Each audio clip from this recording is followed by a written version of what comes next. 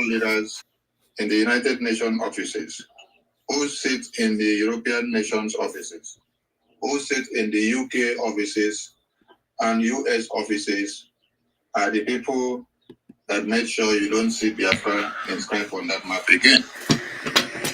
But that same Biafran people are here to do what? To restore that Biafra which you people had bastardized before.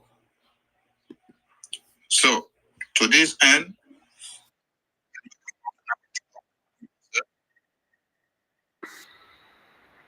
look at the sense of, you know, the my supreme leader was born, the purpose was the womb that was born, and the place was born because he was sent to this planet Earth for a reason. And that reason he has fulfilled. So I wish to ask every Biafran, Mazi Nnamdi Kanu has fulfilled his mandate that God sent him to this world to do. How about you as a fellow Biafran? What have you done to make sure that the global media and the global awareness of Biafra reaches the highest criminals seated in powers all over the world? How are you helping in making sure the message goes far and wide? How are you helping in making sure you raise funds for us to increase the watches of Biafra every day? Are you leaving the important things that you're supposed to do and engaging in issues that are irrelevant? Are you engaging on mere gossips? Are you engaging on who to bring down, on who not to bring down? Are you distracting other people from important issues that are supposed to do? What we need now is fun. We need fun now to supply more weapons to the Biafran Liberation Army, the Biafran Armed Forces. We have the Navy, we have the Air Force, we have the resistance fighters, then we have the Liberation Army. We have all arms of defense that are readily available, standing by 247 to defend motherland. What are you doing to contribute a factor to the table? What are you doing to make sure that the Prime Minister has success on his quest for this liberation? What are you doing to make sure that an atom is multiplied on this liberation mode? Are you a catalyst or are you an atom? Are you a molecule or are you a catalyst? How are you helping out in this liberation? Because since yesterday, 00 hours, when I mean 00 hours, I mean when you say midnight of the former day, then you start counting 1 second from after midnight. 00 hours of yesterday till now, as we speak, the Biafran Armed Forces are fighting war. The unreported war that one Nigerian terrorist government have downplayed the reportage and they don't allow anything to come out. The Biafran Armed Forces have been defending motherland since yesterday 00 hours to this very time, and it is ongoing. So what are you doing to help the war chest of Biafra to multiply? What are you doing to make the gallant men and women on ground to stand strong? We opened the voting portal. Have you casted your vote? Have you educated others? Have you helped others out to do what they need to do?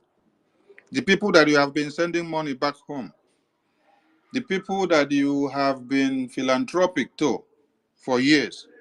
Some of you do celebrate some things in your community where you assemble over 500 people, over 1,000 people. You buy things and give them, you present something to them.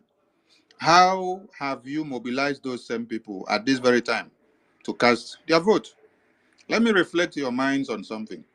My prime minister is a philanthropist too. He's a philanthropist too. He has been doing the philanthropy. And then he saw that doing this philanthropy thing for years in one Nigeria cannot save any soul, because the people that you're trying to help, putting food on their table, changing their lives, buying help, need to give to them every day, they will try to make use of what you have given to them. But the deplorable nature of one Nigeria, the destructive nature of one Nigeria will destroy everything that you give to them for them to become something. Environment that is not viable, environment that is not enabling to make anybody or allow anybody to become what he or she is supposed to be. How do you expect that, even if you have 100 million, that it can be fruitful? When you saw our prime minister picking up this Biafra liberation head on, he has also done everything to see that your one Nigeria that you're making noise becomes something, by even helping people that are inside the one Nigeria to become something. The more you are helping the people, the more the government of the day are destroying your effort and everything that you put on the table. Before he said, no, it's like pouring water on the back of a cock. It's like pouring water on cocoyam leaf. So all of you that have been philanthropic to people back home, you assemble like 1,000 people, 500, 2,000, you buy something and share to them and give them. Have you used that same means to educate these same people for the Biafran self-referendum? If you have not done so, go and have a rethink and put what I have said into work. It is not only assembling people, giving them 1,000 naira when it is celebration time, or buying rice and sharing to them. The same people that you are sharing the rice to, when they finish eat the rice, they will still come back to you. That is why it is good you show me how to fish, but don't continue to go and fish and come and give me. Because when I finish eat the fish you gave me, I will cry back to you again, hungering for another fish. So what Biafran liberation is doing now is trying to make sure that we show you how to fish. By liberating your mind, liberating you and picking you out of the dungeon of one Nigeria, where your brains have been totally bastardized, we are coming to show you where you have to cast your net in order to catch your fish, so that you will be able to do your fishing yourself from January to December, and you will catch plenty of fishes without any interruption from anybody. You will catch you until when you're tired. You will be the one to retire to your bed and go and relax. How are you funding the Biafran Liberation Army? Do you know what it means for U.S. Army military weapons to be deployed to Biafra land? I want everyone to understand that the US and the UK that you see today are the devil's incarnate. UK fought never to allow Israel to be alive. They fought to sponsor jihad. Today now, they still fund Nigeria for jihad. Today now, you are seeing clear visions of US Army weapon shields in Biafra land. used by the Fulani Islamic terrorists to kill Biafrans, to kill and rape and massacre and cut off heads of Biafrans. U.S. Army weapons. The Super Tucano, they said they are using it to sea bomb Biafrans. When you watch the footages of the videos that PM posted, you should sit back and ask yourself a question. Why aren't you seeing all these armored tankers going into Sambisa forest? Why are you not seeing all these tankers going into the Benue state where Fulani terrorists have killed over 500 within days? Over 500 unarmed, innocent Christians. Because there is no Fulani terrorist or no Fulani baby or no Fulani child that will be killed. Because they are all okay with Islamic Jihad. They only go to kill those that are against Islamic Jihad, who does not believe in Islamic Jihad. Why is U.S. Army terrorist weapons not sent or deployed to go and kill the terrorists that have killed over 500 babies, women, and children and men in Benue State? The ones that they killed in Plateau State. Today, all of you have forgotten about it. Plateau State massacre is not ringing on the air again. Now, the one of Owo massacre. Owo massacre is no more singing on your heads again. The babies that were bombed in Niger State is no more singing in your head again. The ones that were massacred in Borno is no more singing in your head again. Terrorists are in control of Borno. Terrorists are in control of Katsina. Terrorists are in control of Abuja. Terrorists are in control of many places in the far north. But U.S. Army weapons are not deployed to the north to go and kill the terrorists. Do you now understand what is happening? The message to Anthony Blinken, Joe Biden, and all the terrorists, UK, Europe, Parliament, all the terrorist leaders, is that they should be very much ready. You people want to come back to repeat what happened before. But the disappointment you have is that this is not 1966 to 70s. This is 2024. And the Prime Minister, Simon Ekpa, is not Ojukwu that was in charge that time. So you must understand something. That the name Ojukwu is different from the name Simon Ekpa. And the Biafrans that are here now are different from the Biafra of old. The time have changed. So coming to Biafra land to kill Biafrans with weapons all the way from America, oh my God. American weapons in Biafra land. UK weapons in Biafra land. Very soon, you will see European weapons in Biafra land. All coming to kill Biafrans because they want to protect the fraudulent contraption called Nigeria. So they love to see all of you die. As all of you are now protesting, calling on Tinubu to die, calling on Tinubu to come down from the Aso Rock, US and UK, Europe are very, very happy. Are they not the one that supervised the elections? They supervised the elections. After then, they gave their verdict. They said, oh, the election is okay. The elected president has been confirmed. And before they even gave you the president, all of you had to use taxpayers' money to send the presidential aspirant to where? Chatham House.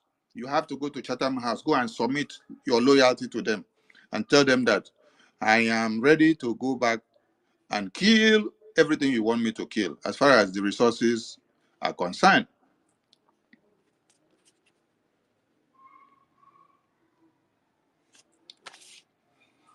God of Biafra protects Biafra Liberation Army, Biafra Navy, Biafra Air Force, Biafra Resistance Fighters, all the Biafran armed forces from every hidden pitfalls.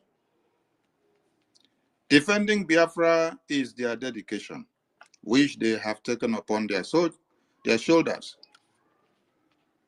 Make them come out triumphantly in all their battles, as we remember those who died in mass. Give us the strength to heed this humanist call and enable the leaders and rulers to lead with resoluteness, because Biafra has come to stay, and there is nothing anybody on planet Earth can do about it. Not even America or UK weapons can stop Biafra. Yes, because the global awareness is speaking volume. The same UK, the same America that you see here now are the same people that are telling you they are standing with Israel. I want people to listen and understand something. Oh. They send weapons to come and kill Biafrans. And then they say they are standing with Israel. They are giving weapons to the same terrorists that Israel are fighting against. The same terrorists that Israel are fighting against are the same terrorists that U.S. Army are giving their weapons to use and kill Biafrans. The same terrorists that Israel are fighting against are the same terrorists that America, UK, and Europe are sending their money and weapons to give them to use and kill Biafrans. The same terrorists, so it is not a different terrorist. Boko Haram, ISIS, ISWAP, Hamas terrorists, Palestinian terrorists, Taliban terrorists that took over Afghanistan, they are one and the same thing. The Fulani Islamic jihadist terrorists are the same thing.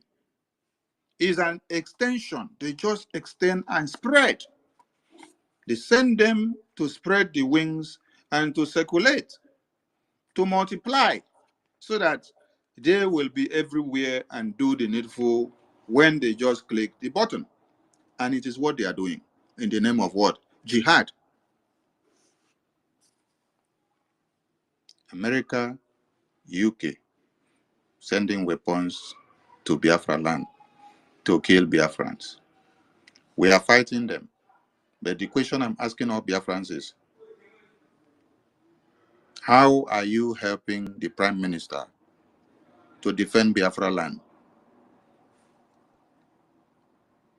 The objective of this government is to see that Biafra land is sealed and defended from the terrorists coming to kill our women and children. When you sleep and wake up and then you hear 500 massacred, slaughtered in Benue State, they are people's children, oh. They are people's wives, oh. They are people's fathers, oh. They are people's mothers, oh. They are people's uncle, oh. They are people's nephews. They are people's nieces. They are people's grandmother and grandfathers. Is that what you want to happen in Biafra land? If you have not been funding the Biafran liberation, you are not doing us any good. Go and start it now. We need more funds. We need more funds. Do you know how many bullets that we have dispatched since 00 hours of yesterday till this time going, that it is still ongoing? Do you know how many bullets? If we are raining bullets and then the men are standing by 24 hours to fight since yesterday 00 hours in the morning till this time, they are still standing by to fight. While you are busy with your different jobs in your locations, enjoying palm wine, enjoying nkwobi, enjoying red wine and white wine, buying the best of wines, using the best of creams, using the best of perfumes, using the best of Rolex watches, using the best of cars, having comfort in America and UK and Europe. There are men and women in your communities that are defending motherland. How are you supporting the liberation? How are you supporting this very government? We need more money. The website is open 247 for you to make use of. The weapons that we are using needs money. The men that are sacrificing their lives to be on the line, we need money to make them to have everything and to do the work the way they should do it. They are making you proud. When you sit back and then you saw the video reportage coming out, you nod your head and you are happy. But you need to remember that these are men and women like you that have put their lives on the line. So how do you make that work easy and very viable for them? How do you make the work to flow very, very well in their hand? How do you make them happy when they are doing the work? When they turn around and see that they have enough tools to do what they have to do, they will be so encouraged and very bold to pick up those tools and fire the terrorists that are coming. But when you don't supply them with everything, they will not be able to do it with bare hands. You don't hear invasion of Biafra land anymore because Biafra Liberation Army is standing strong, legitimately as a government arms wing to defend Biafra land. Some of you visited Biafra land during December time. And some of you are even in Biafra land as we speak. And you are enjoying the peace that some people sacrifice their lives for you to have. How are you funding the liberation? This space today is to make the entire world understand that America, UK, and Europe are funding the Fulani Islamic jihadist terrorists in one Nigeria to massacre, to kill Christians, to kill Biafrans. When you saw Anthony Blinken remove Nigeria from list of religious violators, list of countries that kill Christians, list of countries that kill Biafrans, you should wonder why he did so. But did he just stop there? He did not just stop there in removing them from the list. And since he removed them from the list, he gave them headway to be able to massacre, to kill, and to cut to pieces at impulse. And that's what Nigeria are doing because they see that America has given them license. When Joe Biden was coming into power, he picked Harry Kamaris. And then our prime minister made a video and said, Americans should not fall for this, that this is going to be the roadmap to Islamic jihad that will engulf the entire world. That the repetition of what Obama did is coming to be, and this time it will escalate and it will destroy the entire world because America has a voice and a role to play in many things. Did you people listen to the prime minister? No, did not listen. Today, who made it easy for the Taliban to take over Afghanistan? Who made it easy for the terrorists that you have seen ravaging the entire West today? the decisions and policies of Joe Biden, joined together with Harry Kamaris, or whether Kamari Harris or Kamara Harris or whatever nonsense the name is what has made Islamic Jihad to spread all over today. And they are not even stopping it. That is why all of you in America have a role to play. You have a role to play to make sure that you restore America back. And restoring America back, you are restoring the entire world. Because the silly decisions made there is what put everybody below 6 feet. Bring Donald Trump back to power. That is what you all have to do. You have to cast your vote. You have to do the highest campaign for Donald Trump. You have to give him everything that you have. The annoying thing is that when we black skin, as they call us, as they describe us, are telling you something, you refuse to take what we are telling you. But if now white swine they talk, now go take them serious. This is how Mazi Nnamdi Kanu was prophesying about the takeover of one Nigeria by Fulani Islamic terrorists, and how your women will be butchered, they will be married off, they will rape them, they will cut their heads, they will cut the babies to pieces. That the Fulani terrorists will take over everything. That all of you should wake up. You ignore him.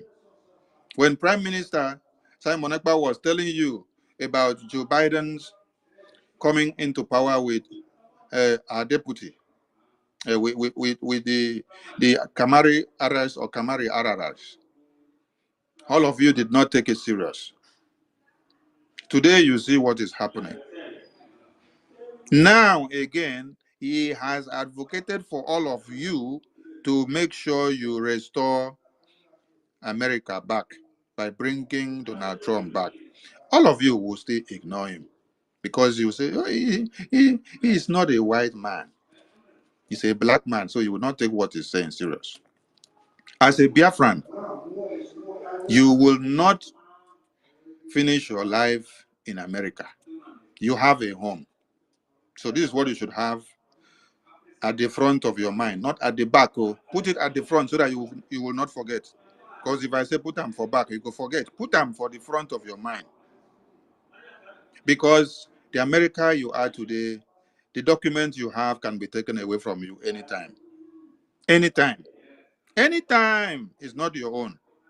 They borrow you to use it and stay. But the only place that you have power to exercise everything you have is in your own motherland. Some Americans don't even work. They stay, they see food and eat. Some don't even work. They go declare to the government they cannot work, and then they will have something to eat.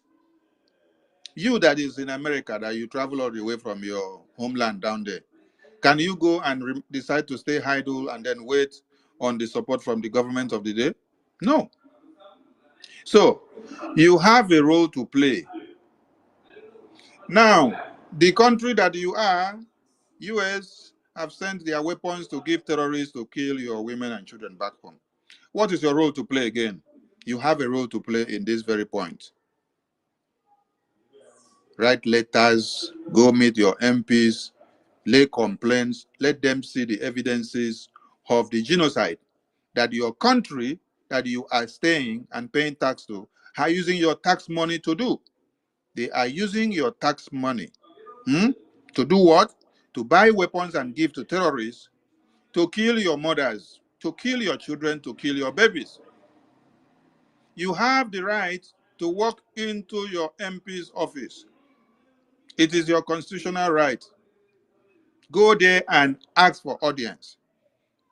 Based on wherever people are, you can mobilize yourselves and go and do something. But if you want to remain dormant, if you want to remain someone that is a coward or docile, you will continue to remain docile. And when it happens to you, you will understand very well that, oh, this one is in my community. Oh. Biafran Liberation Army have a duty to play. You that is in America, you also have a duty to play. You sit down and you see that your US Army is using their weapons to kill your brothers and sisters in Biafra land. Go and meet your MPs. Go and make reports. Go and protest. Go and make them know what is happening. While the Biafran Republic government continue to engage the terrorists that they have given the weapons to do the needful. Remember to visit the website because we need funds. We need funds than ever. We need funds more than yesterday. We need funds to do many things. We have the legal angle to look into. We have the liberation to look into. Now, convention is coming for the declaration of the restoration of the independent state of Biafra. A lot of programs on the ground. The database system of Biafra is on the way. Everything needs money. It is money that is doing it all. The voting portal system that you're using today, money makes it to happen. Your ID card processing, which is coming from the database system, it is money that will make everything happen. Every machine or everything logistics that needs to be done, it is money.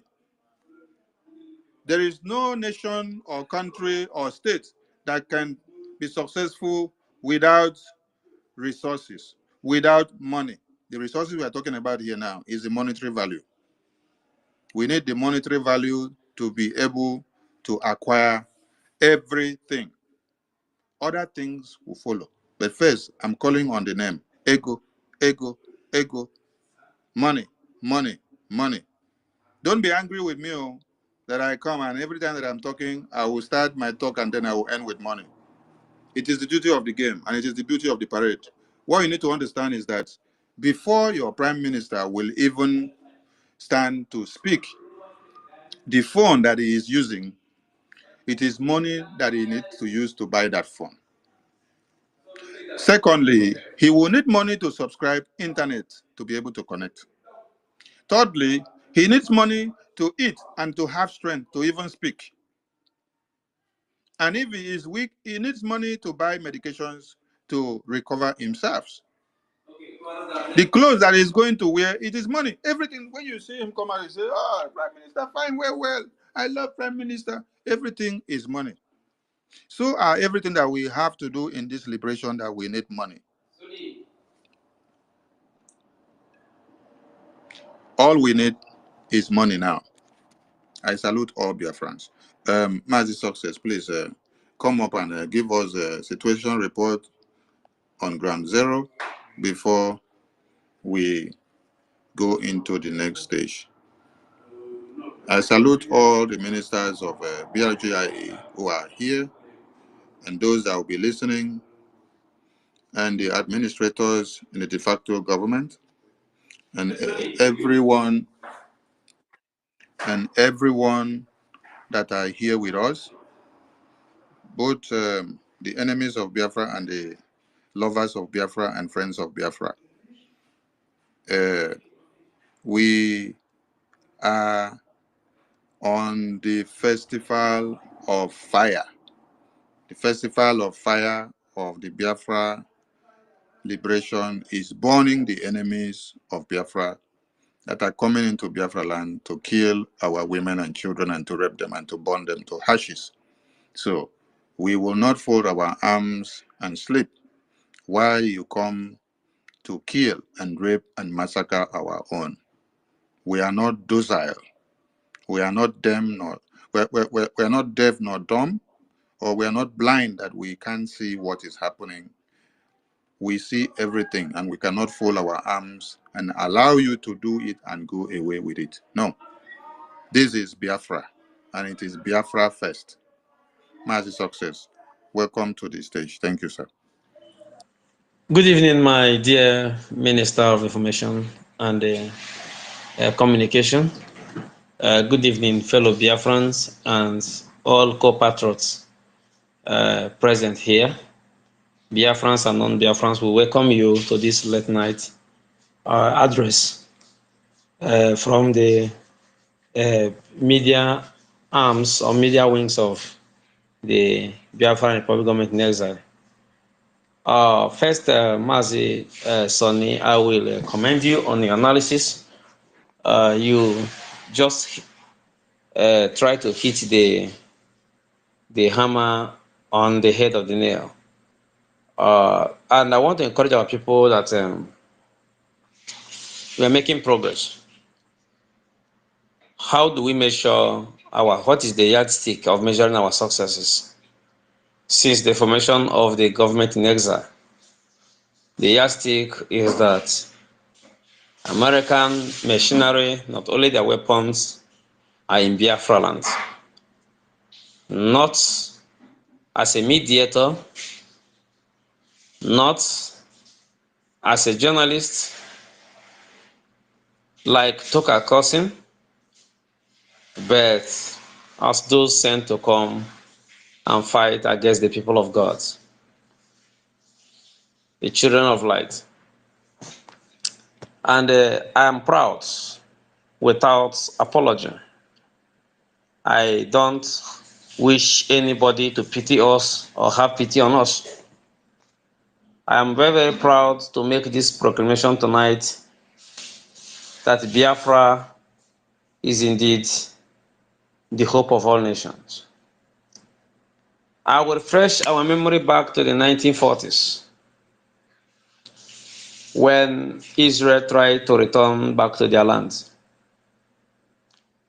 And before they get to the place, it was already called the Palestinian, British Mandatory Palestinian, whatever they call it.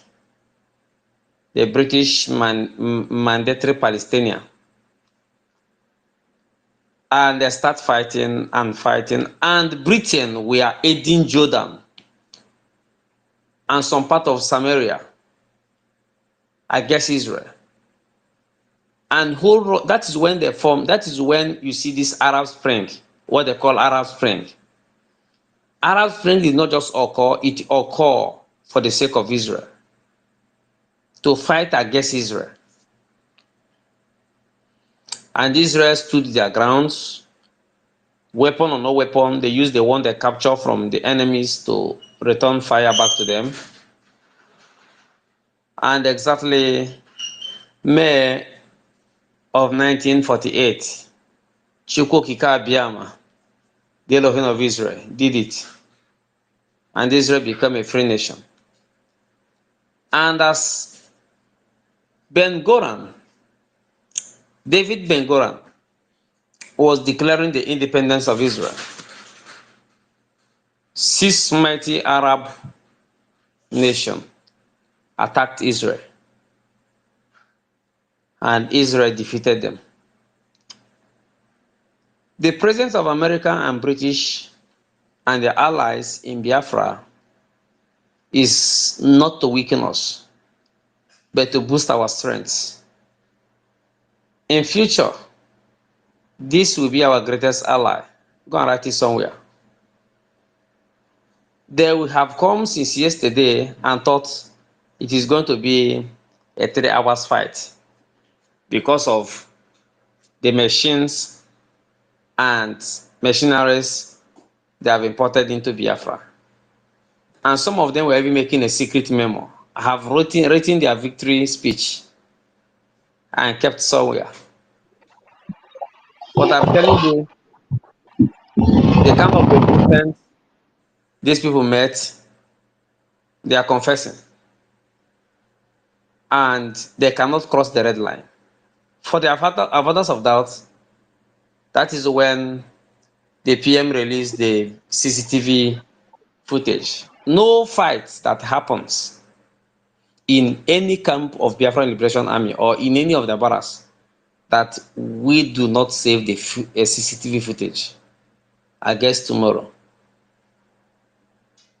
So, what we are saying in essence is that, sorry, I'm coming. What we are saying in essence is that the Biafra you see today is going to make the whole world proud. And we have to fight for it. If you must be a champion, you have to stand tall. against all odds. And that is all the Biafran Liberation Army, resistance fighters, our Air Force, and Biafra Naval Force are doing to make sure they retain the pride of Biafra. So, fellow Biafrans, yesterday was a very hell day to the enemies. And the fight went through all through the night and stopped around 2 a.m. yesterday night because they became tired and they rested. Early this morning, our men didn't wait for them to come. Our men went for them and the fight began. Up until now, the fight is still happening. But we are telling them to cross the red line and they will meet their Waterloo. That is just it. So our men are fighting gallantly and hoping that victory is ours by His grace. And I want to also thank our Okigwe Barracks for the wonderful work they did today by releasing all those who they illegally arrested and detained and imprisoned, not even detained, and imprisoned. And today, thousands of people were freed and they are going home as a free man, never to return to prison again. So I want to thank our commander at Okigwe and the commander and all his lieutenants.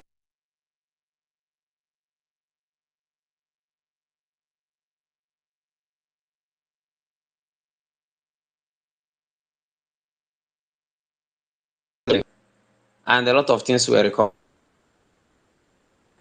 The triple general, he's a man to be depended on. Made it possible. And fellow Biafran, we will continue to fight at all angles. They will think we are not in Akwa Ibom. We will invade them in Akwa Ibom. They will think we are not in Bayelsa. We will come to Bayelsa. They think we are not in Rivers. We will come to Rivers. They are thinking we are not in Delta. Down to Igodomigodo. All those places will sack the enemies out before declaring Biafra. And it's going to happen within a short period of time. The war has started officially, and the whole world is watching the CCTV footage obtained from the battlefield, from the front line, not a concocted video. It is not tempered. It is actual what the CCTV record captured. And Biafra will come.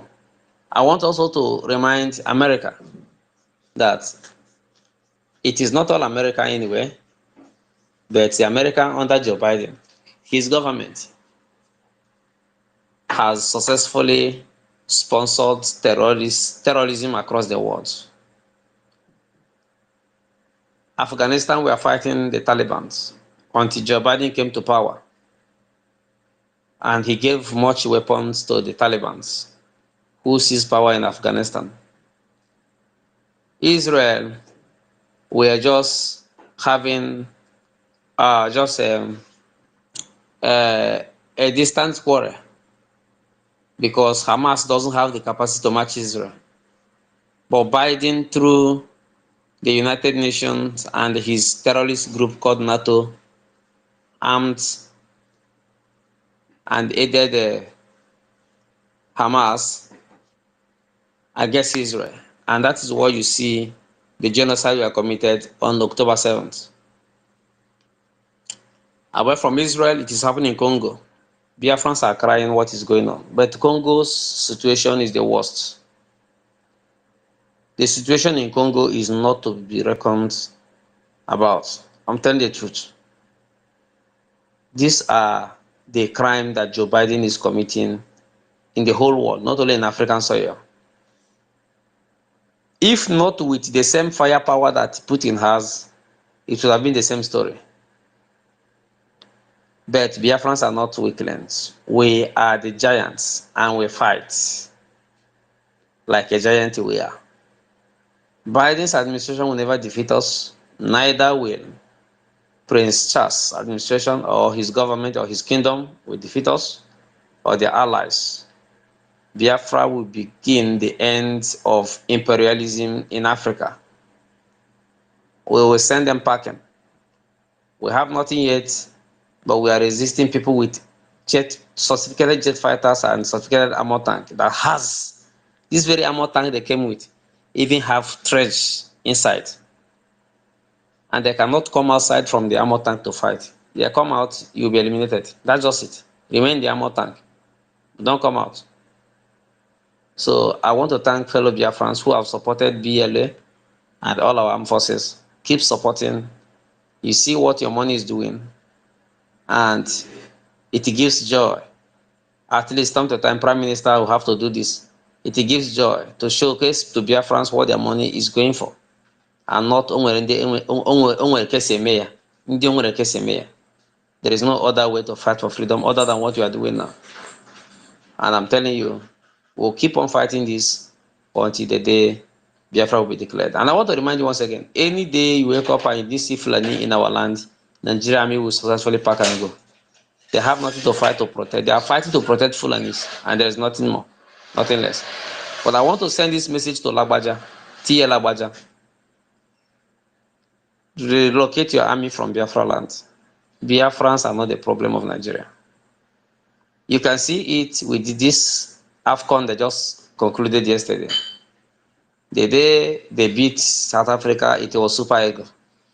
Now that Ivory Coast, through their magnanimity, the love they shown to Biafra, God was with them, and they defeated Nigeria. It is now Super Igbo. This is what triggers genocide against the Igbo people. And I wish they will capture Ihanacho and kill him, or Iwobi, because they are very foolish. They know that supporting their oppressors is more or less giving them much power and weapons against your own people, and you are going to cheer them. They have not seen anything, and they keep on threatening they should not pass through Ikorodu. That's just the threat they are giving. Not, I mean, a life threat they are giving to him. He should never cross Ikorodu. These are the people that you are living in the same country with. And when we tell you, reserve your strength for the upcoming nation, you say no. You will serve Nigeria with all your strength. Continue serving until the day you will die, and nobody will talk about you. They have eliminated the Access Bank manager, and they are telling stories that the aide say they should not go by air, and the man said no, they are going by air, and the aide went by land, and the man went by air. Do you know who planted the bomb? And America is even billing the owner or the manufacturer of the helicopter. The bomb was planted by that Yoruba man, and it killed him because he's in Yamiri. What these people have done to us, in centuries to come, they will not finish paying, because our children, I will personally teach my child on how to fight them and hit them, and it will happen so. So that's the update coming from the homeland, and US should know that their weapons are being used against Biafrans, and we're going to resist them in any way we can. We are not killing US citizens, we are killing those who have come to kill us, in case if any of their men drop dead, they should not say we kill them, we kill those who have come to kill us. I will draw the curtain from here, Mazisani. Good evening all, and may God bless Biafra. He said, may God bless Biafra, the United States of Biafra. To our gallant men and women at the battlefield, kudos to you all. Continue to do that which you have decided to do for Biafra to be defended, while we continue to do what will make your work to be easier said than done.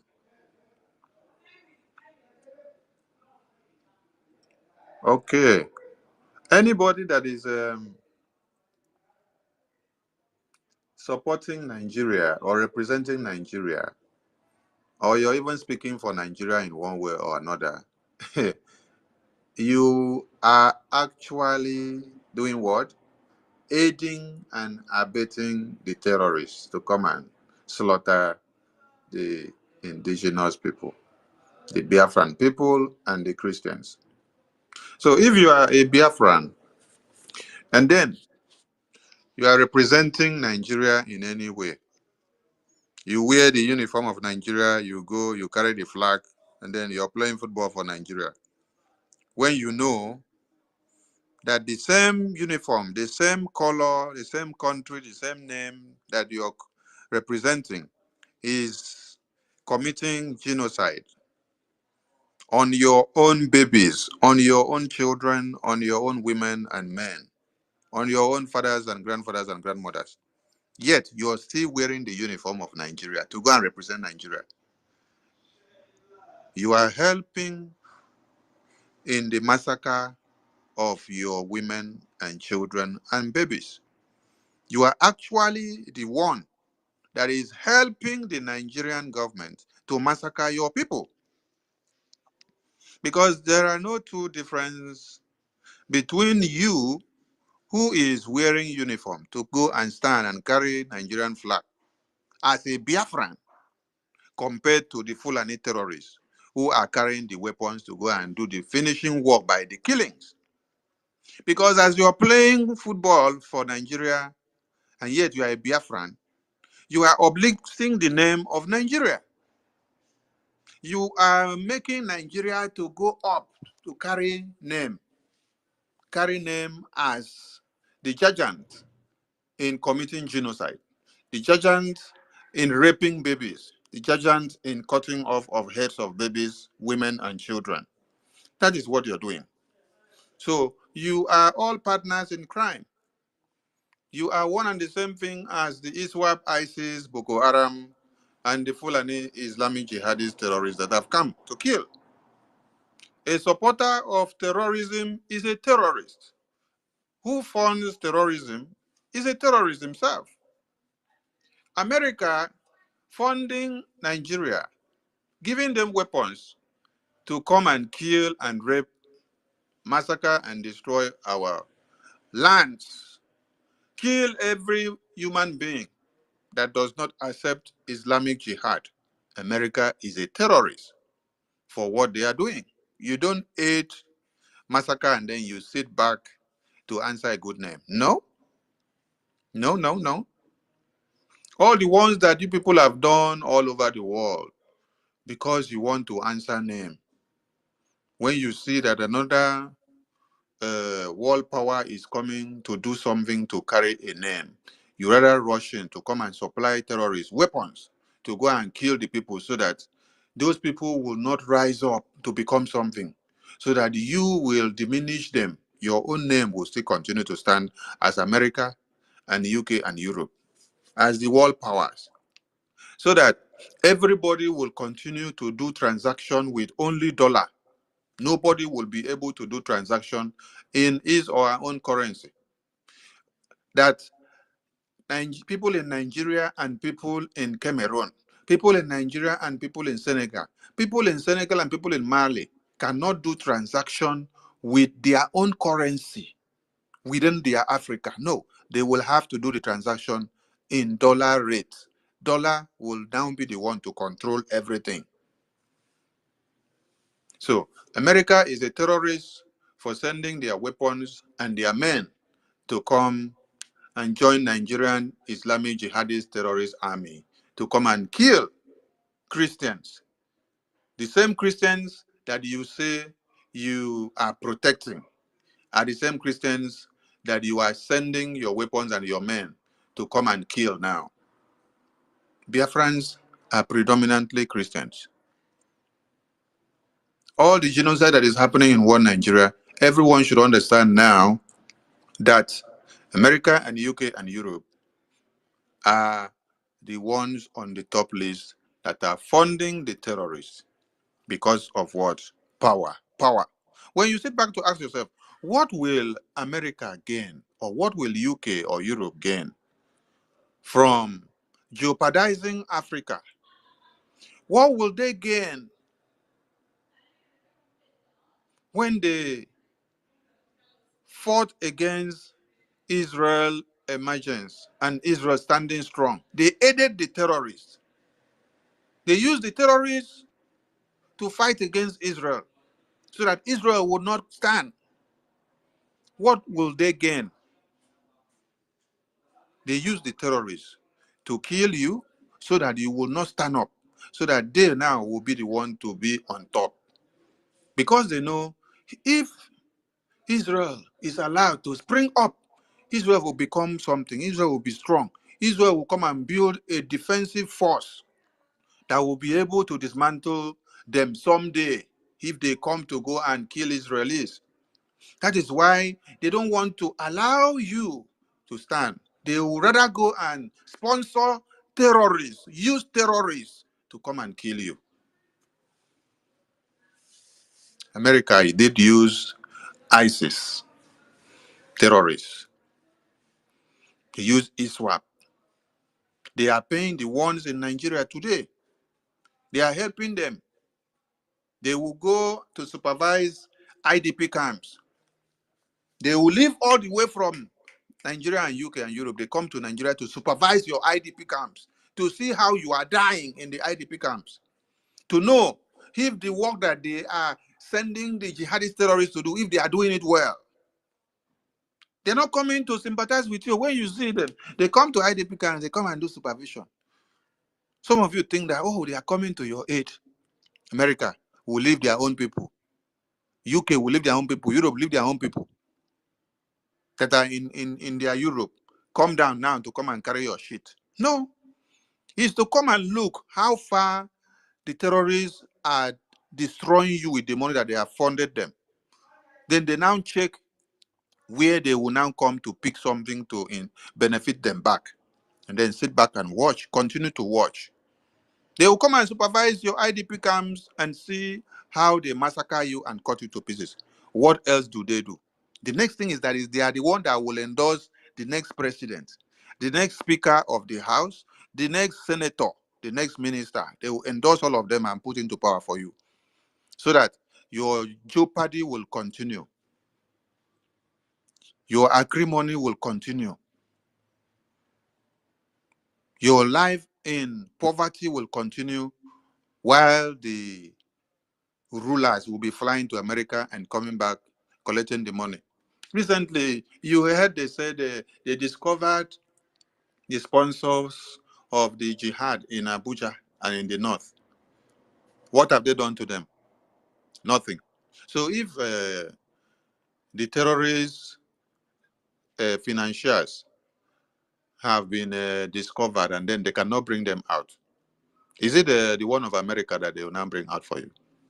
Okay, so I want people to understand something. That they cannot bring out their financiers that are inside Nigeria. So is it the one that America is doing that they will bring out? No. So Biafran people should understand that freedom is not free. The airborne war veteran said he has fought and defended in his own time. And then he said he is calling on you that you will be ready when next it is your own call to stand and defend your freedom. It is our call now to stand and defend our freedom. And God has given us a prime minister who is ready, sacrificing his life, sacrificing everything that he has to make sure that we get this freedom. What are you doing? Bring your money. Fund the liberation. Turn your anger to the website. Turn your gossip to the website. Turn your fury to the website. Turn every discussion and altercation and blackmail and slander to the website. Turn every ideas that you have to the website. Turn every hunger that you have to the website. When you get to the website, click donate. Make donation.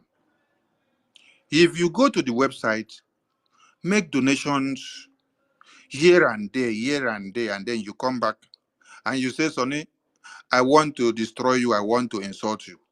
I will give you my platform to sit down and then insult me. As far as you have shown me like 100 receipts of transaction that you have done on the website. Please go and do it. Because it is that fund that will buy bullets. So after you give me the bullets, after you give Biafra Liberation Army the bullets, you can call me any name, I don't matter. Give us the money first. Bring the money. Let us buy the weapons. Then you can go and dance with the dance. You can go to club, but give us the money first. Bring all the funds.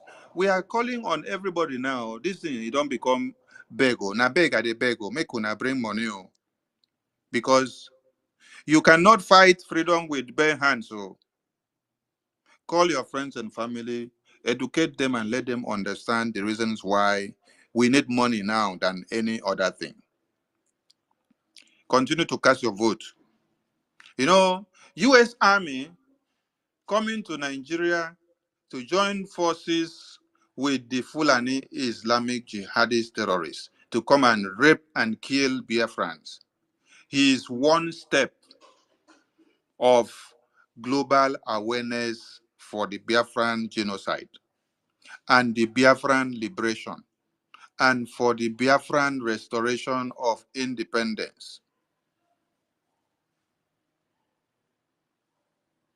When you saw photos of white swine soldiers raping women and then they snapped photos and then they brought it out during the genocide, some of you were skeptical about those photos. Some even asked, did this happen in Biafra land? Did this happen in Africa? But today you can see now that the U.S. Army are in Nigeria, joining forces with the Fulani terrorists to come and fight and kill the Biafran people. So you can see the reality now. They can deploy many of them. And as soon as one of them is captured,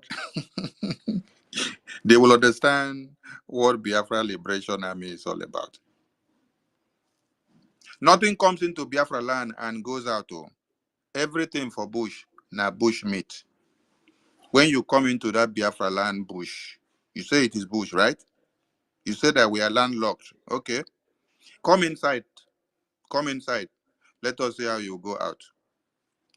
Biafrans, no shaking. Everyone should be security conscious. The Biafran government in exile are in full control of this liberation. This is our government, and we don't agree for anybody. The defense of Biafra land is in the hands of this government. That is the primary objective now. And for us to achieve that, we need money than yesterday. So every name I want you to be calling us now is money.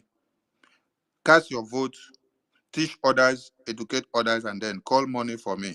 When you call money, I will answer your call very, very quick. Go to the website, call money on the website, come back and call me. I will answer your call very quick. Go to the website, call money, come back, I will answer your call. Please, go to the website, call money, come back, I will answer your call. We need weapons. We need weapons, we need weapons, we need weapons. We need money, we need money, we need money. So supply us the money and let us supply you success. The Prime Minister is there to do the needful. And Biafran Liberation Army, the Biafran Armed Forces are standing tall to defend Biafra land with everything that we have. So Biafra Liberation Army defeated Nigerian Fulani Islamic terrorist group.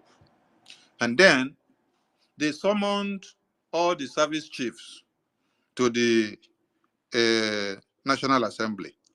And then they were crying and lamenting that Simon Ekpa has destroyed them and defeated them. And then the outcry that they made, they now went to UK and went to America and Europe to supply them more weapons. They did not just supply them more weapons, but they even gave them their men as mercenaries to come. Okay. But this one, it make me laugh small. Oh. A country that has existed for 60-something years is crying for an army that has just been unveiled for months.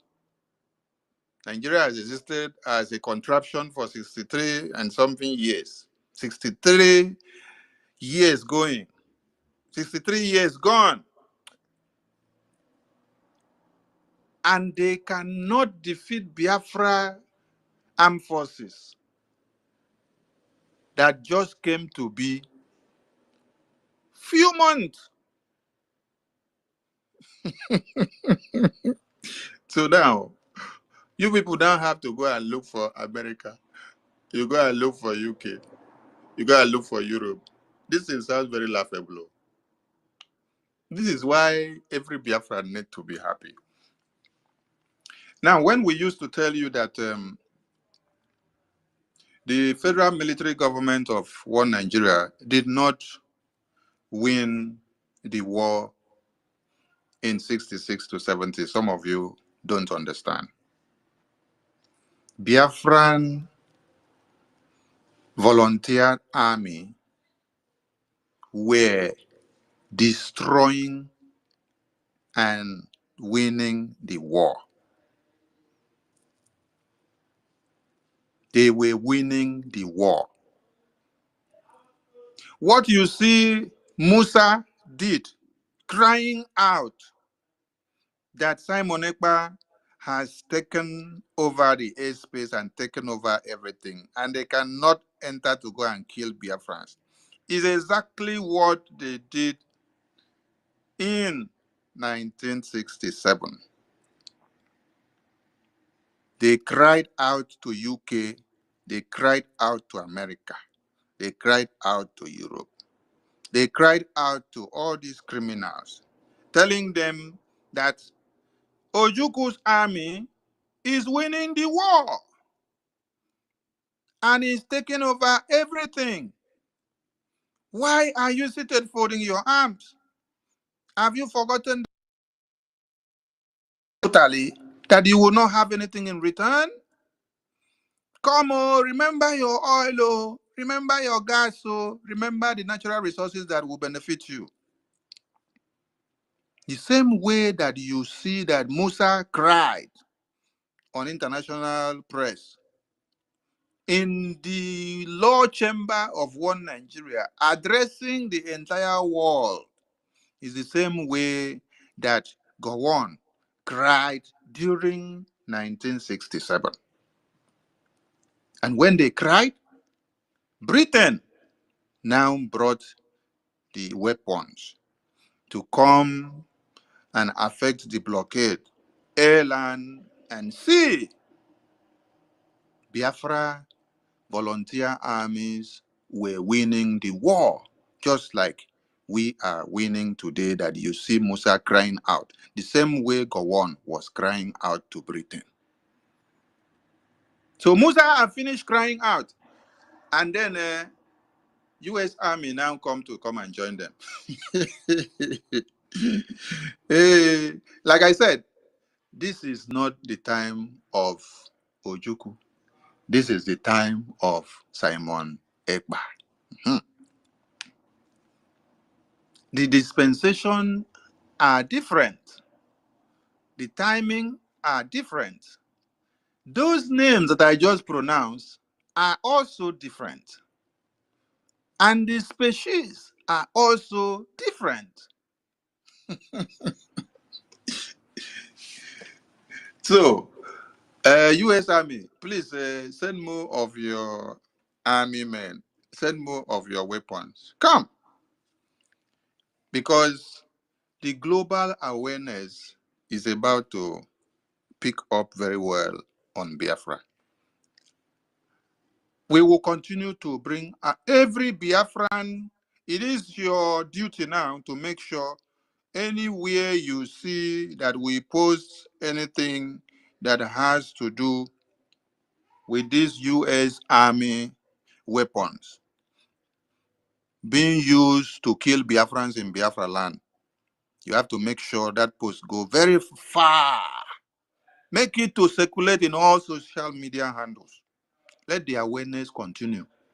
And remember to tag the criminals. EU Parliament, UK Parliament, US Parliament, and Tony Blinken, International Criminal Court, and all the corrupt media houses, CNN, BBC, Al Jazeera, Fox News, and all of them. Tag them and let them see. Let them carry the news. They don't want to report the war ongoing in Biafra land. They don't want to report the genocide ongoing. They don't want to let anybody know what is happening. Their Nigerian Broadcasting Corporation sanctioned their media houses and said they should not report anything. That is why you don't see any documentary or any publication or any news coming out that they visited a TV station, visited Imo State, went to Olu, went to Osu, and then this is what they saw, this is what they saw, this is how Nigerian army is doing this and doing that. No, because they have told them never to go there, never to go and report anything. But some of you will see videos where you see Nigerian army will carry camera, face themselves. Then the other one now will carry AK-47 and will be shooting into the air. And then they say Nigerian army is displaying how they are shooting. Shooting air. Shooting air. Why don't you people do the video recording when you come into Biafra land?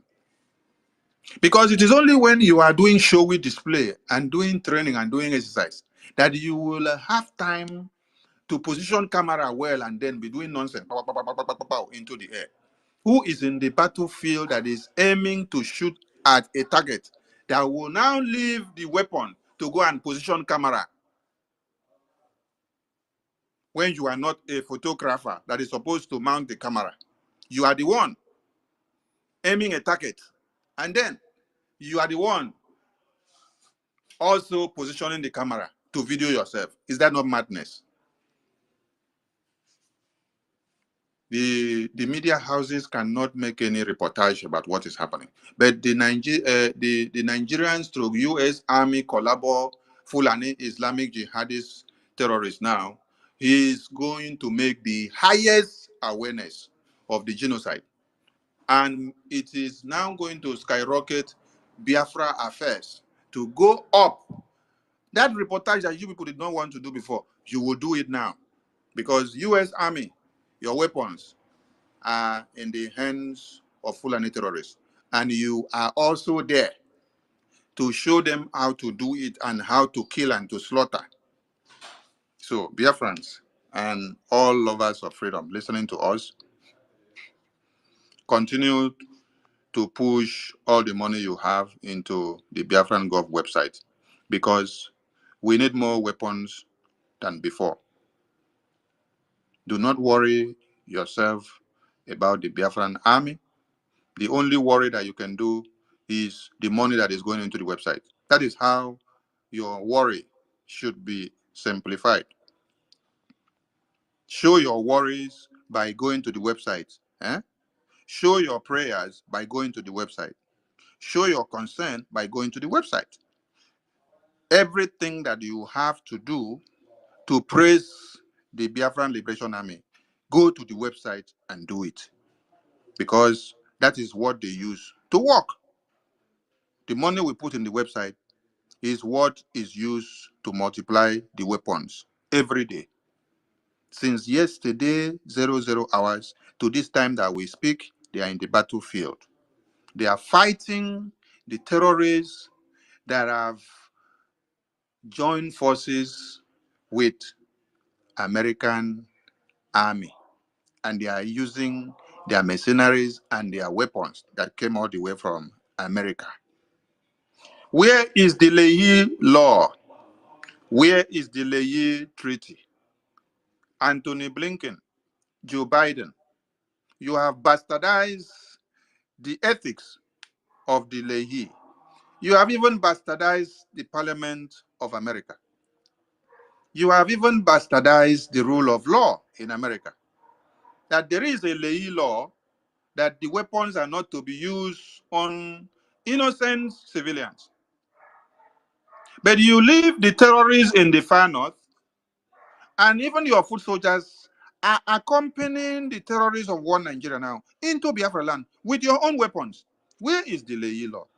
You're using the helicopter or the Tucano that you sent to them to bomb Biafrans in Biafra land. Where is that your Leyi law and treaty that stops these weapons from being used against the innocent, unharmed people? Terrorists are in the far north, killing 500 in a day, killing 200 in a day, killing 150 in a day, killing 300 in a day. You don't deploy this Super Tucano to the north.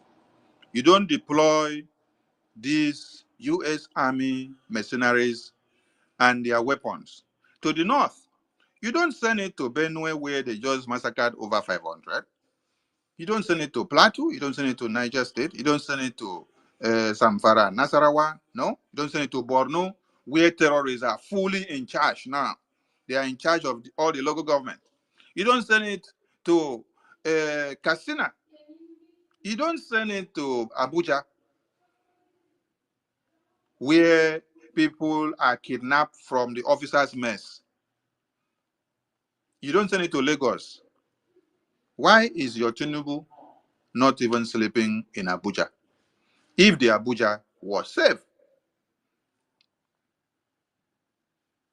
So why you people are sending the weapons to Biafra land?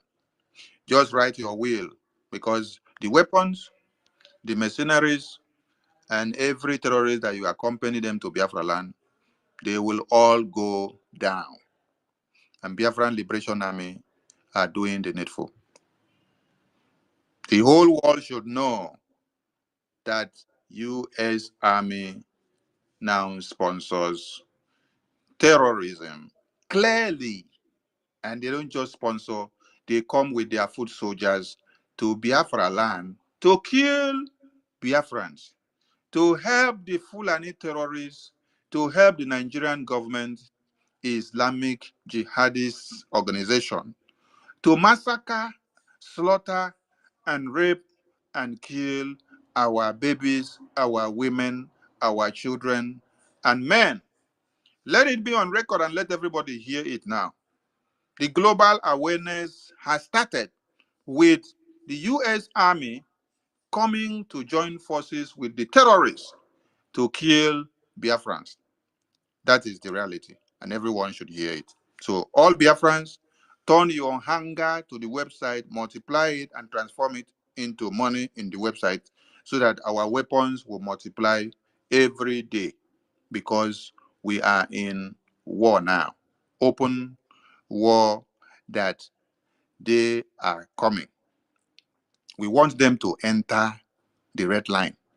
When they enter the red line, anybody will know hear the news very well before, you go understand them very well. Let them enter that buffalo zone. Thank you all, Biafrans. I salute everyone here in the house. Mazio Nyeka, who you have the mic. I don't know who is disposed to grab the co-host. Anyone that is disposed to grab the co-host, please raise your hand. Let me give you the co-host. Mazonyeka, is your system okay? Can the co-host work on your end? I don't think so. It has not started working. I don't think I will. Or you can send it. Let me check if it will work. Okay, just send it. Because I don't know what. I've sent it. See if it will work. Not working, sir. The same problem. Same problem. Okay. All right. Right on. Another person that will indicate. I will give the. Thank you, sir. Thank you for the space. Thank you, my honorable minister. Thank you for your good work, your consistency. Thank you, ministers in the house, my comrades and my ladies. And my success, thank you for your service. Thank you so much. Thank you. And also extend my thank and my very, very regard to our men and women on ground, the BLA, the resistance fighters, Navy, and Air Force.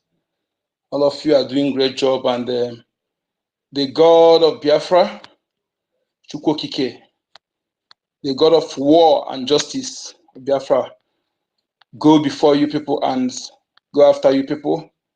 Be your eyes. You always see the enemies first. And you are going to continue making us proud till Biafra is restored and beyond. More grace to our efforts. It's really, really appalling that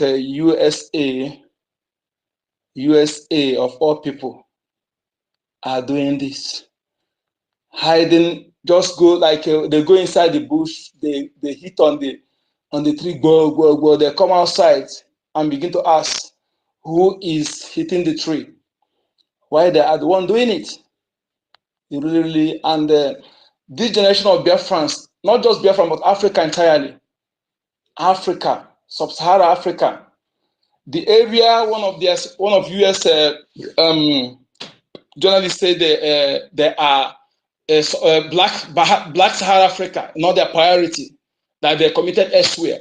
That language the man said in that interview, is it not evident?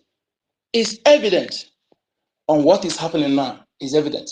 They are not committed Sub-Saharan, Black Sahara, the way it's portrayed is they are not.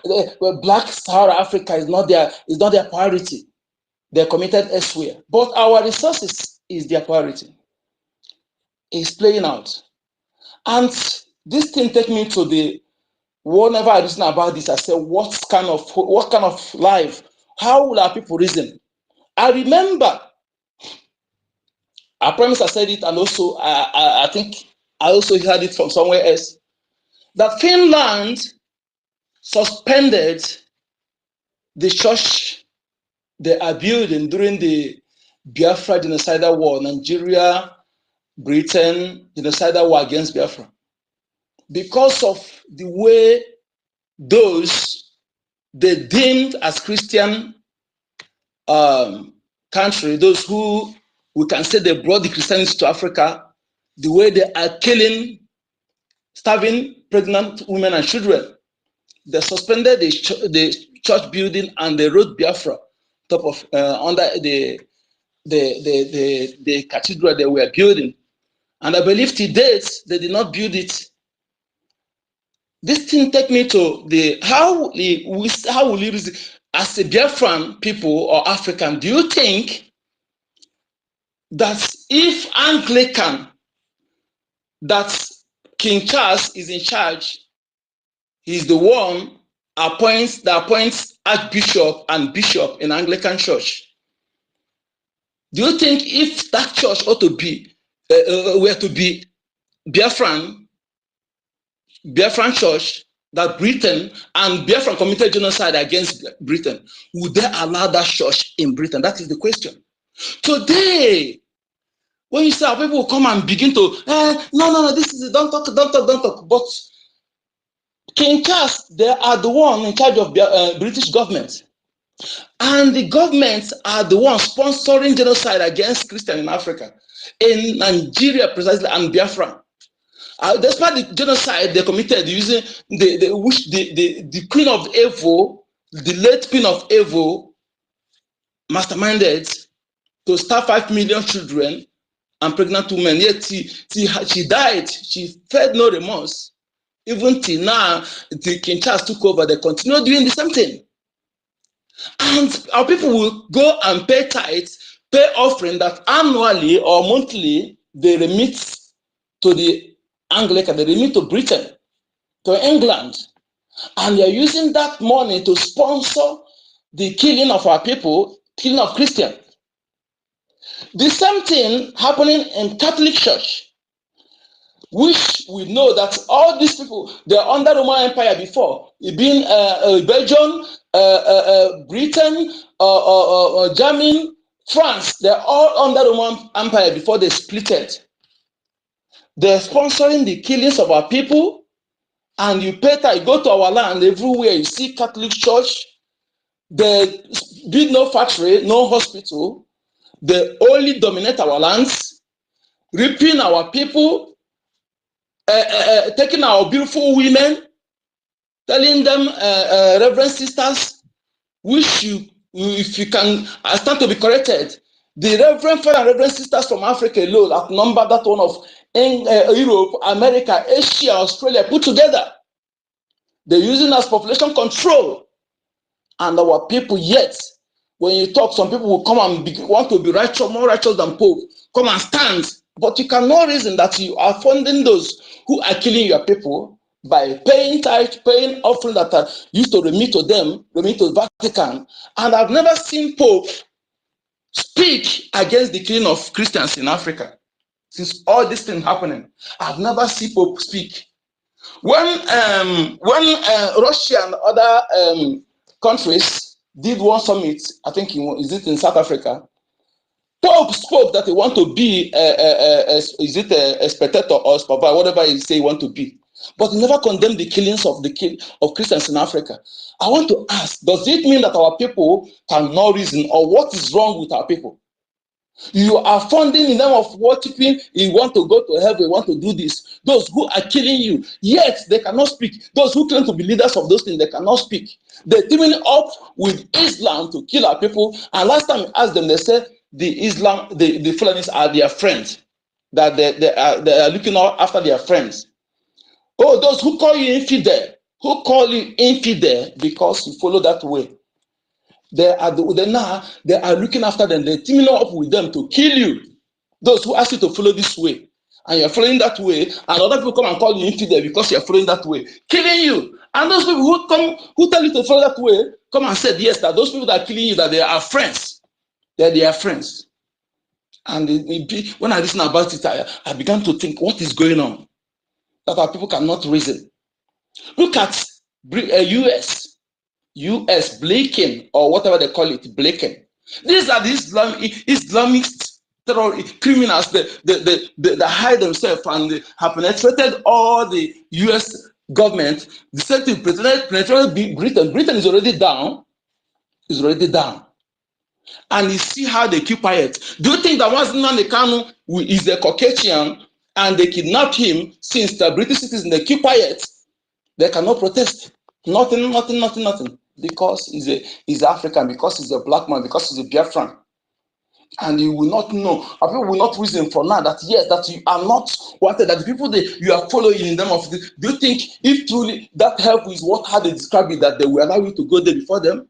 It's not evident that you know what you're doing. You use your money to sponsor those who are killing you.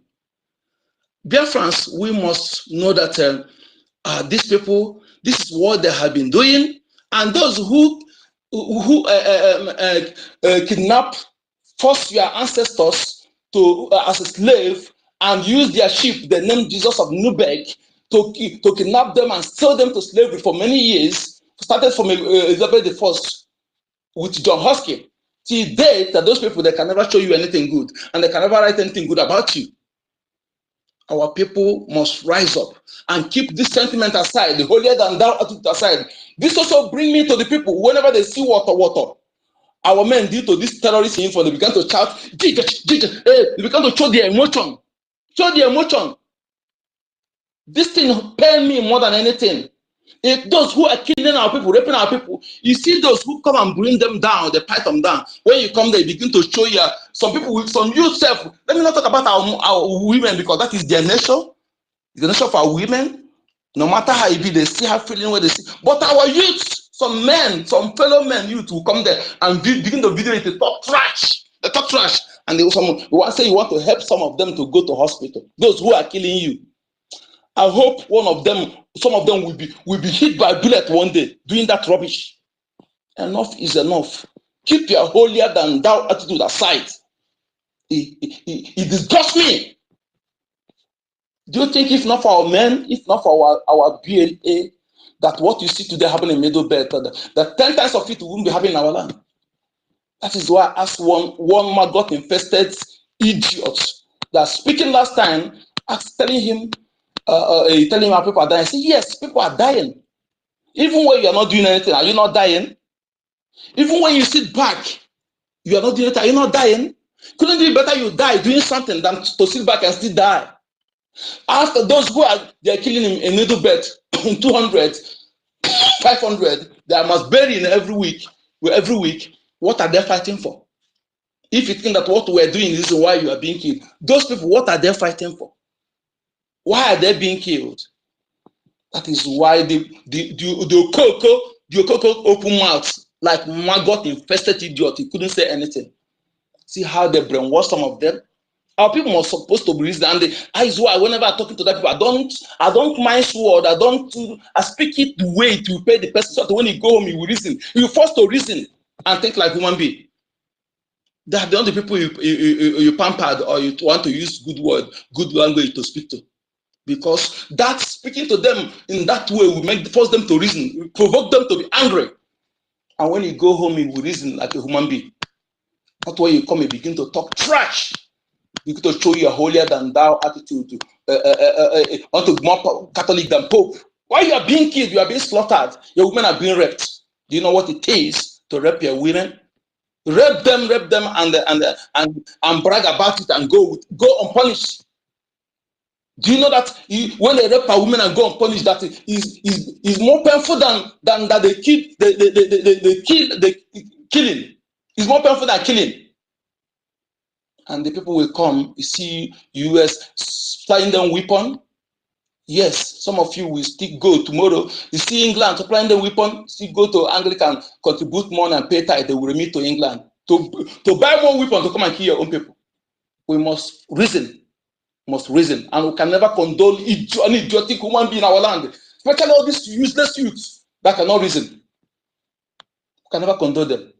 Yes, we can never condone cowards. Henceforth, no coward will be allowed in Biafra land. No cowards, because all these Bible robbers are making our people cowards. Just like as you see Adeboye and Osibanjo, how they lie to people and keep quiet when a mass wearer, imposter, rude, educated idiot for 6 years. Yes, they know about it and they keep quiet. After people cannot question this person who wants to lead you to heaven. You see the lies that the person ruling you, the person who was there is an imposter, not Buhari, and you keep mute. And when you talk about it, some people will come and begin to defend it. Do not talk, anointed man of God. Touch not my anointing and do my preference. Who is man of devil? I am more anointed than any of them. Yes, I'm more anointed than any of them. See how they're talking lies, brainwashing, Bible robbers, Bible fraudsters. My people must wake up. This is fight to finish. You know that the UN, United Nations, that have been taken over by Islam terrorists. They have taken over all the CNN, BBC, Al Jazeera, Amnesty International. They have taken over. They are not there to report. If you don't report your news, if you don't defend yourself, if you don't report what is happening in your land, none of them will report it. And all these newspapers, news media in Biafra lands, not those in Oduduwa land, but those in Biafra lands, that you fail to report what is happening in our land. It's better you don't even report any at all.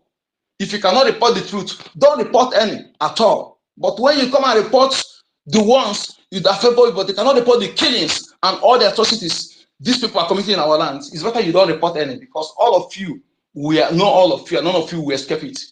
None of you will escape it. Thank you, my honorable minister. Thank you for your good works. Biafrans, thank you so much. No need of anybody who is reasonable, who can tell you ourselves truth. Don't need to wait to any suicide come and tell you what is going on.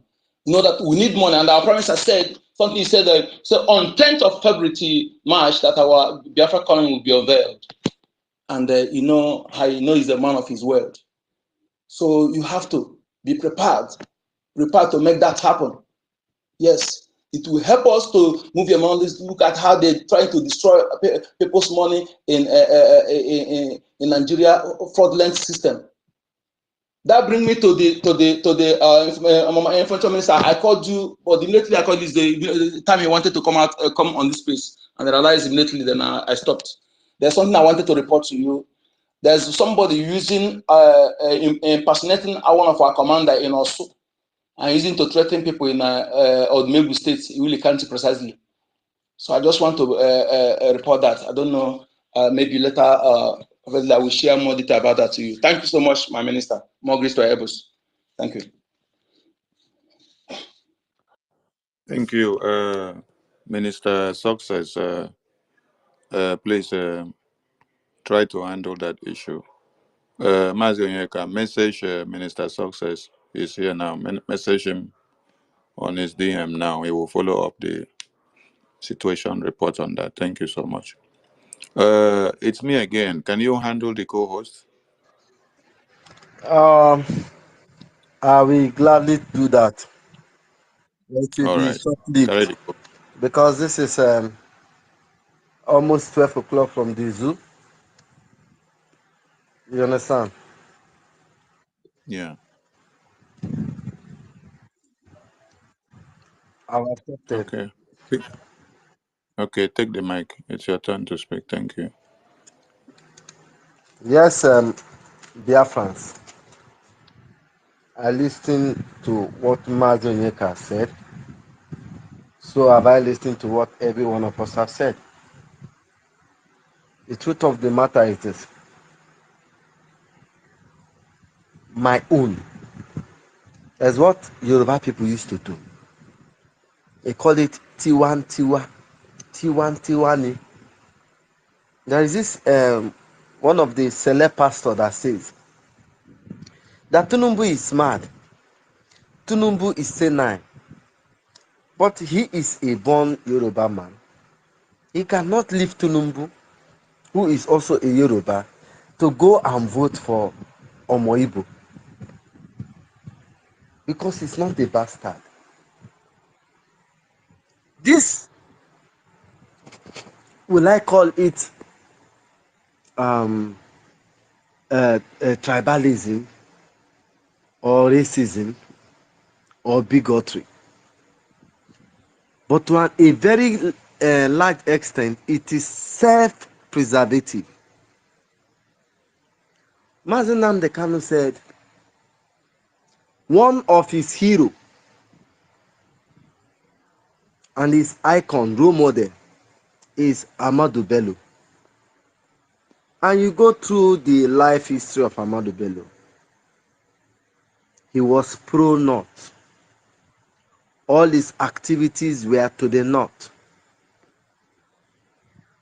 Everything he's doing is to favor his people, to see his people improve and grow.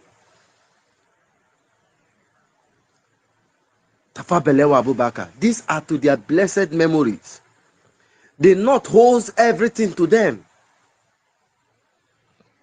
But when things keep repeating on the same decimal, like we are seeing it in Biafra land,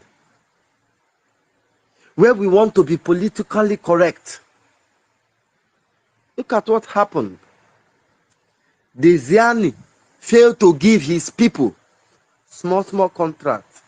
We go lift them up. Although they are qualified, but he say yes, this is Nigeria. Let's balance the equation.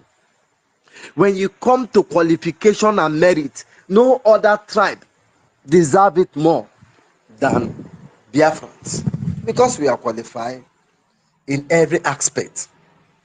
Even if I'm not saying Biafra, no other tribe deserve it more than the West.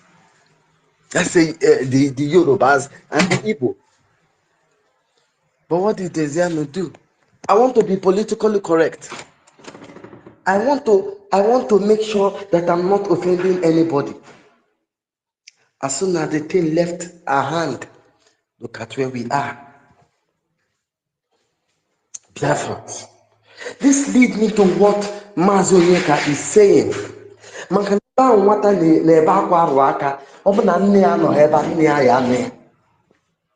It's an adage. A baby is crying and the child is pointing to a particular place. If the mother is not there, the father will be there. Why are the Europeans more interested in ravaging every other places? Why? Why? Why are they interested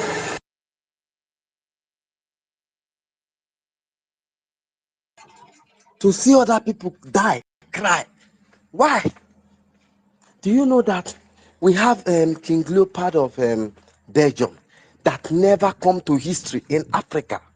Despite what this single person committed, more than 10 million people was amputated by this man. Cut their hands, cut their feet. King Leopold of Belgium. More than 10 million Africans were massacred. No. And everything that Hitler did, the Europeans like it.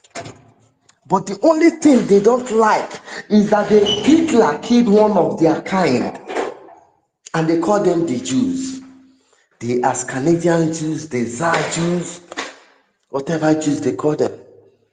But all of them are Caucasians. Because of that singular thing that Hitler did, nobody will forgive him from that aspect. But one of his plans were to make African land farmland, kill all the blacks, make Africa man. Nobody's raising eyebrow.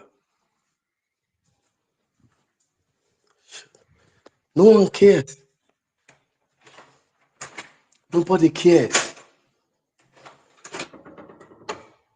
They like it. They don't care about you. Let us all know that these people that doesn't care about you, everything they give you is lies. Look at their own law. They couldn't keep their own law when it comes to Africa. When it comes to Africa, they don't care. The Lein law, it was publicized. Do you know what would have happened? They will deactivate that Tukuna jet from the CIA headquarters. They can do it. But what is the what are they calling it? The pedigree of this Democrat. During Obama time, ISIS was getting strong, and Obama will be releasing weapon upon weapon that they are fighting ISIS. Nobody knows that Obama was actually bombing desert.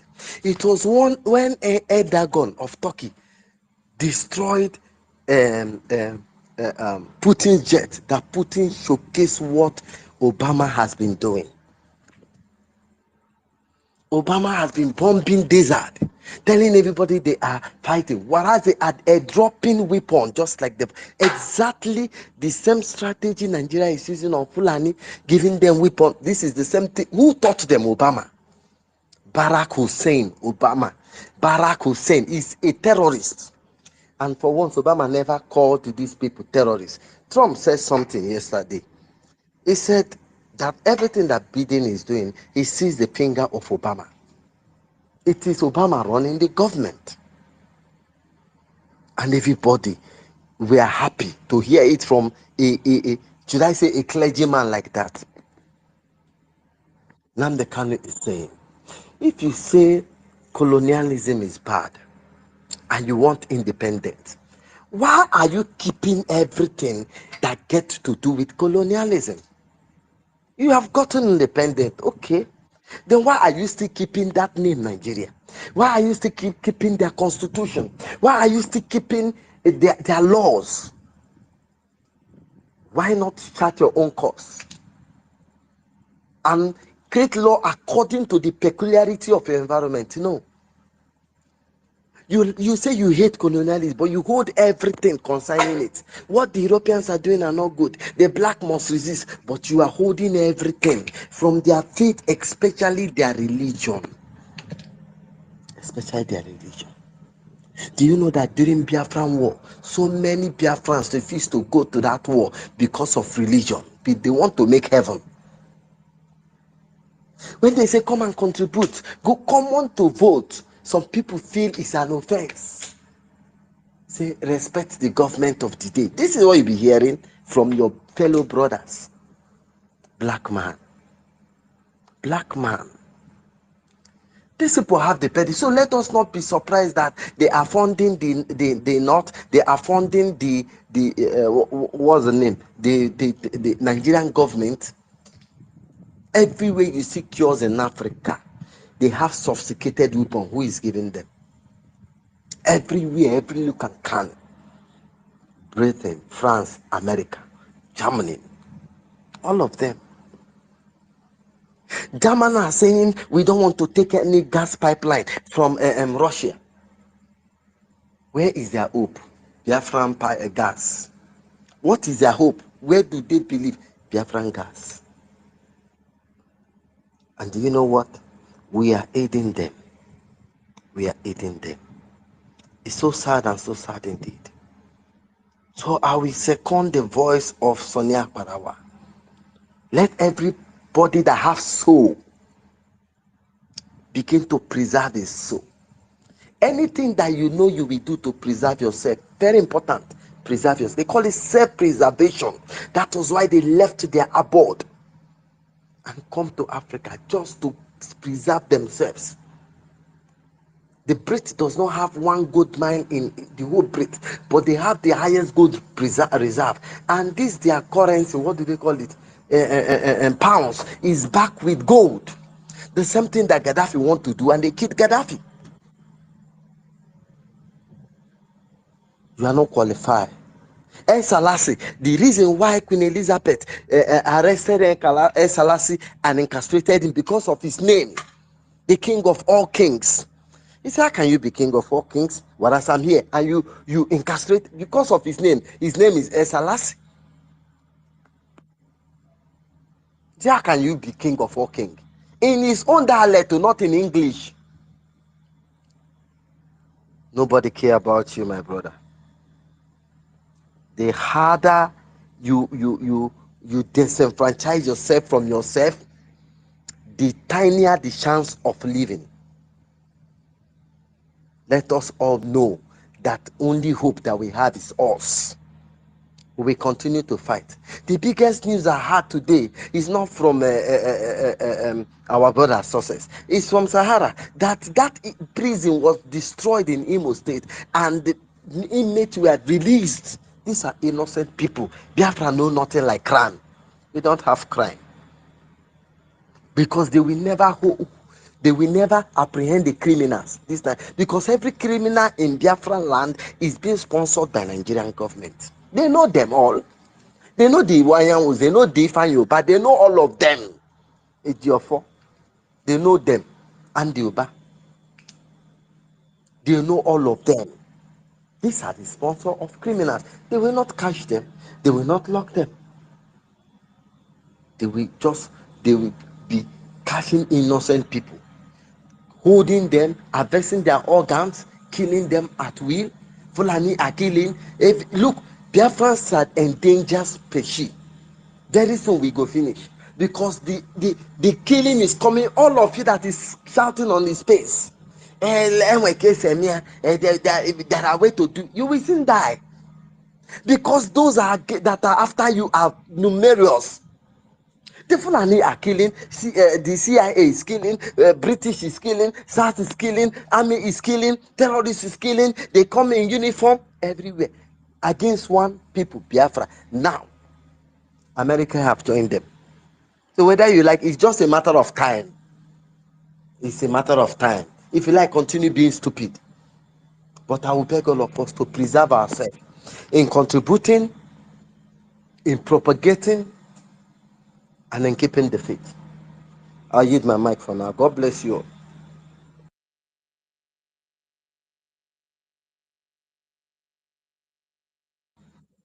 You are the co-host, or Yes, I see no hand up, but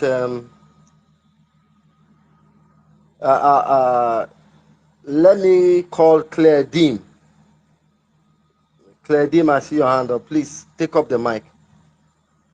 Thank you very much. Thank you, our communication minister, Sonia Parawa, and thank you everybody for coming to this space at this time, because it's about 22:50 where I am. I just want to say today, or it started from midnight yesterday, made a significant day and shift on this, our restoration of the 40 states of Biafra, United States of Biafra. The goalpost has changed, just like how Mazi Nnamdi Kanu said, I want to get Biafra the hard way because everybody will come out. Everybody that do not want Biafra to come will all be popping their faces out, and we can see them now. We're seeing them, and probably more will come. Just before I go further, I just want to say it's me again that when you say that that saying in Yoruba land, I can give you another one which says le fileke CD ọmọ èèyàn mi. Báwo ló ṣe ń sọ náà this like Yes. saying ọmọ ẹni ò ṣe dí bẹ̀bẹ̀rẹ̀ le fileke CD ọmọ èèyàn mi. Just exactly what you're talking about, Tinubu. What happened there is that they are saying, oh, even if you have a baby and the bomb looks so big, I'm just saying the literal explanation, you will not put beads into another person's baby. You want to put it on your own baby. There is no way you will stay with your own baby. I can scream out now, but it's very late because of my neighbors. What the hell is happening to us? The Biafran people are standing there. They are bringing Tucano aircraft to bomb on our people. Why the Yorubas will not put beads in another person's bomb and keep Tinubu? What kind of hatred do our leaders in Biafra land are doing? They stay there. Mazi Nnamdi Kanu is being humiliated, punished for this number of years, giving silly, flimsy excuses. You allow them to bring Tucano aircraft, which has been banned, to drop bomb, to come and kill our own people, irregardless of whatever it is that we are seeking for Biafra. I cannot forgive you people. I will never forgive you people. You disown your own children, disown your own people over what? We are tribal by nature. Don't deceive yourself. Buhari went in there, you speaking big grammar, nepotism. He put all Fulani in there and they destroyed the economy beyond repair. Now we have Muslim Tinubu tickets. The same thing is happening. And all of us from the old Eastern region, we fold our hands because they have divided us. Think and reason. You've seen America, Britain coming in and out of your region, damaging your region. They started many, many years ago with all the oil split on the water, destroying people's livelihood. Fishermen cannot fish. Strange cancer operating in our region from fumes and all sorts of things. You fold your hands. What creatures are you people? I can't believe it. It sickens me. What creature make you people? It's so sad. And when I begin to think I'm from this area, that people can just fold their hands and see their children being slaughtered for people whose interest solely is for financial gain. They just want gas in Europe because Russia has stopped the gas coming in here. They are finding a way to look after their own people at our own expense, and you allow them to kill your own people. It is unbelievable. I cannot believe this. It's driving me crazy when I see that and imagine how people can reason like this. What is the interest of America? What is the interest of Britain? Do you think they love you? Do you think they love you? The pollution we've had in Ogoni and all of our waters, what have they done about it? The killings, what have they done about it? Do you think it's out of love?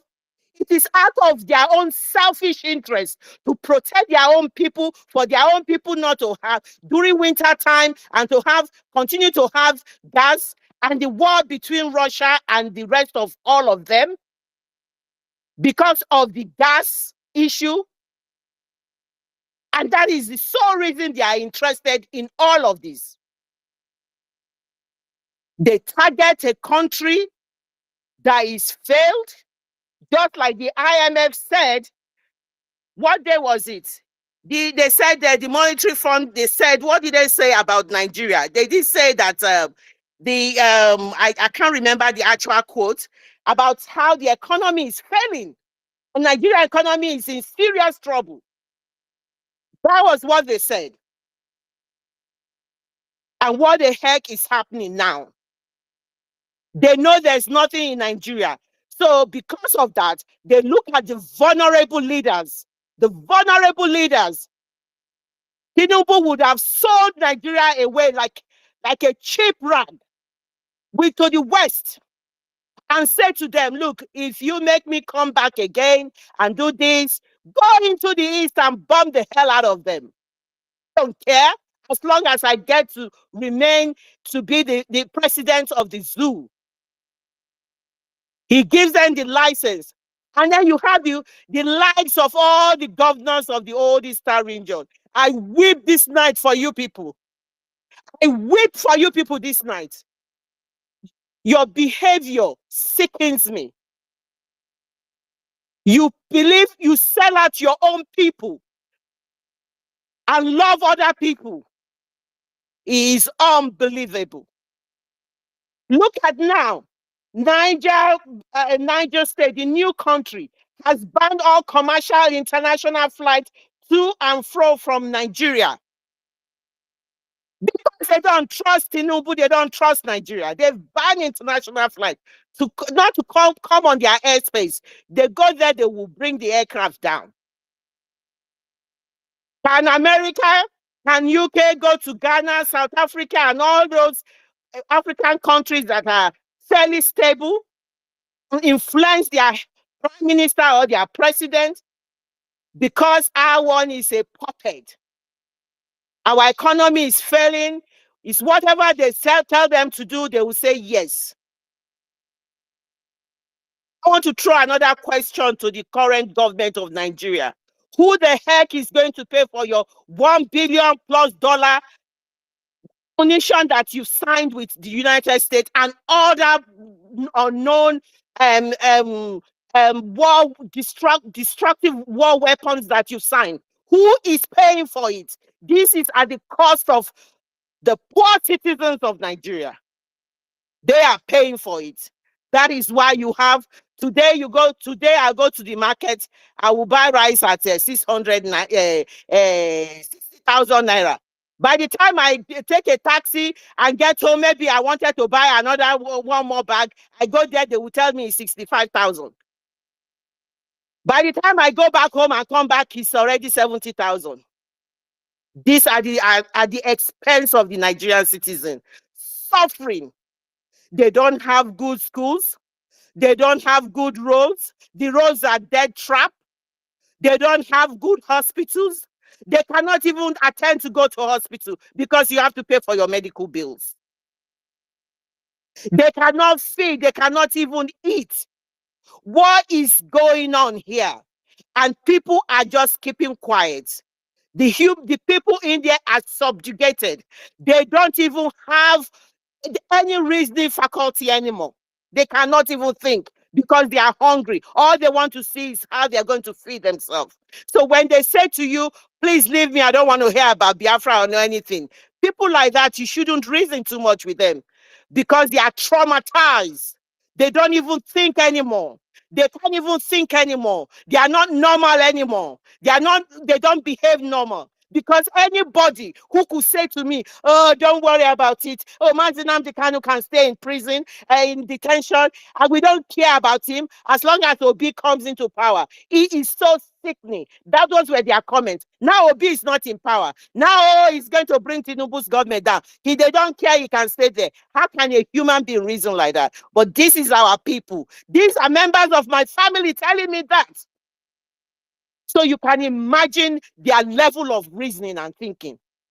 That is why our Prime Minister, Simon Ekpa Njoku, said, we will take that reasoning away from them.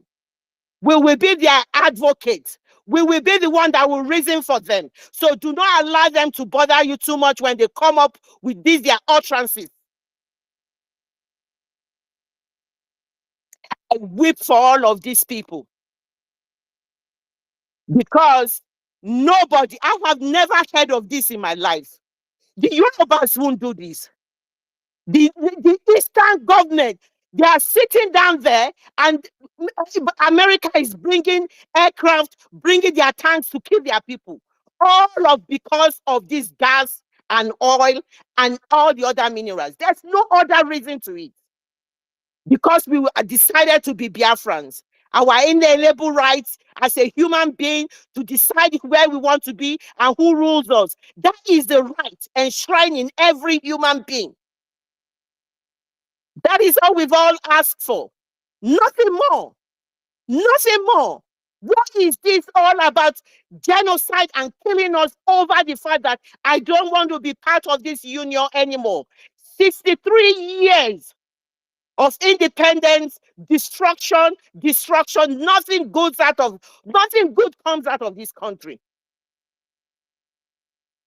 Why should I continue to live like that? That is the question. And they say you've committed a crime by saying that, and your own people opens the door for the enemy to kill you. That is what you guys have done. Today, you have brought these people to kill us. You shall not be forgiven. Never. Supreme Court Governor of Imo State, enjoy what you are doing now. Even the heaven knows that your crimes are beyond, they are beyond anything anybody can, accept. And remember, every single one of us in this world does not live forever. What you guys are doing because of the sole reason that we say we want a better life for ourselves and our people, you are slaughtering us. So my people, the game has changed. Today marks a significant day. The goalpost has changed. Those of us who believe in what we are doing, we need to buckle up and do more. In terms of finance, we need to do more. Trust me, these people who do not want to finance us, you can scream from here to tomorrow, nothing will happen. They will not shift because of their selfish interests. Nigeria has put media blockage on the issue of Biafra. We are not worried about that. They should continue putting blockage on the issue of Biafra. The Lord Almighty, who creates heaven and earth, who creates all of us, knows the answer to what is going to happen to Nigeria.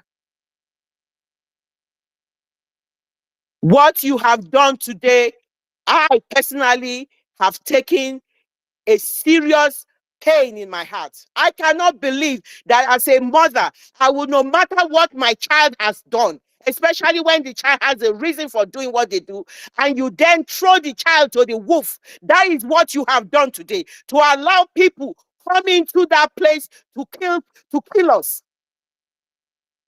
And you will say you are protecting what? They want gas for their people so that during winter time, their people will not suffer, so that when they have election, they will win election, so that they'll continue. This is all for their selfish reason. And you are playing to their game just because we have a vulnerable leader who cannot, they can't go to other countries and do all of this nonsense. So, Biafrans, we are by ourselves. We need to hold hands together. Those of us who believe in what we are doing, those of us who know that is the right thing we are doing, do not relent. Continue to pray for our men on ground. That's all they've asked us to do for them. Continue to pray for them. How they're going to do it, God Almighty knows. They are professionals. Professionals. We've sent countless of written information to whoever cares to know. Nobody is saying anything. Before I hand over, I yield my mic, I want to appeal and I want to say a big thank you to Finland, the country of Finland. Whoever is listening to me from Finland or who by any means gets this, Finland, we thank you very much. We know the pressure you must have received, tremendous pressure from America and all those European countries that are in this, they are colluding together to kill us. All of them, we know you've received a lot of pressure. Hold on, hold in there and continue to support, continue to welcome us and continue to listen to what we are saying. Believe in us. As you continue to believe in us, and we know that what we are doing is right, you know what we are doing is right. We pray that the relationship we have will continue and we get better and better. Thank you, Finland. Out of all this country, you've stood out and you've proven yourself, and we are very grateful. I yield my mic. Thank you, people. I'm very upset. Thank you, Clara Dames. Well spoken, and we heard the voice of a mother, and it's so passionate. You talked about food, going to market, and all of a sudden a rice that you bought 65,000 naira becomes 70,000 naira. Do you know what? When people begin to talk about Nigeria, they talk and I hear hope, I tend to think that I'm dreaming. Am I alive? Are these people, or these people are senile? Because 70% of the farmland has been cut off. The whole of Benue, who is, by the way, the food basket of the nation, has been surrendered. The whole of Benue. What am I saying? 70? More than 85% of the farmland are cut off. No food from anywhere. Niger State just announced that they will no longer export food from the state to other states in Nigeria because they want to preserve themselves. Dear friends, are you listening? And I tell you, Nigerian government, they are waxing strong in export. But ask me, export of what? After export of crude, by the way, all the crude they are exporting now, has been paid for.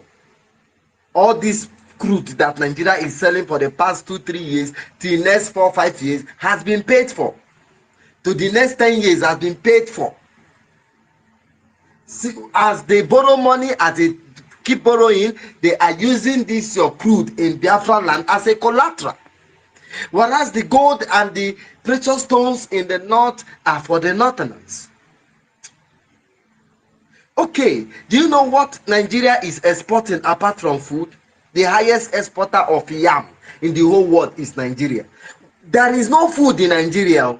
People are starving, yet the government are exporting food.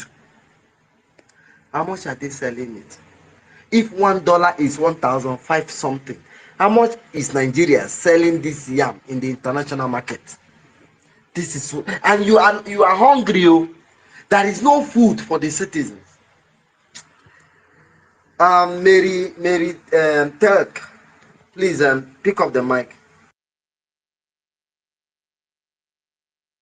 Oh, can you hear me? The whole world is listening to you. Oh, thank you very much. Good evening, Information Minister. Good evening, the host. Yeah. Good evening, everybody. Please, I don't know how to call the names. Good evening, 247. And good evening, our leader, Okukalu. Good evening, Itiare Kondo. And good evening, everyone in the space by this time. You know, yes, my people, let's go there. Hashtag USA Army. Weapons by Fulani Islam Jihad terrorists to kill Biafrans. Yes, they always do that. All the time for long times ago. And this time around, that is why God give us angel. That is why God give us help as Maasị Nnamdi Kalu and Itiare Kondo, the dragon, Maasị Simon Ekpa. We are so lucky in this world. Because they cannot stop us. They cannot. They did not. Britain, they did not win us before. They can never. So we now, as the grandchildren, because they warned them. That is why you see Britain cannot come out. And now God of Almighty put them in the confusion to them to come out in the public. To tell you, where you're still in that brainwash, in that mentality slavery from European Union and Britain, and now America, you run out of Britain. Oh, remember, you vote yourself, you fight out of Britain to fight your own freedom. And why now you don't want other people? Why you don't want us, Biafrans, to go away? And now you want to collaborate with, cooperate with Britain, the sucking blood in the whole world, to come and kill Biafrans. No, there is no way. Britain, let me tell you, USA Army, let me tell you, you're trying to wake the hungry lions in Biafra land. That is the truth. Our hungry lions, it doesn't mean that we are hungry for food, we are hungry for freedom. The hungry lions, we're hungry for freedom for many years, even our forefathers. And you come and wake it up. My darling, they're ready to chew, to eat anything comes it along the way. And that is the truth. A hungry lion, where they look for food as a freedom, we notice, and we can't hear with our own ear. No, we say people tell us, and you said, we should never know who we are. You should continue keeping us as a slave. You take us, Biafrans, the choosing one, that they should never let us know who we are. Britain and USA, America, European Union, Fulani. You said we should not know who we are. To you to continue to suck our oil because of oil, because of gas, because of mineral resources in our own land. You talk those ones is not okay for you. You want to vanish our own life. That is why I told you, you did not defeat our forefathers, and now they told you, the ones coming, they will be so brutal. Yes, they will be so dangerous, you can't stop it. And that is why I told you, we are the hungry lion by freedom.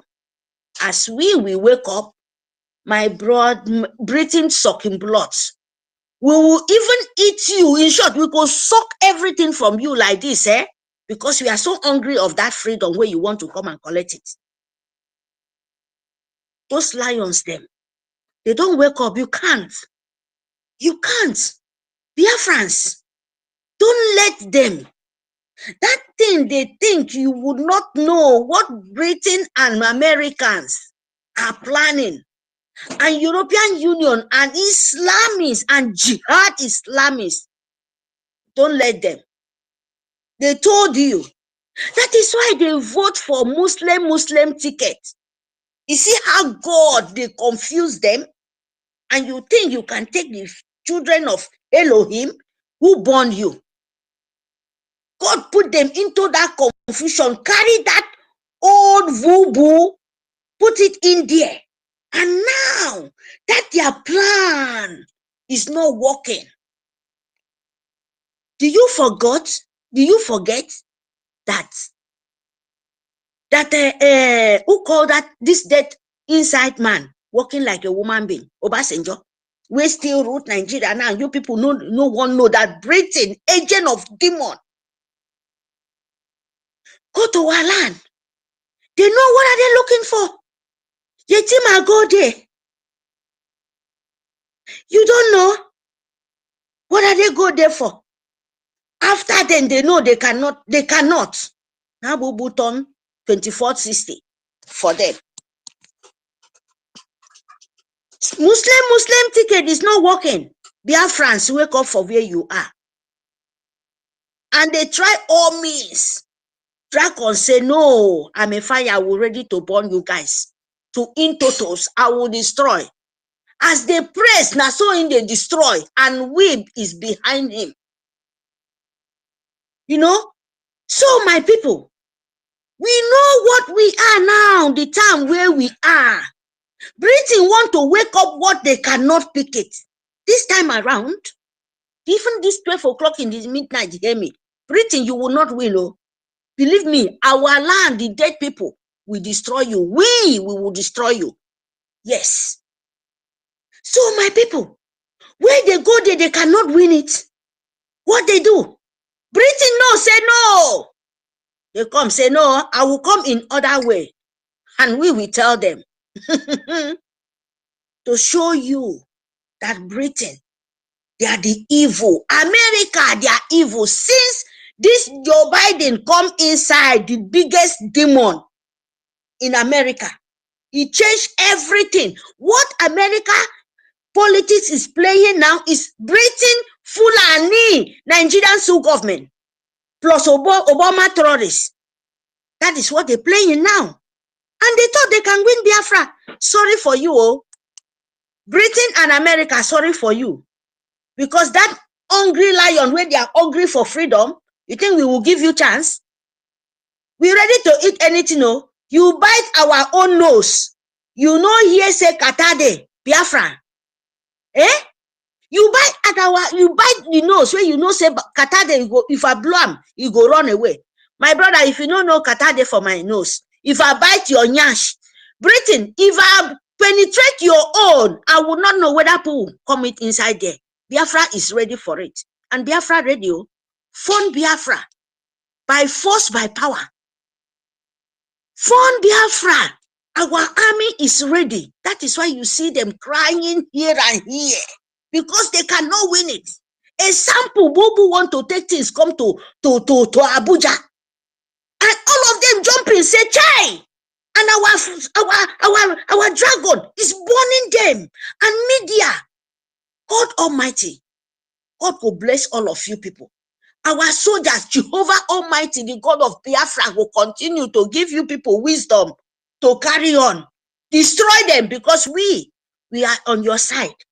Anything we have, especially me, I'm telling Biafra, don't waste time. Don't be backward. Phone Biafra. You are not phoning to anybody. Make a sample. Britain are crying. They are looking for oil. They are looking for gold. They are looking for all those things. And Fulani, they are lazy. They are flying. You know, they are flying toilets. Anywhere they are, that is where they perch. And now we know they are the flying toilets. We will be made sure we know where to keep them. So people, my people, Biafra, fund Biafra, love your Biafra land. You can see Yoruba is crying. Boo Boo is there, jumping up and down, and Jetima. So my people, don't look any of them. Oh, whatever things they do, because they are corroborate with Britain, they can't win Biafra anymore.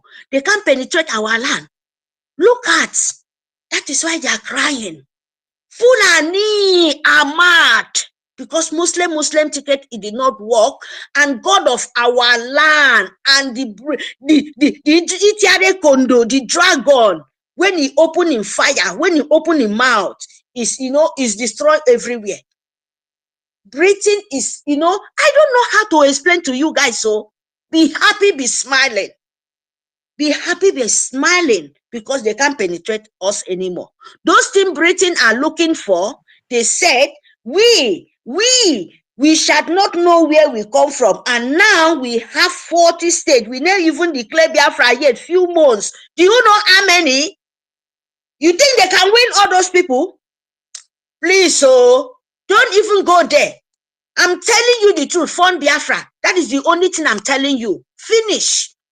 Fund Biafra, love Biafra, your army. Stand with them. Any amount, any money where you get, don't wait for it. Fund it so that they are mine. Pray for them, because God Almighty will grant us, me and you, in this moment. He grant us for this purpose. If you don't know, God Almighty will grant me and you. He grant us for this purpose so that we can tell the whole world what Britain and America with Fulani Islamic jihad, what they're capable to do it. So my people, don't backward. Don't get weakness. Don't let anybody confuse you. Tell Britain, you are the honor. They are the slave of you, because they steal from you. Britain steal from you. Do you know how they steal from you, Britain? America, jihad, Islamists, terrorists, do you know how they steal from you? They steal your oil, because it's in your own land, not before Britain land. Your gas is in Biafra land, not before Britain, not before America. And they travel from nowhere, from far away, come to your land, take your oil, take your gas, kill you, destroy your house, say you're a poor person, you're a this, and still want to forfeit you. And you say no. And they are coming by means with cannot yet, with different kind of weapon in Nigerian government terrorists to come and kill you. Who is the most wicked people in this world? Is it not Britain and America? Come to kill Africa. Where you don't know how they come to this world. Britain and America, you will say we don't need you. When you come to our land, God of our land will destroy you. Because even still most of them. And this time around, as a grandchildren, we are calling those God. When we keep and they continue to confuse you people, we continue to destroy ourselves, put confusion to our life. Make sure say make God, make our God, those scarf where they carry, go keep for our house. You go turn to a monster. You go turn to different things to our life, because you don't they wake up waiting, you know, if you carry. Britain, I'm telling you the truth. You know what I'm talking about. You can't win us this time around. We are in the public. We are telling the whole world to know Biafran, where you're coming to kill. You're stealing our property. You're stealing our things. You still come here, carry gun, phone Nigerian state government to kill us. Who born you? You will not happen, no. Britain, there is no way. So Biafra, please let me know. Short, no, let me not go too much. Biafra, fund Biafra. Vote for Biafra. Stand with Biafra. Declare yourself as a born Biafra freedom, because now where your mother, your father come from. When once you reject where you come from, you don't reject your mama, you don't reject your papa, you don't reject God of that land, and you will be walking like an empty water flute back. Anywhere you dare, because as long you reject your gods, there is no anywhere they will accept you. You are nothing like a water flute back. If you reject where you come from, accept Waiting about you no fear. Afobon to me, ki mo be men fake thing. You might be keeping podo, you don't podo original. Ntoro kuwen fonko ibu original. Ntoro kuwen fonko ibu wongompo because I for me regen pose basuku no fear. So say me do come mufo. I don't worry. Phone Biafra. No cook ya protect it on yen. Siodi worry to me tanko idon fo. Kudo boot. Kiko say for tang. The English you're speaking. If you go to America, nobody will understand you, but they give you that English.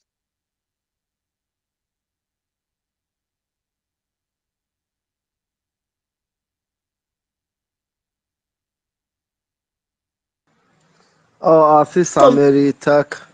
I didn't give you. Congo America, whether you go speak that English way they speak. So ma bon to Mickey made young okesina. Phone Biafra.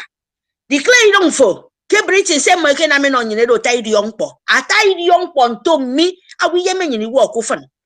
Awi yeme for walk often. But Britain in here adan.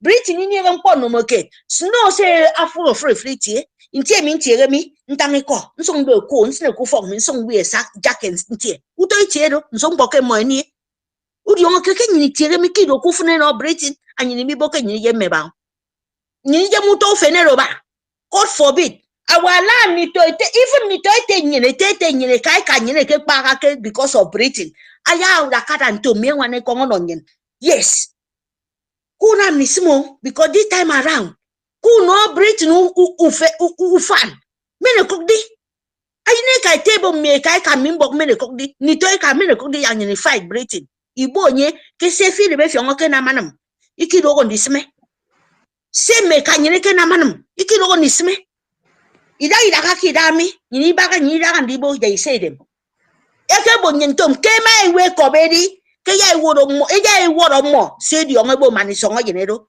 so ke nyini do mani songo jene Biafra e phone Biafra ye word Britain kisongo di do isongo mo isong nyen kedo imita ya kufan ko fota ya ke kufan mi meta ya kufan ngem ni to me di zong mi ene me set ebe mi adi ongo bo yes ke mi ami amo e kere ke bon to mi ke black people lo go ke ndo ta won tom ke mpo mi ke mo dai nam e ba ntewo yes I mean made notice. So if I want to make it didn't stop me, no. I didn't stop me. Look at me stop it by some. If I saw that I want to come off, if I young seven, I want to come to. I thought the young boy, yes, can you go can this me? Like me. Mbong ni teka. A phone Biafra. A da ye so janyen. A bonga come no say janyen. A me sure came me no call ready because November, he may declare. And I star, he want to come along. And I need that. Because America me my wana eke wana ma amini mpo no mokere transfer di boki bi dina nyini iba akufon iye me yang nyini uwo mpo emene dan nyini na 247 ba kikan bene iteke kikan do tori ati rong me mpe kai rong me nke ba ko nka nke ba ke kam wala mo use ke mpo me ba ku wana simbiak mi ne rodo because ami mpe kai rong me da ami nketikan and made notice mbon to mi kikan na me tu song me di ati dong miedi ami niegu fok niega hospital niega anything upon that I'm okay this model time I'm women e ka che bon to mi ki bi di men di bomb of free ke ma bo free po ma nsung ba ku e ka so me ka nyine sko do ke mpaito pe mi ma di min di dance I ka nga mi mo dai to itieke e to di isonga Biafra oh yele mi mo ito de ikiti ke mimba afriti sasana atodi iti songo Biafra uri ongo keke bante bo ke budada ma dine min ke meke ke mindi kairo ata telephone tem niege mbo ke mempe karo 24 hours uniege nye safe dana foba akirong do safe dan on generator fuka akedebdo generator mi on kedo abu do no fien uri ongo ke sibono mi na ke go world with different kind of thing breathing mbong ni te ka mbok e dey make it up e dey make sele Simon e patang ilo idiong pong se Simon e patang ilo idiong pong Simon e pa bon to mi yang ni rakira akufun se Simon e patang aro do ye masin nam di karo abon to mi yang ni won okufun ni longo kedo yang ni ki yang Britain won ni ba na mo ebo ntom ke this model dam ki bidi bo mo free tie if you don't ebo ke bidi bo amen so ya mo edi amen mpo wani ko mo amen di dong nyen iro nsu ni toy ka iro nsu ado paniko anye nam sai mo ne pa bo ki kutom ko ni keme ni tape anye ke do so ya anye do se ja ti ra mi anye na mabo ntom mi na mo edi ki mi ya anye ni amufe make anye na mebo ya amufe phone Biafra yang nyen amin ko ndakanda ambo because amin mesi phone amin na ma free for everything I mean tangudo coffee mi because nje mi do maka idong miedo isong irong ibo mo min to gondido ne meset ikanga ba mimbo oh simple se min ke miske many years udi ongo kentoro do sese mo na maroro su government se na iwodo wo ka Abuja se na iwodo wo ke north ese wo nyeno e ma e wo gentira mi yena mebo that na do full stop na mimbo ke na do full stop ipa isongo kwa ibo modo boke na do full stop ipa isongo unege boke na do full stop abasi pa yon ye basi pa isongo boke na do full stop nsubu ani we do se bi stop ani we bi boku ton pori ke meke ndita pe u ke meke ndira kuson akpera kuson obo ma to fie ne wod ado paniko ifuna emi ndaga mi abu du da kuson odo mbo ka mbo basi ya abo ya abo ma u wod fie kuson ado kuson ya moto ko to fie ne wod se fobo na nam ki songo mi ya ikido progress no fie se mi mbi ntanga dodo because afoma abu du da kuson Biafra ubo ntom mi ke Biafra ibugidi ami mbongo tie ka mo no fie mbi mbongo ka mbo ntom se fokwe to turu ubo ke rimboro mi kido success no fie yak se fokwe na nam ke rimboro mi edu fenu no fie se mi se ka mi se rodo free ni awo bo okimana ke fro wunwan ki debe wunwan adi boki mo ye mendi yak Biafra di yang mi ya mi wo ku fen mbo ba se san nyong yang di song ya wo di ki boy me antoro ro ke biri because aba se ke bote nyong akare nyong yang di song ake bo nyine bo yang di ki ba ku fen idi am po yi mi ni paradise song so ni me paradise song ye di on tente nyinu sunu ko ke fulani from nowhere abo yang ni ki ni se nyinu yem mbo oyine ka ku na muto bo tomoro anye na emom na masi Nnamdi Kalu our leader e ka ke sen ke nduru a ebi Nnamdi ubo what fe na abasero e an suto abasi ke fo bu da o ke dream boro mi awo di abasi ke ba apa e my word e bo ke di ke nta awo masi Nnamdi Kalu di word and nobody is talking. Mary, I think you have spoken at a length. Thank you. Please cut it short. Thank you. Okay. Thank you very much. So, my people, please make sure you fund Biafra. Fund Biafra because same masi Nnamdi Kanu nam ido yongpong ade tingpo. So for my fund here Biafra and for ni for. So please, I'm begging you guys, don't listen to USA because they are the demonic, they are the evil. As we now standing up to Biafra, we must collect our land. There is no threatening, there is no whatever, because when you come our land, you will die. That is 100% sure. You can never go back. When you come to Biafra land to destroy, you must surely die, breathing, whosoever you are. Thank you very much. Fund Biafra, care for Biafra, love Biafra. Let Biafra be one thing in your life. Remember him all the time. Remember her all the time in your life so that we can leave the Sioux government, so-called name Nigerian Sioux government, because it never stand. Thank you very much for this opportunity. Thank you very, very much. Thank you. Thank you, our sister Mary. We must appreciate you when our mother speaks. It epitomizes the kind of trauma we are going through. You see, the American government have come to the lowest of the low in the history of mankind, sending their mercenaries and their jet against the Nehim law, the Tukuna fighter jet against the Nehim law to destroy civilians, especially in the Biafran area, exacerbating an already tense situation. These people are senile, they are stupid. I don't know why the American population allows such a lunatic to be leading them. They say that he will undergo some tests in the coming days, but among those tests, there will not be cognitive tests. They need to test that Joe Biden and Anthony Blinken. They need to test their brain to see if they are okay. Whatever they are doing is to the demise of the America, because these people they don't even have the American people interest at heart. Who are they working for? Is America working for the government of the Sunni government of Saudi Arabia or Qatar? Because all they know is money. Corrupt family running these things, running a whole country like America. That is why you see cures all over the world. I cite you Otuwamaya, but I'll give the mic to Mazi Goswill. Your hands has been up. I beg your pardon, our sister take a lot of time. Like I say, it epitomizes the grief of our mother. Our Clara Dim spoke earlier. If you are not here, I will recommend that you go listen to this broadcast again, because she touched a range of things. Please go ahead. The mic is yours, Mazi. God's will. Yeah. Minister Otunwamaya, please, can you check your message? I sent you message while the next Yeah, speaker. Minister, I've replied you. I'm not You going to take replied? it. It's Okay, let already me check. late here. Okay. Thank you, sir. Please, my sources, please check your DM, please. Okay. My sources. Thank you, sir. Thank you for your service, sir. Mazi Goswill, you have the mic. If you are not close to the mic, I'll call on our brother Brian.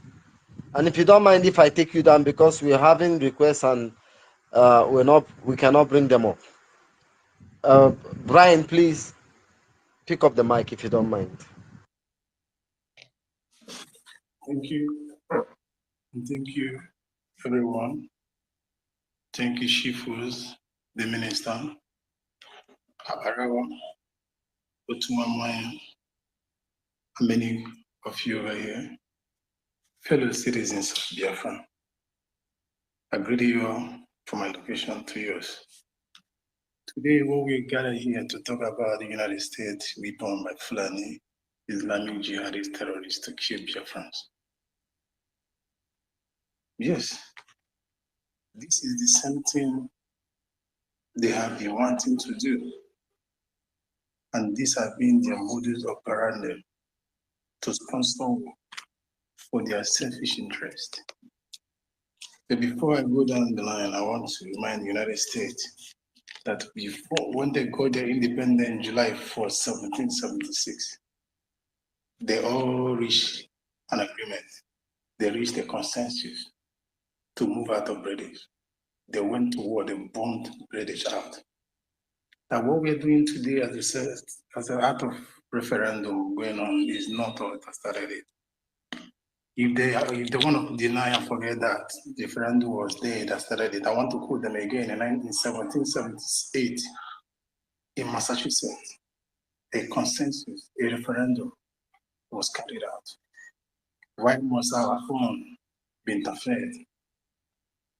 But it doesn't matter what you do, you cannot stop a distinct nation, of which we are. The United States, is the center of satanic kingdom. That's what I want all of us to know. United States today, mission on earth is to stop the people of God from worshiping their creator. Whether they like it or not, they have ceased from their origin. They have moved out from what they stand to be from their logo, in God we trust. They have moved out of there. They just kept that thing there for nothing. So their actions presently for recognition, they tend to stop people for recognizing or preach anything that has to do with the Christ. That is why they work in hand with Islamic nation. They work in hand with Freemasons, Illuminatis, KKK, the score. These are the great courts in the United States that takes over, that control the White House because of their common interests of purpose. They work hand in hand Today, United States, a country that once laid or believed in God, is now coming out openly to suppress Christianity. It's not an ordinary thing. During the time of Obama, he led by an example to suppress Christianity. He forced people.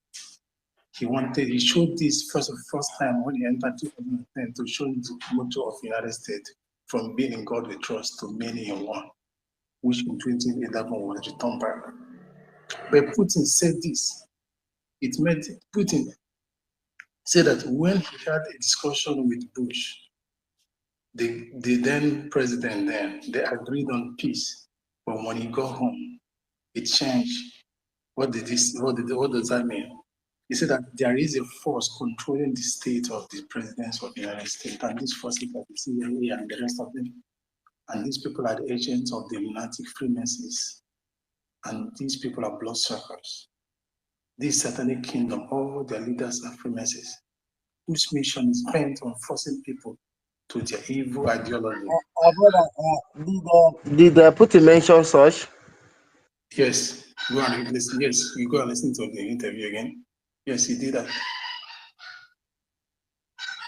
So, and when you fail to, what I'm saying is this: United States will be forcing you to walk to the ideology, and when you fail to go to war with them, when you fail to walk to the ideology, they go to war with you. Let me quote you. Let me clear this again. Obama during his time was forcing countries to embrace LGBT, and when you fail, they come for you, which they did during Goodluck Jonathan. And Goodluck Jonathan came openly and said that because of that, they made him not to come back again to his election. LGBT is an ideology of the United States of America, abortion and many other things. And these are not our tradition, these are not our origin, this is not who we are. And when you as a country fails to do so, you have become a number one enemy to them. Let me quote Putin again. Putin said they are the sponsors of terrorism, and in 3 ways they sponsor terrorism. 1, by arming them. 2, by funding them. 3, by politics. By arming them, you can see today from the Biafra war, the debris of the United States army is falling in Biafra land. That is to show you they have armed the Islamic State of the zoo to fight the people of Biafra. They do so by removing immediately the seat, Democrat got into the power. They removed the zoo from the terrorist list among the people that are Christian. Not only doing that, the last visit of Blinken, he came after that much, he gave them money, millions, to sponsor $5 million US dollars. What? For sponsoring of Christianity, of Christianity. Not only that, they have signed a contract of $1 billion United States dollars. For what? Armoring and fighter jets. All in the name to make sure that Biafra does not exist or does not come to existence. Because they are afraid of what we're going to become. They don't want the second Japan. They don't want a nation that will stand like us, a second Jewish. So this is the what United States stands. United States on this has turned to be a threat to the world peace, but they never believe. From the end of the World War II to date, United States have gone into many wars than keeping peace. I'm not the one that said it. The former United States President Jimmy Carter referred to US as the most warlike nation in the history of the world. A result, he said, of US forcing other countries to adopt American principles. You can see that to yourselves. What are their principles? They force you into denouncing your origins. They force you into things that are very, very unlikely and not in tangent with your belief. Today, and you and I knew, for example, of gay or lesbianism, abortions, and many things. They legalize it, they want the whole country to embrace it. They will go at any length to sponsor a military to fight against any government that is working like this. Today, in Biafra land, Biafra is going to stand as a threat to them on this, because we are people that are built on culture and manners. We embrace our culture, and our culture kick against all these things. So fellow citizens of Biafrans, Jimmy Carter said in the United States, in 42 years, although that was when he said it, but today, United States by July will be 248 years. He said in that 242 years, I quote, by the time he said it, United States only has 16 years of peace because they are busy forcing people and nations to adopt American principles, which are not favorable to them. And by so doing, you must adopt it by war, or they go to war. And I want to bring to your notice that this war are very beneficial to many people, to their generals, to their cohort, to their Illuminati, Freemasons, Scores, KKK, evil generals. They benefit from every war they go to by selling armories, like what they're doing to Nigerians today, by destroying people's origin, like what they did to Libya. Because Libya was a fast-growing nation. They had many of their things. They sent to destroy Libya. Look at how the Libyan living today. But what they don't know that we are not going to be like them.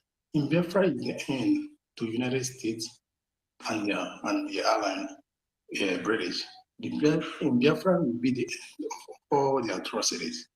Again, today I want to put you in line that a survey in 2013 win by Gallup polls identified United States as a threat, a great threat to world peace. In 2017, a few research poll found out that a record number of people in 30s surveyed nations viewed United States powers influence as a major threat. In politics, I'm going back in politics. As what Putin said, he listed 3 things: by supplying arms, politics, and as major things, as major ways of sponsoring terrorism, by sponsoring armory, funding, and politics. In politics today, how do the United States carry out this thing? They bomb or invade dozens of countries and supporters, nearly every single right wing. And again, when they do this, they install a dictatorship that will align their word and does what they want to do. And the US has attempted to overthrow dozens of foreign governments since 1949. They have actively sought to crush nearly every single people's liberation movement. Look at this, every single people's liberation movement. They have actively sought to crush it. This is what they are doing now to Biafra land. They are out to crush us, people's liberation movement, but we can never be crushed. We are uncrushable. We are not like those countries that can maneuver or deal with, because we are a country that have been destined from the beginning. We are one with God, and nothing the United States or the alliance will do to stop us. And nothing, nobody, no country, no nation, no spirit, no being can stop the will of the people and the will of Biafra.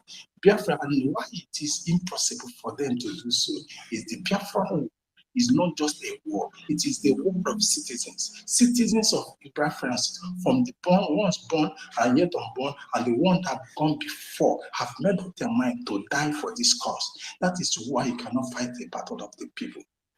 This is not just the battle of selected few soldiers. We are legions in this mission. If you want to die, 50 million will rise up. This reminds me of what Efron said. I think if I'm right, Efron or Ojuku said, if you don't treat these people right, their children will rise up. And today we have risen. We are that 3rd generation. We are that 3rd generation, the brutal one, the wicked one that will rise up to see the end of every annihilation and everything they have done against us. We are that resistible and unstoppable generation of our forefathers that were murdered and slaughtered in Biafra land, in various areas of Biafra land. Today you can see how it plays out politically, otherwise. Starting from the dead Buhari, they play this politics. They know this one was dead. They never want to do anything. They've shut their mouth up for their own interest. Today, I don't call it the Tinubu and all his criminal record, they close their eyes because the deal has been struck between the United States and them. They will not do anything. They're not going to talk anything. They are not going to do, and they will not. Why? They had a selfish interest. This reminds me of the word Oyindu said in one of his brokers before he was apprehended, extradited. He said during the Trump, that Trump wanted to make a move, or Trump making a move of Biafrans, because the petition has come to his table. And Britain called them and told them, just give us more, give us 8 years. Why would they begin for 8 years? Because the president was pushing for British exit. They want to use that time to gather more money, to suck us dry. But as their will may have, as they may have it, Trump did not continue again. And this evil man, these Christian killers and everything came up again. As in this present administration that are well grounded in Freemasons, Illuminati, KKK, scores came up, everything wiped out. Because Trump is not a member of any of those things. He doesn't believe in politics. He's not a politician. He's just a businessman there to do the will of the people. So, fellow Biafrans, what I'm saying today is a call to every one of us, wherever you are. You have every reason. If you have not seen a reason, you're living today in your land of origin, in your ancestral land. It's the enough reason for you to rise up to sponsor this government, United States of Biafra. You don't have anything to say or any reason to give. For those that are not outside, that are living outside the Biafra land, to say you don't have access to US dollar to sponsor this. Get your person to register paper. When you register paper, give somebody money to credit your paper. From that paper, it doesn't matter the currency that is in there. Transfer it to Biafra Liberation paper. When you get there, to be converted. So with this, you don't have any reason to say, to give, why you're not funding this. We must come out to fund this. For we will not fail. For we will not go back to zoo. Like our sisters shouted and cried out in 1967 to 1970. We will never go back to Nigeria. We will never go back to zoo. Even if it means one man last standing, that man must liberate Biafra. And that Biafra, the liberation must come this year. It is not next year. Because there is a power in our spoken mouth. We are not here to fight this battle for the sheep, for others to enjoy. We all must fight this battle and live in it. Just enjoy the fruit of our labor. And it must be this year. All of us here, from me down to the last person here, to the one that will listen to this letter, we must live to enjoy the fruit of our labor. We must enjoy this Biafra in our present life. Thank you. Today, thank you. Let me sum up, please. Thank you. Today, okay. Thank you. I'll stop here.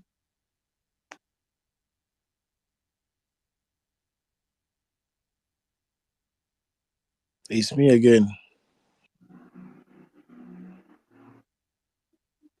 Yeah, what woman, you're right on that. Network is stopping it. I give up my. You're telling me to stop. You have to time people, and anybody who picks the mic, you should be timing yourself. Because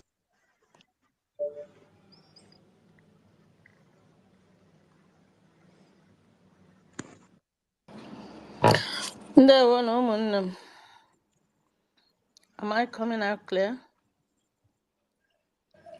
They will Biafra lives in Canada. Wait. Okay. Welcome. Wait, it's not your time yet.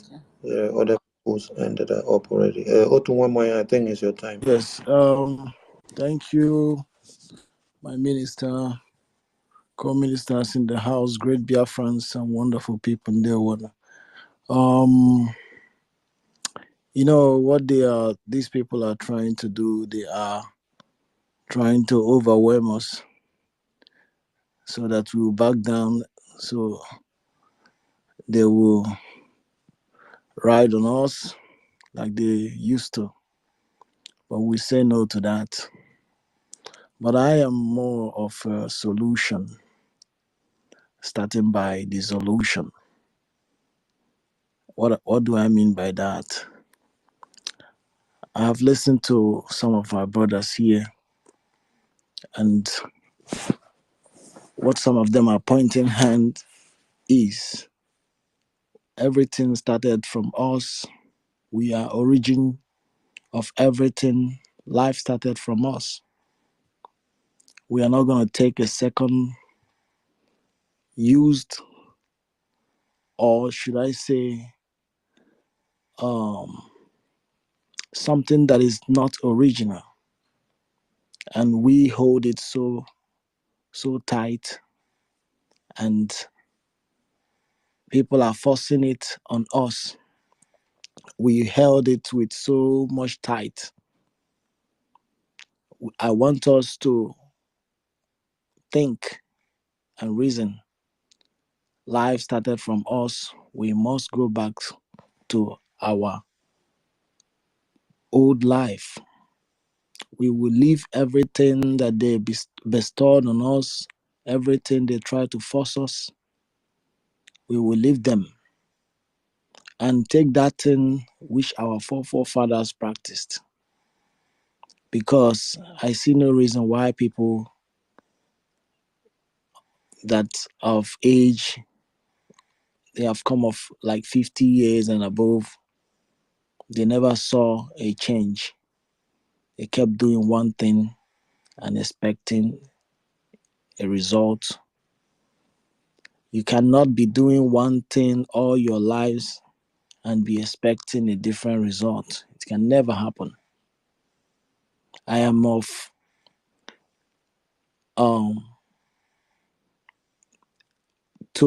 so that we can do a different thing. We cannot remain in Nigeria and see a different life. Let us go back, or let us try this Biafra that we are all yearning for. If we give it a chance, we will see what is going to bring us. That is how life is. Because they said change is something that is constant. We will try something different so that we will see where that thing will get us. And I will encourage all of us to continue fighting for this. Let us do our best, fund it, go out there, preach the word, tell people about the voting. Let them put money. Freedom is not given, it is taken. Today I told one woman who saw me on the road, I said that I have to be born again. I said, born again for what? I'm not stealing, I'm not a thief. I don't harm people. So what should I repent of? Repent from what? I'm fighting for Biafra. That is the only thing that matters.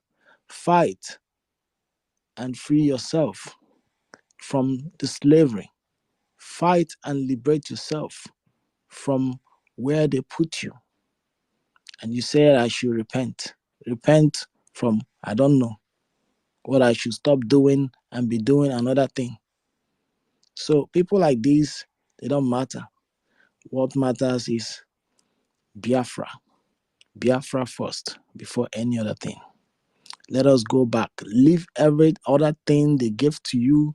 Focus on those things that your forefathers practiced. Let us return to them and we will see a different life that we never saw before. Thank you. Good night from here. Thank you. Wanyoma, it's your turn. Please, anyone that is available to pick the co-host, please let me know. Because it's me again as retired to prepare for work. So if you're available to pick the co-host, indicate and let me give you the co-host, please. Wanyoma, it's your turn. Minister, are you there? Yeah.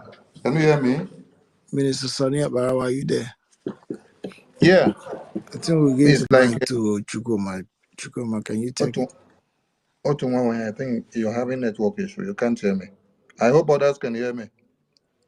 Yes, Why your Yes, can I you can. hear me? we can hear you. Okay. All right. Why your go on, please? It's your time. Okay. Thank you very much, my minister. Thank you, everybody on this space. The thing is, America's part in this war that is going on now does not take me by surprise. America has the pedigree of doing things like this. I could remember I was going through some papers here some weeks ago. I was surprised to see that while Syrians were fighting, America's bombs were seen at the side of the other people.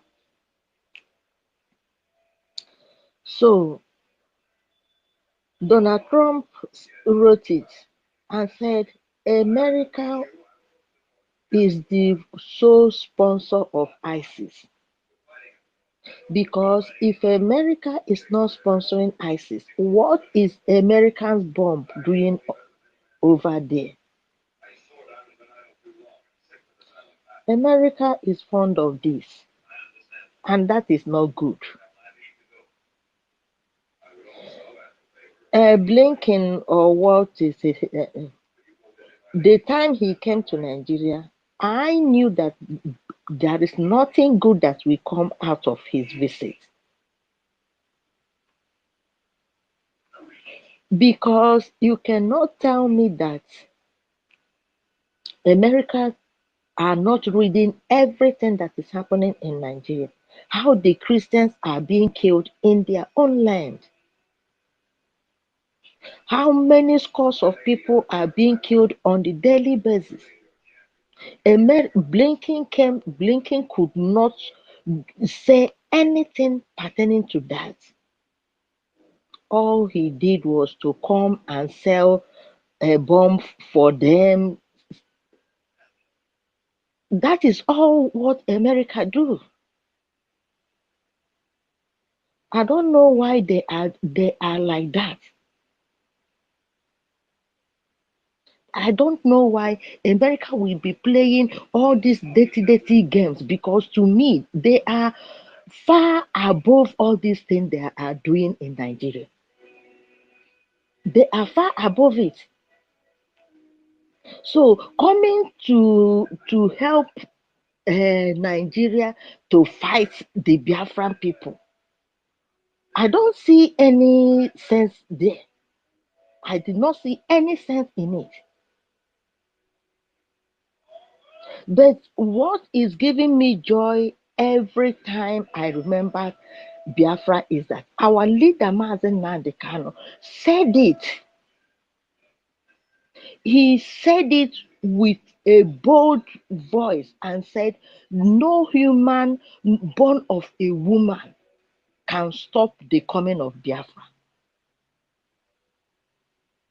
That Biafra is a mandate from heaven. That he had God clearly tell him, I have given you Biafra, go and get it for me. We all know it is not going to be easy. It will not be easy, but at the end, we will win. The only thing our PM is asking each and every one of us every day is bring out your money. Thank God this thing is not going to fall on only one person. It is a collective effort. If you bring your own, I bring my own, the other person bring, the other person bring, the other. If you count it, it will go up. We can do it.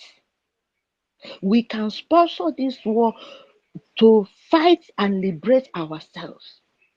Because we are not fighting for any, we are fighting a war of what? Survival. We just want to survive as a people. We just want to live as a people. We just want to be sure of our tomorrow. Because there in Nigeria, they don't know anything about their next hour, their next minute self. They are not sure of it. See how everything has gone upside down. It didn't take me by surprise. What is happening in Nigeria is not taking me by surprise because our leader, Mazen Nadekano, he said it. He said, God has marked Nigeria for destruction. That you see, that Somalia will be better than Nigeria. He still advised us to go and get Somalian visa because you will need it in the future. Now is the time you will need that Somalian visa because God has marked Nigeria for destruction, and we are seeing the destruction in our happening everywhere in Nigeria now. Who will tell you in your widest dream that a dollar can be equal to 1,500 and something of Nigeria money? Who can tell you that and you believe? But today, in our own very eyes, it is happening. And people are crying on the internet. People are crying on social media. People are wailing. People are complaining. People are. And this is the starting because our leader said, if you don't allow Biafrans to go, that Nigeria will go for it. Every word of our leader is happening because he said it that anytime we see him behind that microphone, that it is not him that is talking, it's heaven that is talking through him. And I believed him. So, my brothers and my sisters, only thing we owe our prime minister, only thing we owe our government is bring out our funds. Bring out our funds. Our soldiers, they are ready, and we will not allow them to be caught without anything. We have to sponsor it. We have to sponsor it.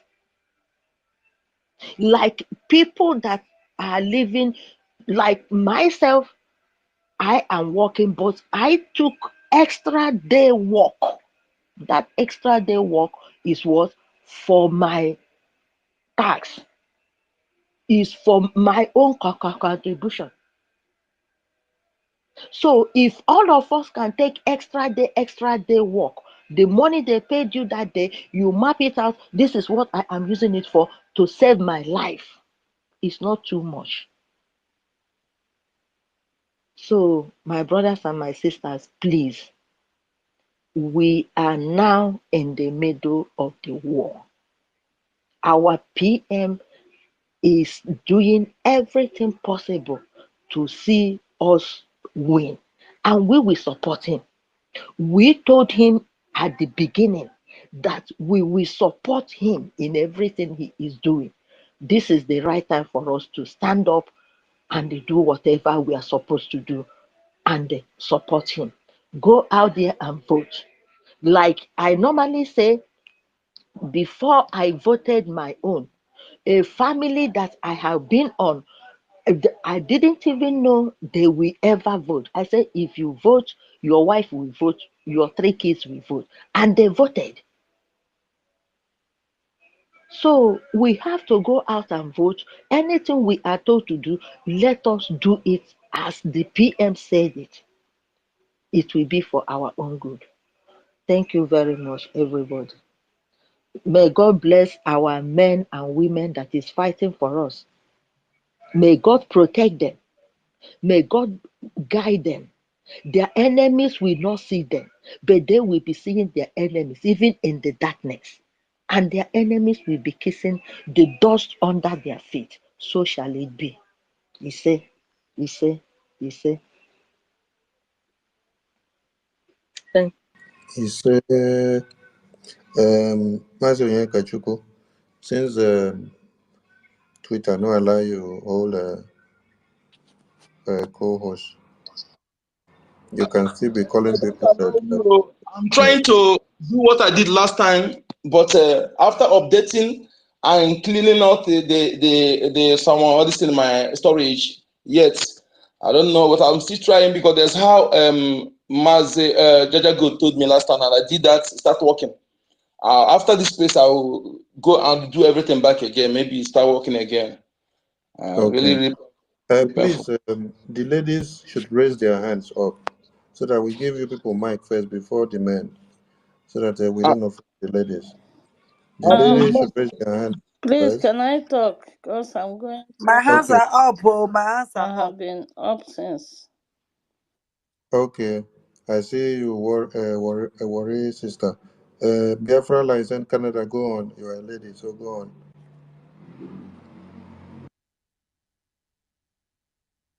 That is Nenna, right? What Nenna? Is that you? We can't hear you.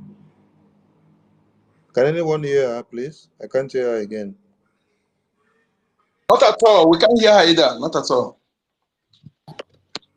Nenna, we can't hear you. We heard you before, but now we can't hear you Okay. again. Okay, now. Yeah, Hello. we can Are hear you you now. hearing me now? Yeah. Yeah, we can hear you now. Okay. Right on. There Yeah. we go. Thank you so My much. minister. I just want to spend 1 minute to thank you people, all the Minister of Information, your deputy, every member of the Biafra media warriors. God has really used you people in his own vineyard. We appreciate you. We thank you. We thank our Prime Minister, Maasamo, a man that was born for a day like this, a man that was dedicated, the heaven knows what he will be. The enemy tried their best to cut him short, but they couldn't. And today he's standing like an Iroko to do what he is called to do. People are wondering why he's doing this. The simple reason is he found a purpose for what he is doing. He found fulfillment. He found joy. That's why our leader, our PM, including our leader, MNK, money was never anything to them because what they carry is more than gold. We thank you, sir, our PM. The topic of today is the United States support on Biafra to kill, on Nigeria to kill Biafrans. I'm not surprised. Personally, I am not. The reason why I'm not surprised is that when you have a source of food, you will do your best to protect the environment where that food is. United States has a source of income from Nigeria. US has so many of its states, they produce crude oil. A lot of them. They have 51 or 52 states that makes up America. Out of those states, I don't know how many that are producing crude oil. But it's not enough. What is enough is for them to come and collect the one that was given to the poor people in Biafra land. And this collection had been going on since 1960 or even beyond. So during the Biafra war, they didn't find any reason why they should stop our killing. But finally, when they did, it was to close door for any Biafran to have a meaningful position in Nigeria. From that moment, they have been supporting Nigeria. And they know that a day like this, when the Fulanese will fulfill the dream of their forefather, Ahmad Bello, who 24 hours, no, I think it's 12 hours after the celebration of independence, he sat down with a British media who asked him why the Hausas, the Fulanese, hate Igbos. Ahmad Bello sat down and gave him what looked like a catalog of why Igbos must be hated. I cannot forget the famous of all the reasons. If you give, he said, if you put an Igbo man in a vineyard as a laborer, he wants to become the master laborer the next few days or weeks. You see, that statement he made is what they think why they must hate us. But they didn't know that that type of behavior and attitude is an acquisition from God. When God sent his children through Abraham, Isaac, and up to Jacob, he said, go and multiply and till the land. The Lord gave us everything that we need to succeed in life, including critical thinking skill, strength, honesty. I read a presentation made by a man called Sir Macaulay in 1825 in the British Parliament. He came to the Parliament to address them after sojourning in Biafra land for months or years. He said, I came into this country, this town. The men and women I saw, I did not see anybody who was poor. He said that they all have something they are doing, that they are so honest. He said they have integrity. He said he saw them a people of culture. He now made a suggestion. He said, for us to conquer these people, there is one thing we must do. We should break their backbone in culture, in religion, and in moral. We should let them know that their culture is inferior to our own. We should let them know that their religion is inferior to the British religion. He said when we do all this, they will abandon their way of life. They will abandon their culture. They will abandon their religion. And they will embrace our own. And then we can conquer them. 1825. 1825. 2nd of February. This same month we are. An average Igbo man, our leader, Mazi Nnamdi Kanu, told us who we are. When we divide ourselves, now this person is from Akwa Ibom, this person is Cross River, Delta. We are one person, one descendant. So American people see us as people that if you allow them to earn the living from their own resources, they will overtake us. But already many countries have overtaken America. AAU, they have overtaken them. Saudi Arabia, they have done wonders in their cities. Everybody goes to Dubai for shopping. It wasn't so 15 years ago. Why are you suppressing Biafrans? And the best way to suppress them is to give arms and ammunition to Nigeria to kill us. I saw a picture today. I counted about almost 8 armored vehicles in the land of Biafra that was captured.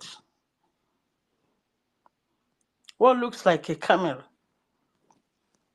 Why are you sending 8, 9, 10 armored cars to a village when there is no active war? The reason is easy. Kill them, intimidate them, then they will surrender. And they will give up their Biafra. But I said it can never happen. So many speakers have said it here. Biafra is either Biafra or death. Mazi, our Prime Minister, Mazi Simon Ekpa, there are other 1,000 men like him waiting to support him. We are making contribution. I was told today, or I read it, an Igbo man had aeroplane crash there in America. They say he's the CEO of Access Bank.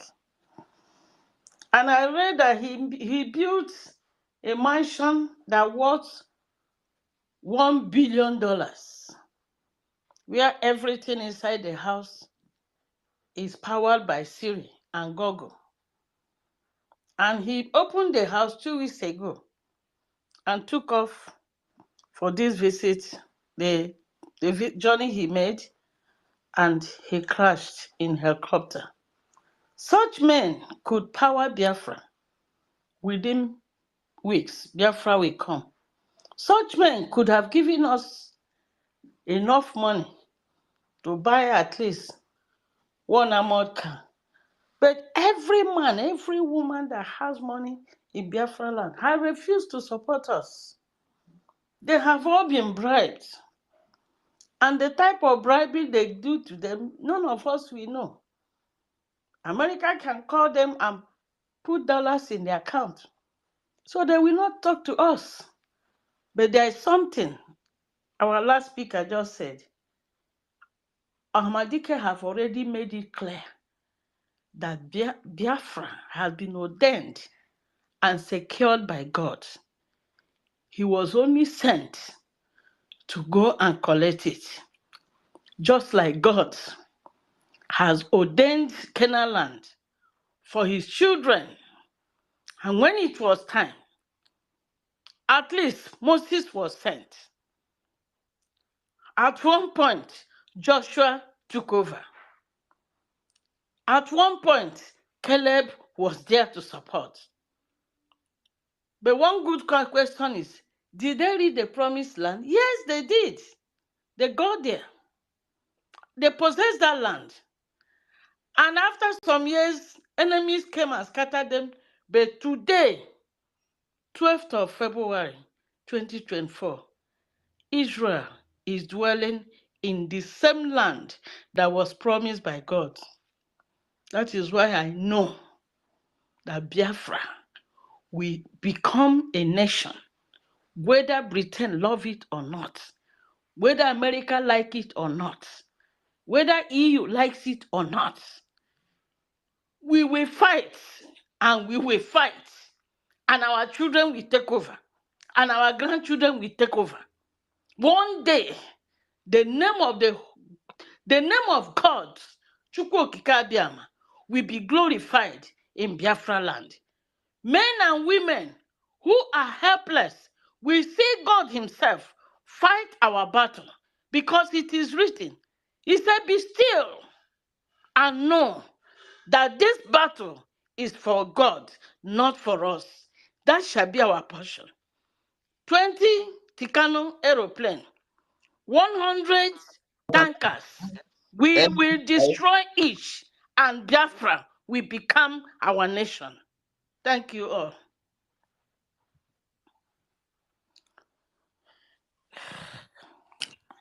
Thank you, Lord. Thank you, our mother from that side. Thank you so much for your submission. It's heartfelt. Thank you. Worry, sister, it's your turn. Thank you, my brother. God bless all of una. Me, I need to hear English again. English don't go Britain. Now my mother and my father language now I won't speak today, this evening. May God bless all of una. Strengthen una for all the good thing una they do. I say may God bless the woman when he born our PM Simon Ekpa. May God bless the day when he carry a belle. And may God bless the day when he born her. Ọba tó bie ọgịnị odogwu tobona miyerunwe. As I want talk my pidgin, abeg make una allow me make I still take my urobo take gbariti. I will just take my urobo take dey do small jara abeg. Our information minister. So some of Urobo people go there here, make dem dey hear wetin dey happen for back home because dem dey think say na only Igbo man thief. Dem no know say Urobo people sef dey inside. So we go dey cut the tape small, dey send dey go give them. You know. I bin wan ask that man dem dey call Joe Biden wey dey for America. I no know whether na him be the president now. Abi na him go still be the president again. I no know. That time when he reach South Africa wahala, when South Africa dey fight for to get their liberation, I think say they talk say him sef write letter make dem free, make dem allow dem go. Wetin come make our own Biafra land come different? Wey e come be say as he send bucket come, abi no be bucket dem dey call the man, abi na brinking, abi na bucket. When he send am come our land, so e no know say na with bomb na he take give am make he carry come. I think say the man come with ordinary hand o. I no know say he carry bomb follow body come wey go take come fight our own people. This one na war tribunal court, war court. Now we go carry this matter go. All those things when we see wey dem write their name put, they go put am for corner. You see, and I wan beg my president wey be Putin, abeg, they go speak, they go interpret for you, just like people dey interpret for you. Say some people dey wey like you, they dey Biafra land. When they support wetin you dey do because you feel they stand, they fight those people when say they call themselves say they be supremacy. We dey beg you make you come be our friend. We dey beg you say anything wey you want, we go give you because you are just like us. You get oil, you get gas. We get oil, we get gas. Abeg, we no wan follow America. We wan follow you. Abeg, come to our rescue. Make you help us. As Biden dey help Nigeria, abeg come help us. We dey call you make you come help us. Because we know say with you and God, we go fit do am. We need allied people wey go help us. Abeg, if you never gree for our PM, abeg gree for am. Gree for am, na good man. He don already tell you say na good man. If you never hear about am, abeg go Google am. You go hear about our PM they call Simon Ekpa Ujoku, the good guy, the Obato Bie. He dey find people like you, Putin, make you come help am. He dey find people like one na Cosra, abi na Cosara for Cuba. Na those kind of people now he dey find. He dey find people like that man when dey for North Korea. Na those kind of people now we dey find. Make dem come be our allied. Make dem come be our brothers and sisters. We want una. We need una the way we need us. We go fit work together. Make una not abandon us. Britain with America, they support South Africa after how many years? Our own come before them. Now we be the first creator. Now God first create for this life. Now we first go through pain before South Africa. But they leave us. They fight for South Africa. They allow South Africa to go. And I never see anything wey go make us not go. Kurobo, Kisoko, Inurume, Asona, Oma Biko, Oma Supporti, Okwo Esi, Simon Ekpa, Ujoku, Oyodoreyin, Odi Finlandi, only pilot movement na now for kidie okwanware akairo igodurumu in Nigeria oromo vovo for kidie ohore wokowe wokewe oya fokere wodi oboyin na oni owakpo o enjo marejo ona jo ikwore yin ri oja ona kasari akpo rere ikwore yin ai ri oja koyo ho na omu yomi omo na yomi emuro etoro emuro pe Kenya or Kenya emuro opu Nigeria now every dungeon in Nigeria omore yesi Simon Ekpa ko imuru pena ovuru pena ko ege urobo o wa genene orere ofa ai genene okwale ai genene ikalaba ai genene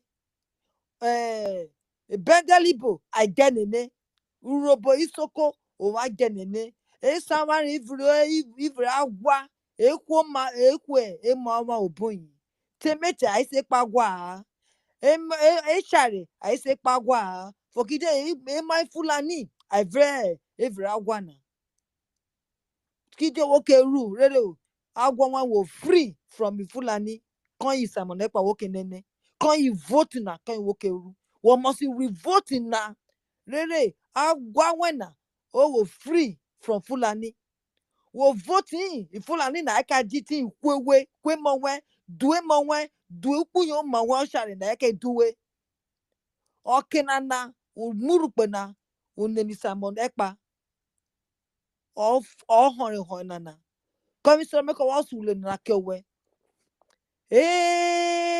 Biafra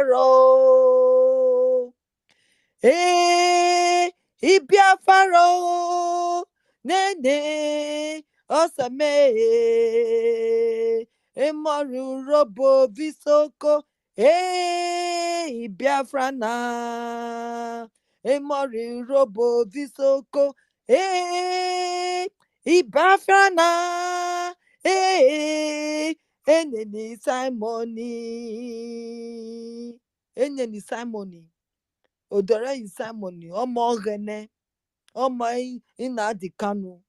Nnamdi Kanu kọ yo lórí ọsọrẹ yugu fọkẹ ohọrẹna onire yuguru fọkẹ ohọrẹna na okwo wọn vọ ọyugu re fọkẹ Biafra re je gbe ebiriwe wokpe Somalia egbe ami ebiriwe emohiara wọmre ria ore nwe juwo kide akporobo fọkide avo wani ikwe igbo aike ruwe romo jaja aike ruwe muvovo mero ema robo vevo reyin ema robo kasa akpo na eje ai vevo reyin onyoba erwe ka hwe wani wo pa brodu ame hwe ame ro ja wo kwewe rere wo ge pa brodu rere orena o wo ta obo wo ki obo aike kyo rere ai wo dewe no renwe wo o ma biko robo visoko o wa gugu orere si itoki orere itoki jowo orere Christian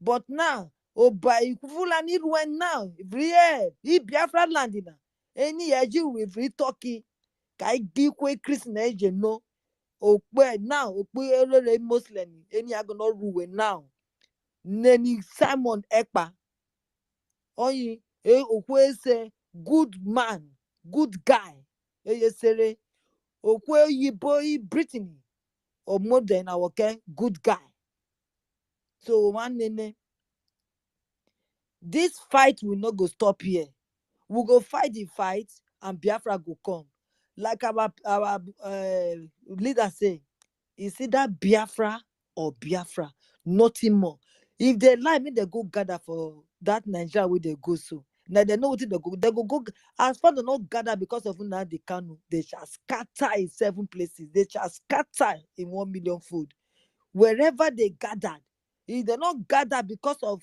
Simon if they not gather because of Nnamdi Kanu they go scatter 6 feet below that be their portion underground that be their portion they no go see the living light the one when he say over in dead body before Biafra go come I say you go sleep tonight you no go wake up tomorrow Blindness go be your own. Glaucoma go be your own. Hunchback go be your own. Toothache go be your own.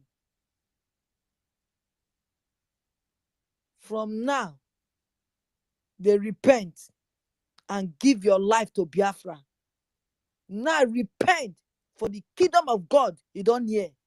Repent and see Biafra. See the light.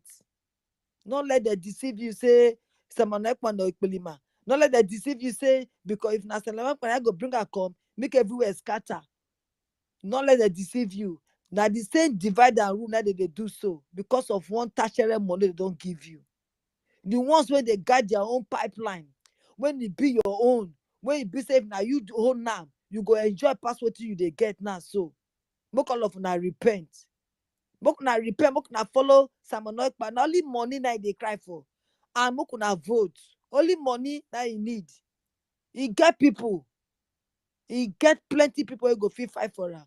If Joe Biden say if he free South Africa, he not go free us. You know why? Because God say nobody go share in glory. He said now only go take in glory. So Biden, we say to hell with you.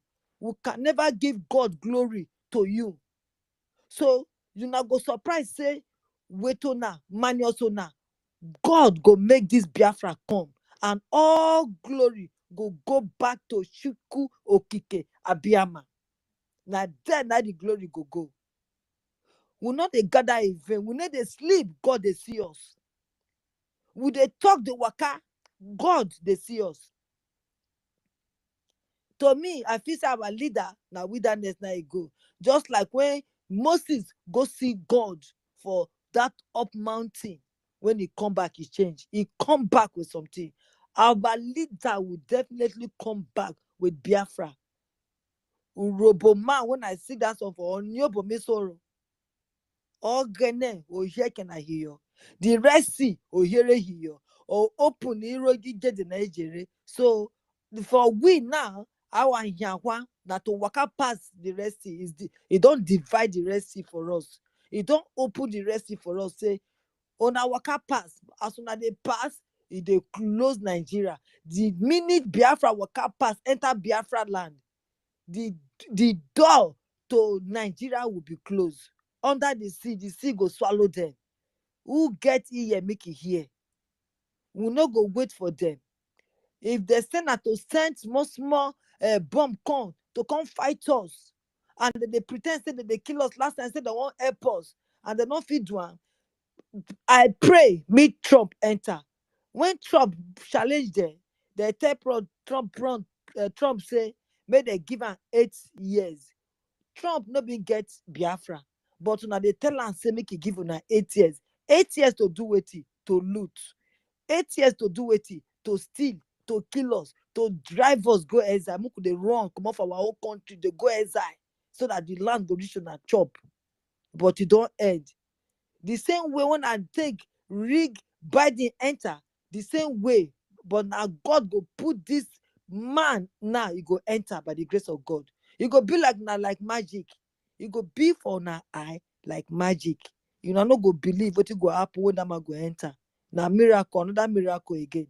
When Trump go take enter. And that 8 years on they cry for, so you don't finish. That time to your tent, you Britain, to your tent, you America. I salute you. May God bless you. Thank you for this time where you give me so. Our minister, thank you. Thank you very much. I'm grateful.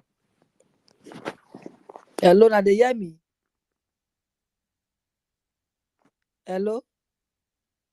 Yes, my lady, we had you so much. We had you. Thank you. Thank you. Thank you, Warren. Thank you. Please continue from here. Okay, thank you so much. Our beloved sister, Mengwo, Magari. Thank you. Yeah. Brendo, Magari, Mamo. Magari. Thank you so much. You see, Biafrans, I want to thank you all. I want to thank our beautiful mothers and our beautiful ladies here. You know, reason why you are very, very important in everything, especially things like this. things that pertaining our future, our well-being, our existence, we cannot do without our mothers. And then your prayer and things like this matters most. And it's very, very important to pray that prayer in a very as we're taking action. This was the time we need action more than everything, and also we need prayer. And good, we make that prayer in a very good way that it will not be amiss. Because sometimes when we pray amiss, it will be like when you are pouring water in a stone. What am I trying to say is this? I'll ask question last time. I think before you spoke, there are one of our sister mother who spoke again. I think she said something pertaining how U.S. Maybe one of the U.S. spy who came to our line. Something that I'll be saying oftentimes here in a different way, but almost pointing the same thing. How these people came to our land. When they came, they saw how united we are. You know, when you are trying to defeat a people, we are trying to penetrate them, and it wasn't easy. The way you had it easy from other people, the way it was very, very easy for you to penetrate others. But you come to certain people, there's proof difficult. Then you go back to say, let me go and know what is the secret of these people. Yes, they sent their spy. That was after these people trying to penetrate us. And when our people fought them for 40 years plus.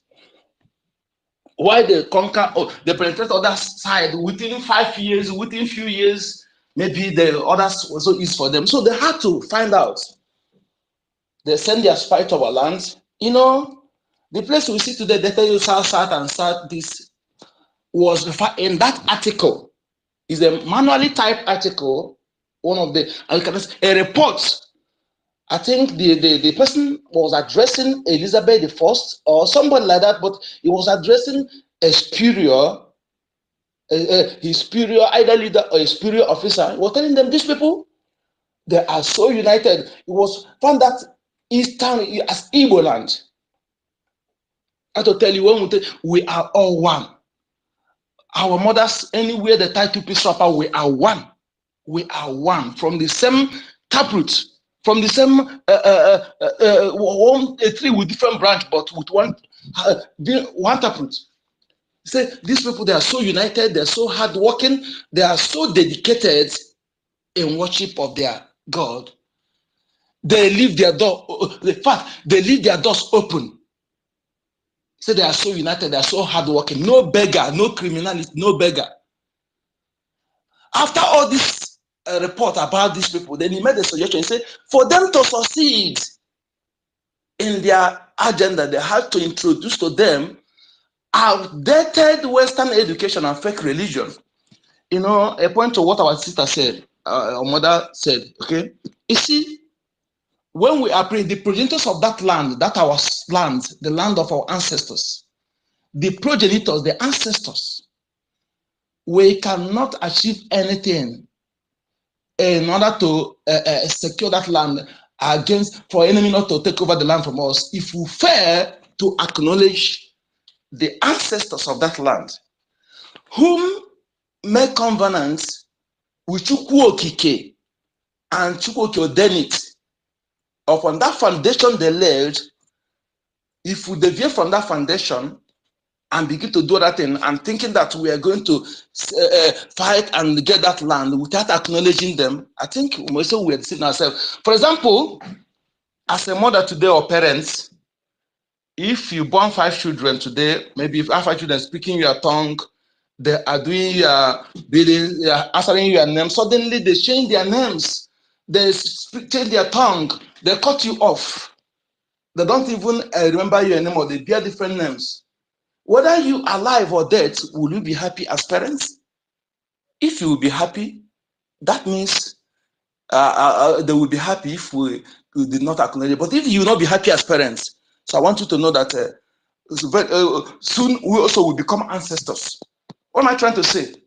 If we want to acknowledge our ancestors, Those who acknowledge those, we ensure that we share DNA with, that we connected to them. You can't be acknowledging somebody you hear from somewhere else. You don't know about your ancestor in the land, your father, even start from your father, your grandfather.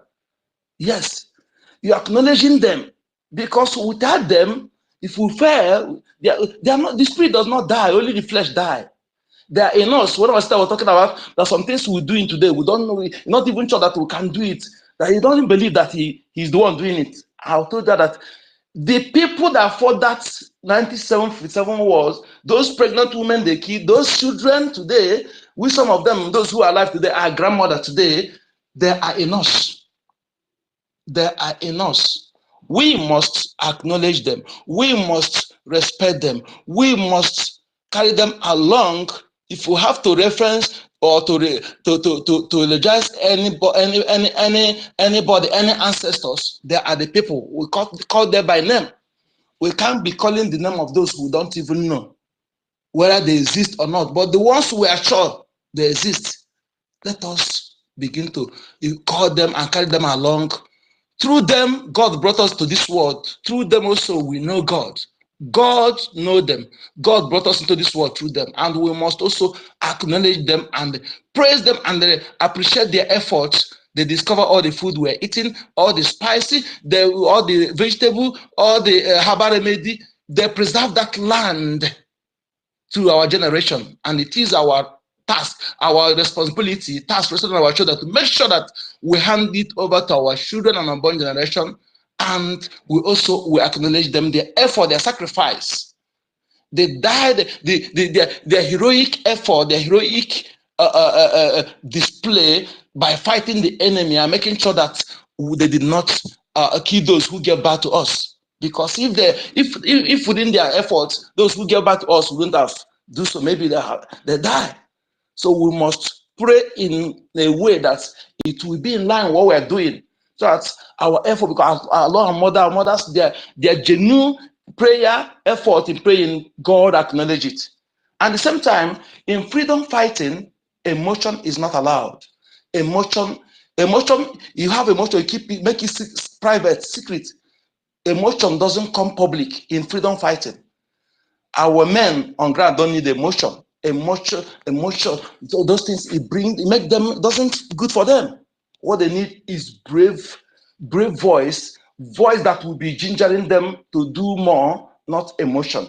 Anything emotional attachment in freedom fighting is not advisable. It can be taken away from our mothers, but it will be done privately, not in public.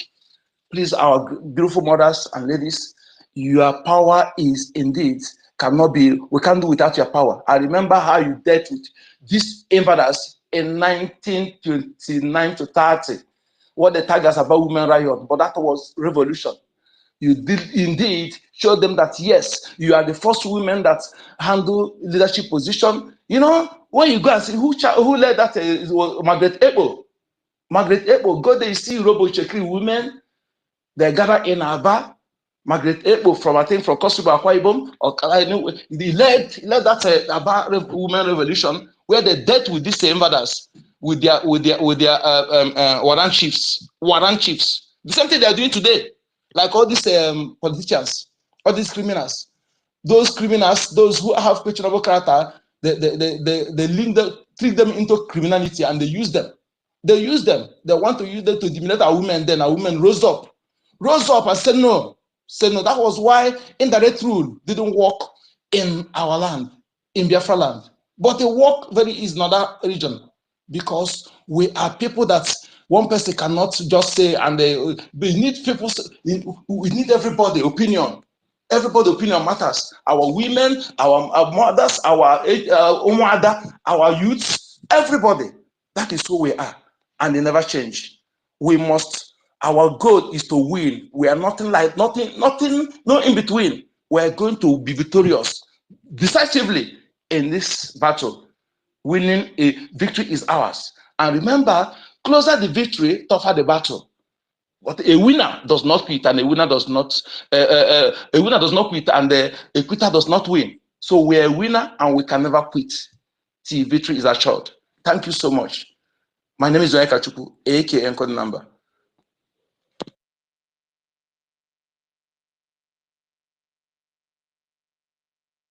As our minister is not here, so I don't know if anybody wants to speak, please. Kindly can I talk, please? Okay.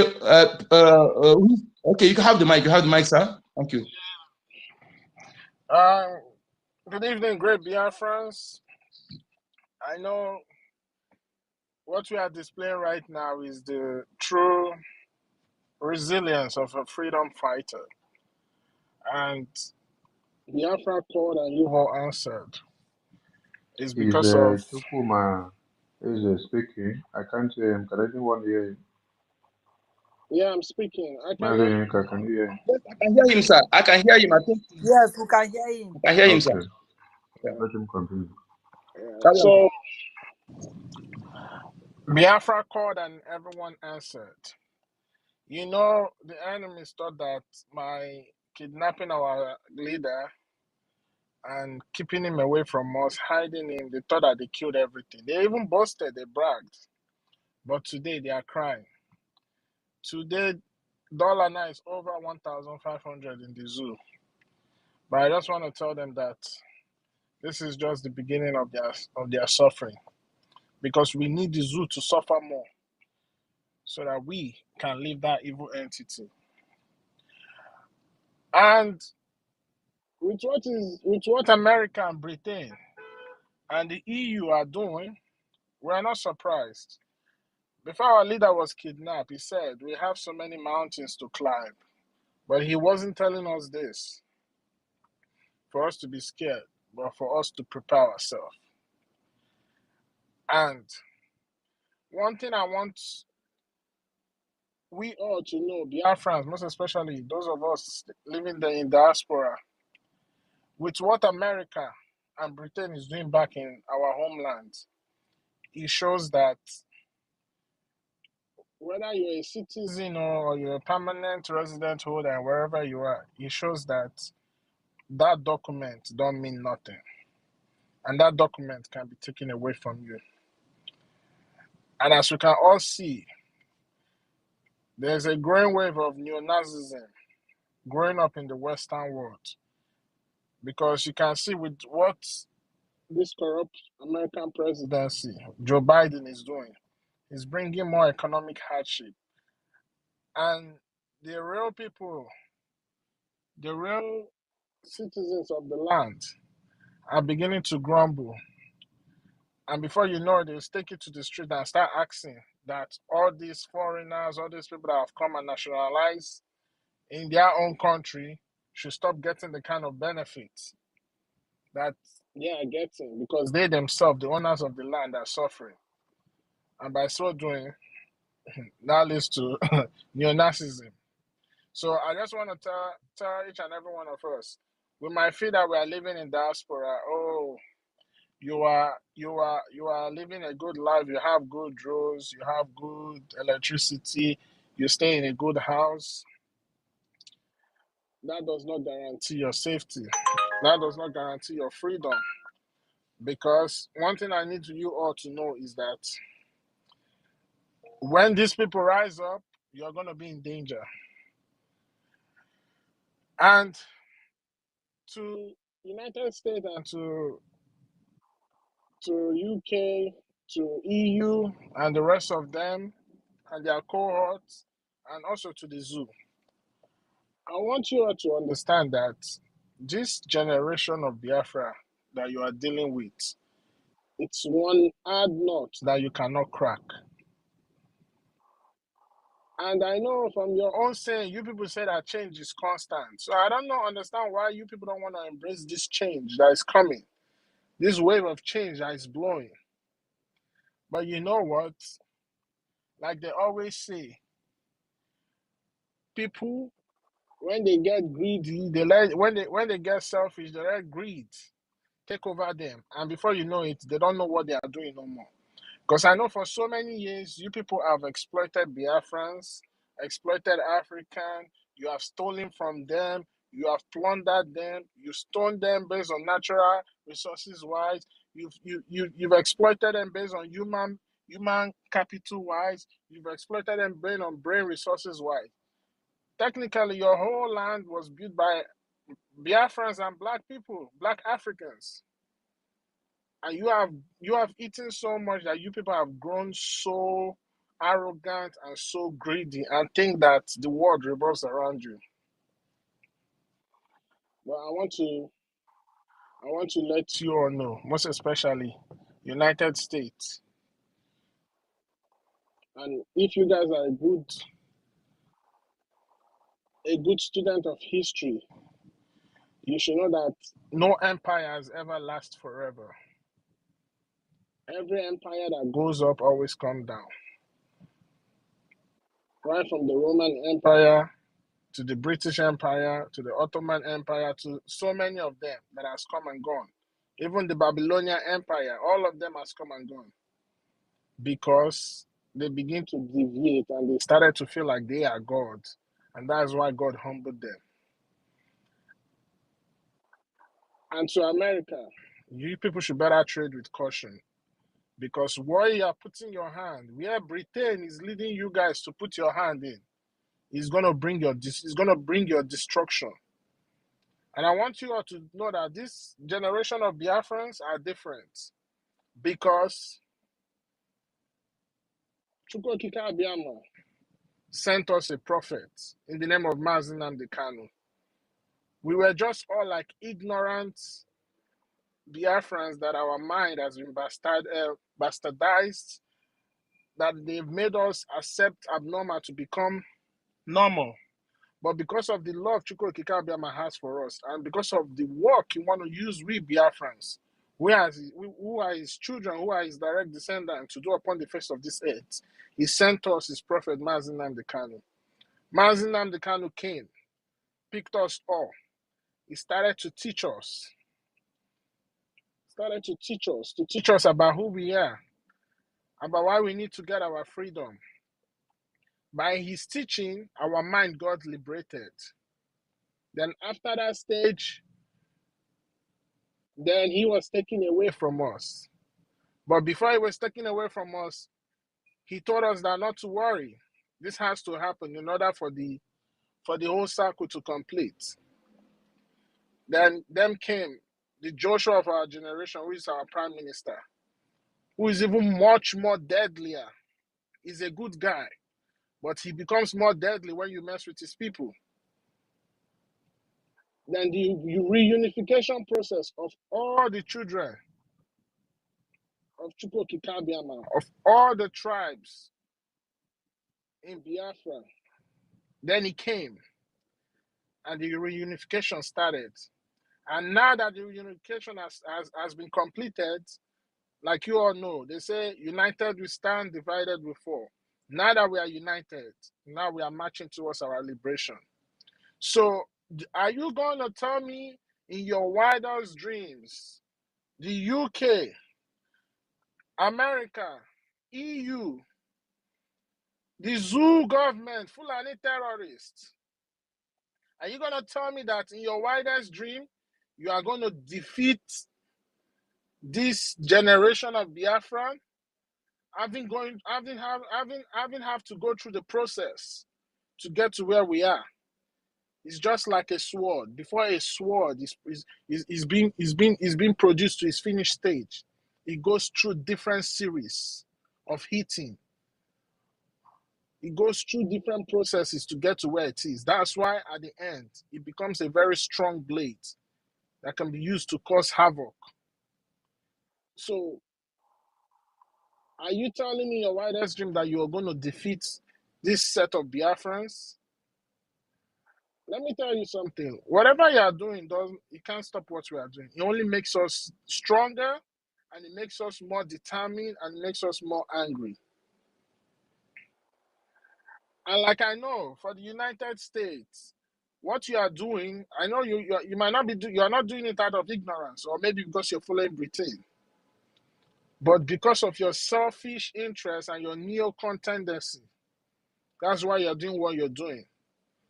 your neocon policy that says that there will be no power to rise against America. But you have been doing this neocon tendency right before you're very behind. India grew up to be the kind of power they are today. China developed to be the kind of power they are today. Russia developed to be the kind of power they are today. So doesn't that teach you that all this neocon tendency that you are displaying all over the world, going and being arrogantly, don't you see that it doesn't work? It doesn't stop people, because who Chukwuokike Abịama is destined to be great. No man born of a woman can stop that shine. So I want to let you all know that whatever you do, whatever you plan, it cannot stop what we are doing. Instead, we are going to intensify our efforts. We don't need you to support us. We don't care if you force the zoo to grant Biafra their freedom. We don't care. But one thing I'm going to say, if you continue to trade in this manner, you're going to be destroyed. The destruction of United Kingdom is assured, because they need to be destroyed to stop the evil they perpetrate. They are the masterminders of every evil going on in this world. The fight between Israel and Hamas has a trace of Britain in it. The fight between Ukraine and Russia has the mastermind of Britain in it. The suffering of the people of Biafra and every indigenous population in that Nigeria has a trace of the masterminding of Britain in it. And that's why Chukwuokike Abịama is going to destroy them. He's going to destroy them. He's going to divide them. They are going to be disintegrated. So what I'm going to say to the United States, most especially the presidency, the corrupt Biden, of course, we know you are not the one ruling America, because your tendency shows the tendency of a terrorist president that has been backed by, that receives advice from Obama. So you people need to be very careful and stop the evil that you're doing, because no matter how much you try, no matter how much longer you do it, you cannot stop us. And for Biafrans, as our leader said, in order for Biafrans to come, for Biafra to come, those who were born for it have to rise up. And if you are among the generation of people fighting for the restoration of Biafra in one way or the other, either by your contribution, either by going out there and preaching the gospel, either by serving the people in one way or the other, then count yourself to be very lucky and to be blessed. Because we might not see the benefits now, but in future to come, we will be so glad that we did what we had to do to guarantee the freedom of our nation, of our country, Biafra. I really don't have much to say, but I'm going to end it with this. Let us continue to push. Now is the time. We need to not rely on our emotions, on how we feel, or what we see. We should not let those things deter us. Now is the time that we go deep down inside our minds and develop that mental toughness and rely on our mental toughness. And now is the time to dip hands in your pockets and give what you have, whatever you have. Now is the time to go out there and preach to people the reason why they need to vote. Now is the time to do anything, bring any idea of what you know that will bring Biafra. My people, we are lucky to be born Biafrans, because at the end of the day, the world will be amazed at what we are going to achieve and what Chukwuokike Abịama is going to use us to do. And you will be so proud to call yourself a Biafran, to be born by a Biafran, and to have the blood of Biafran running in you.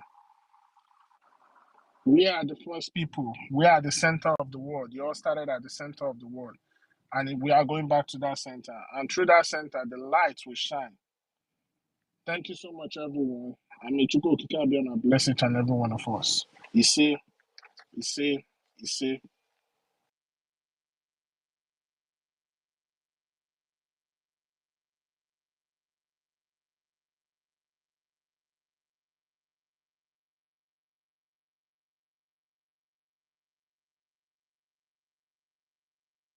Yes, thank you. Thank you. I cannot. Can you hear me, brother? Can you hear me? Yes, we can hear you. He's still speaking. I don't know if I was kicked. I was kicked out of the mic. I don't know. I'm done. It's finished. It's Okay. finished. Maza Siebu, you can have the mic. Ask Siebu, please. Okay, have the mic. Okay, please. Thank you. Thank you. Please, actually, not you yet because I think Starman has been here before you, so make Okay, Starman okay, go okay. first. I'm so sorry, please. I was Before kicked out.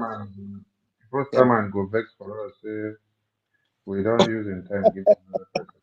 Okay, go ahead, sir. Go ahead, Sama. Starman, No, I can if never. you are disposed to grab co-host, let us know.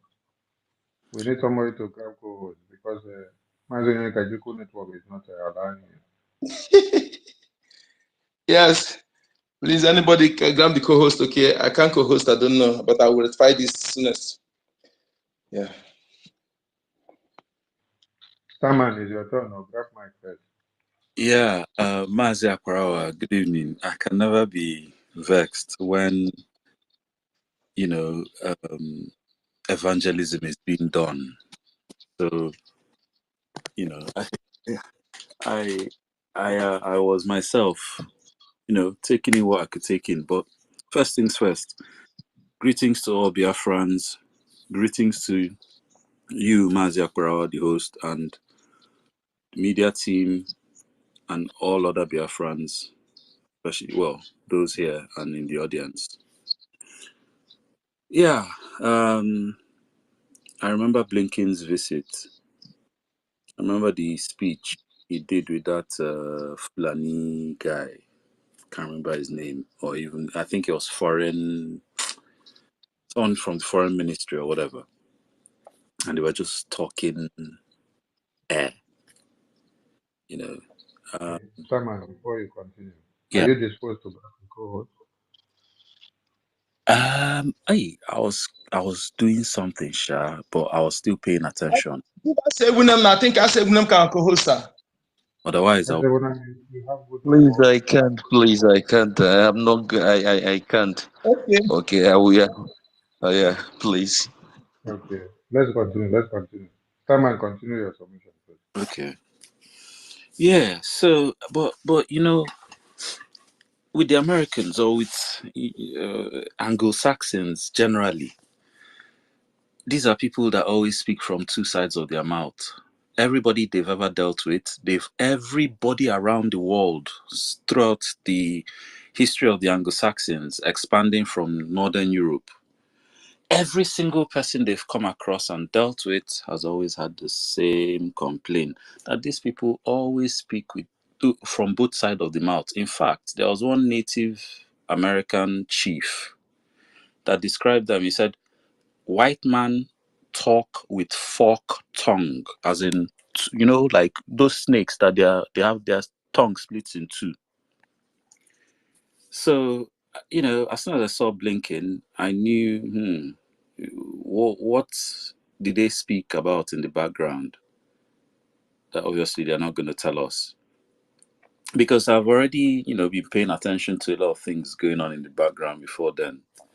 So when I saw the $1 million arms package, I wasn't surprised.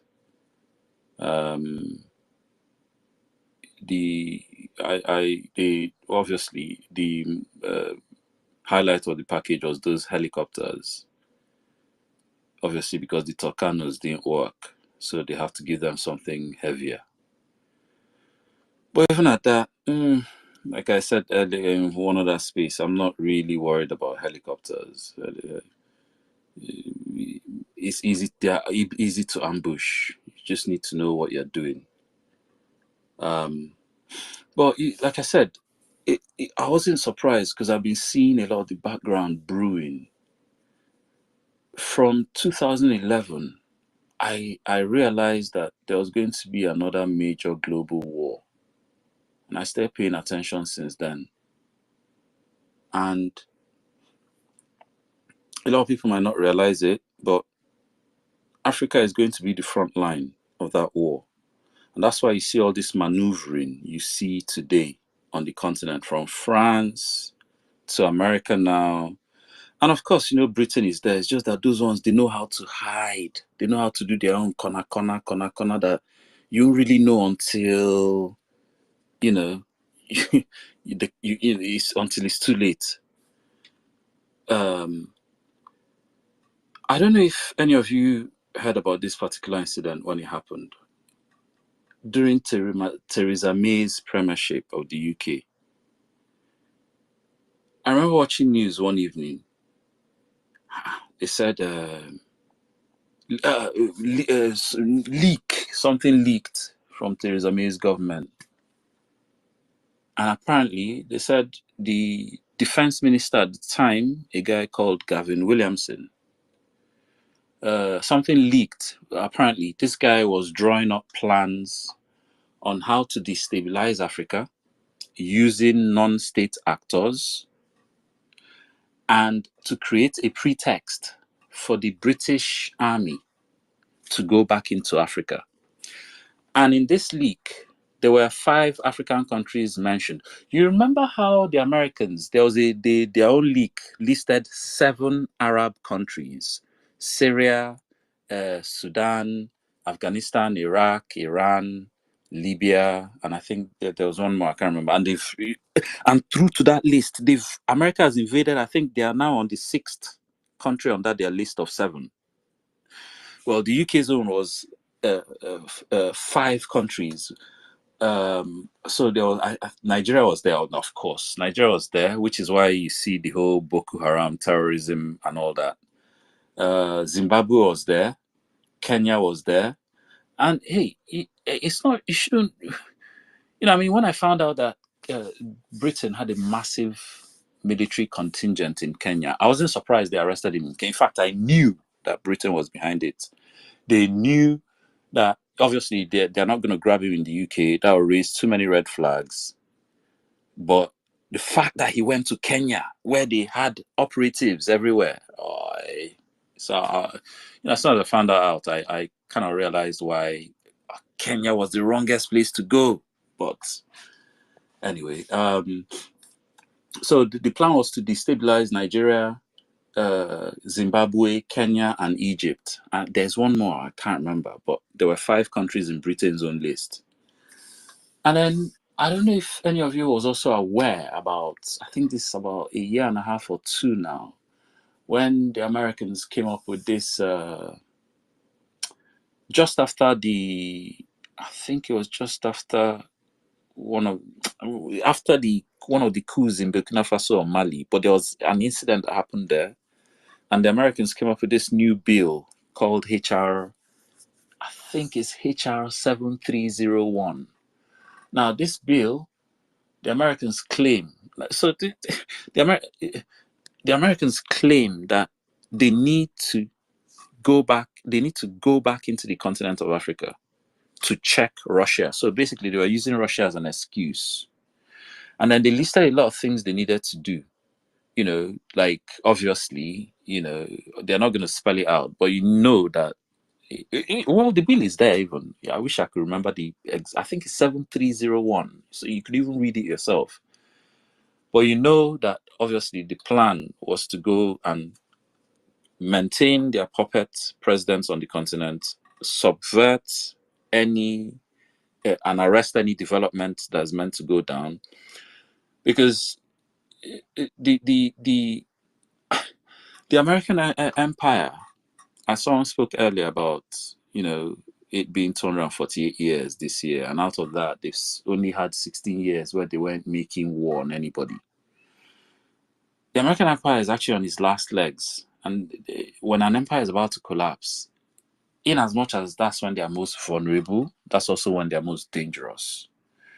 The average lifespan of an empire is like 250 years, and the guy that spoke earlier said himself they are 248 years.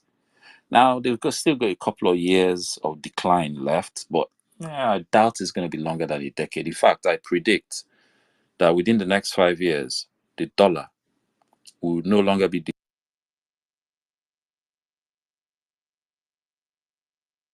USA currency, and within 10 years, the American hegemon will decline.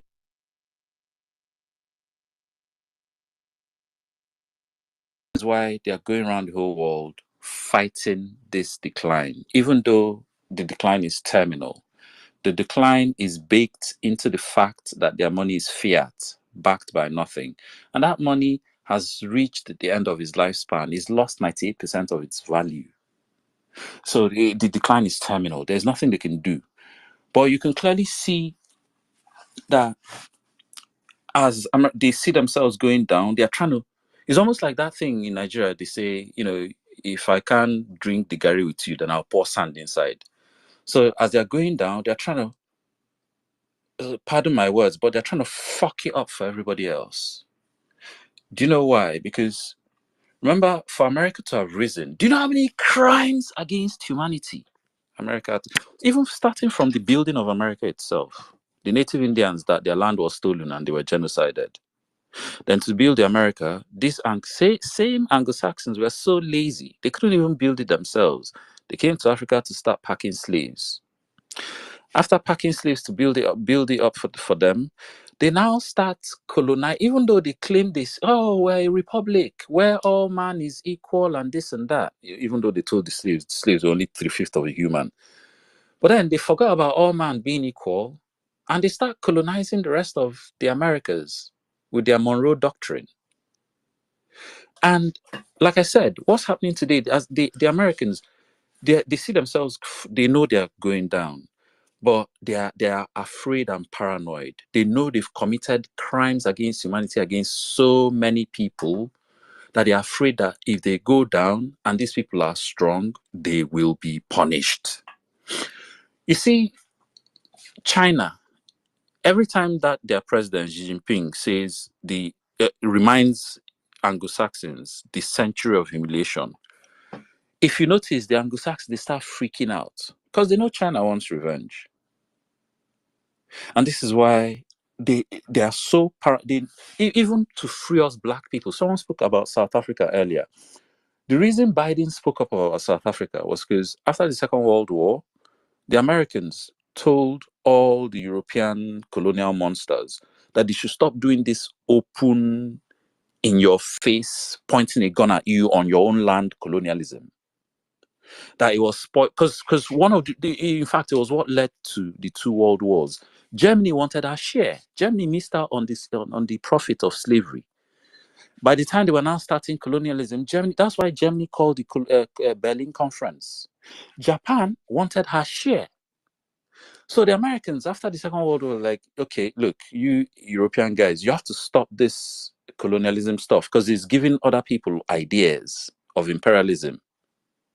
And that's why Biden spoke up against South Africa, because the whites in South Africa were still doing that open, in your face, me pointing a gun at you on your own land colonialism, which America tried to end. I'm not saying they ended colonialism, because they were now the main proponents of neo-colonialism. And why this same Biden would turn a blind eye to Biafra is because every white person on this planet understands that the Biafrans were one of the last group of Africans to have their culture debased, and never had a king over them. These are the original freeborns. They understand this very well. And that should these people have their sovereignty, the rest of Africa is free. And if the rest of Africa is free, the global balance of power reverse. Even the decline of the dollar will even be quicker. And I don't know if you guys heard of this French, I think he used to be former foreign minister. This guy said that Macron fucked up, pardon my French, that Macron fucked up. That because of his dithering in Africa, that the Africans are now waking up. That Europe needs to organize itself and crush this new African vision. This is what this guy said. Can you imagine? And there's another Dutch guy that made a call for Europeans to start preparing for a future war with Africa. So these people know very well what Biafra represents. And, talking about terrorism, I keep asking, how is it that the terrorists don't produce any weapons? And even though they try and make out like Iran is terrorist, I know the Shia and the Sunni have their beef, but Iran is not sponsoring the Wahhabism we're seeing in Africa. That's coming from Saudi Arabia, who are allies to America. And again, I talked in one room about how there's a direct link from the terrorism we see today to the trans-Saharan slave trade. And that at some point during the trans-Saharan slave trade, they became business partners with the people doing transatlantic slave trade. These are the same people they are using today to force. I mean, there are many things I see happening. So number one is to try and displace us from our land and take the land for the resources, obviously, especially as they see China about to take it from them. Number two is, if they can't even kill all of us, with the we all know how war goes, with the mass raping and everything, we'll be mongreled up, we'll be turned into a mongrel population. And that sense of our identity that we've always had, we'll lose it once that happens to us. So for this, for the sake of time, what we're facing is no be small thing. But I'm not saying this for anybody to be scared. I'm saying this for people to realize that Chairman, don't curtail your submission. No. Don't say because of time. Continue. Everything you're saying here is important.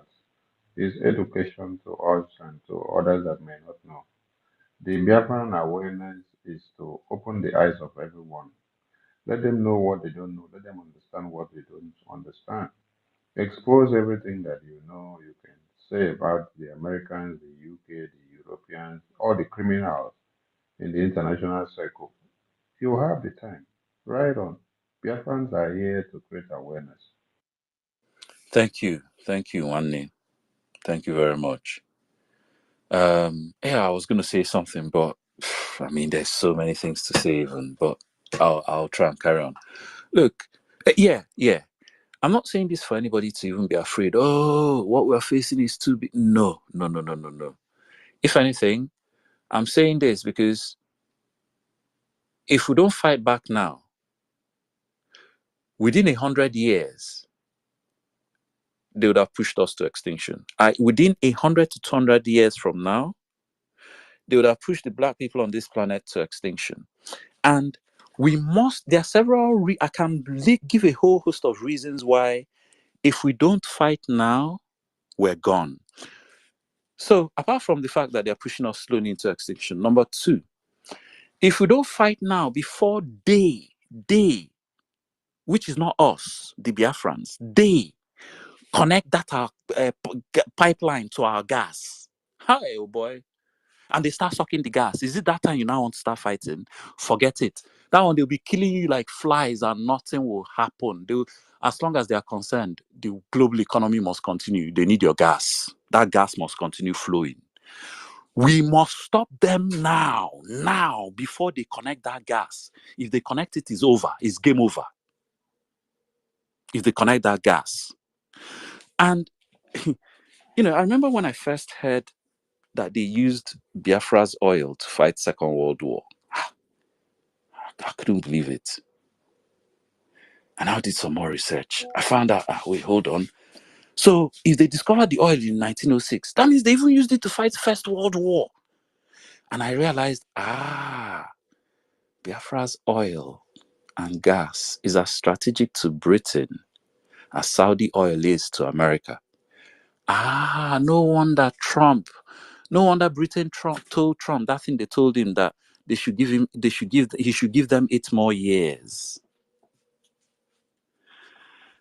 But we cannot sit forever and let people keep sucking our resources. Resources run out. They've been sucking our resources for 200 years. How many more years of those resources do we even think we have to develop our own selves?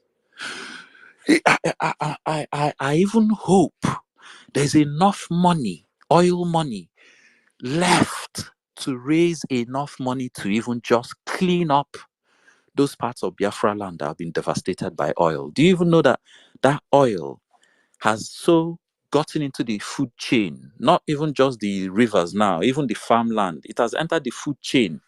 I read an article the other day. They tested some women from that region, their breast milk. They were discovering heavy metals in the breast milk of the women there. Meaning that you now have a generation of kids who are all running the risk of brain damage just because they drank their mother's breast milk, just because their mother came from a land blessed with oil. And this same land blessed with oil, many people don't even realize the very first oil war in history was from this same waterfront part of Biafra land. And it was over palm oil, the first oil war, because they needed palm oil for their steam engines, which before then they used to use whale oil to lubricate them. And whale oil was very expensive to get. So as soon as they discovered palm oil, it was so important to them. I mean, see, I've done lectures where I've tried to explain to Africans that Eurasians, especially Anglo-Saxons, they are psychopaths. These are people that are willing to kill you for a profit, kill you for a mobile phone. I remember one time I was in a room with some Americans and I was arguing with them. This was maybe 2 years ago when I was on Clubhouse. And I was having a go at them that, look at what you guys did to Africa. Look at the amount of people you killed. You're here telling me that you developed the world. And I'm like, but at what cost? Look at the amount of people you killed. And they were telling me I should be grateful. That I should be grateful that I have a mobile phone in my hand today. And I was like, wait, hold on. Are you guys really telling me that I should be grateful that you came to my land, killed some of my people, and while you are killing my people, you gave me a mobile phone with an internet connection, and I should forget my people you killed and I should be grateful? This is not the first time Anglo-Saxons have told me things like this when I've had conversations with them. And when you hear it enough times, you begin to realize these are psychopaths. Your average Anglo-Saxon is a psycho. I mean, I have studied their history so much, and I know the origin of their psychopathy and how it plays out. You see, when you see a serial killer in America today, what you're seeing in medieval times would have been a berserker in the war front going on a bloodlust. But today is not medieval times. War front is very different from, wielding an axe in a medieval battlefront going on a bloodlust. So you can't do that today again. So, but that psychopathy still has to be expressed, and it comes out as serial killer. Some other level, all this crazy antisocial behavior they exhibit. And another thing I like to point out to people as well is that the relationship between Britain and Fulani, when you understand that the progenitors of whoever became the British were also pastoralists, then you understand why they understand each other. Why they've always worked together from slave trade to colonialism till now. When you understand that the ancestors of, especially those, in fact, not just Northern Europeans, in fact, pretty much all Europeans, all light-skinned people, including the ones in Northern Asia, like all those Siberia, China, their ancestors were all pastoralists in the Nama. When you understand this and the world view of a pastoralist, in fact, pastoralists were the first people to carry out any form of action that you can call war against another group of human beings. When you understand all this, then you understand why Britain is, yeah, they gave you Christianity, but they know deep down your worldview is very different from their own. And even though Fulani is Muslim, they know that them and Fulani, their worldview is more similar. The Christianity and Muslim is just a layer on top of the real worldview, which is that pastoralist, expansionist worldview. Now, for people like us who are farmers, for us, as soon as we put crops in the ground, that ground is our own. We've invested in it. But for a pastoralist, nobody owns land though, unless you can defend that land. And this is what you hear from white people all the time. You don't own land unless you can defend it. And you wonder, so why is it white people, why do they always tell us this thing? Are they trying to tell us that, okay, if they come and conquer us now, even in this 21st century, they now own our land? But you see that's exactly what's happening in South Africa. Can you believe that the whites in South Africa, they're now doing their own self-determination? They now want to break away from South Africa. They are trying to create 2 new states.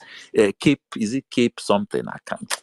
It's something Cape Shah and another one. I can't even remember the name of that one.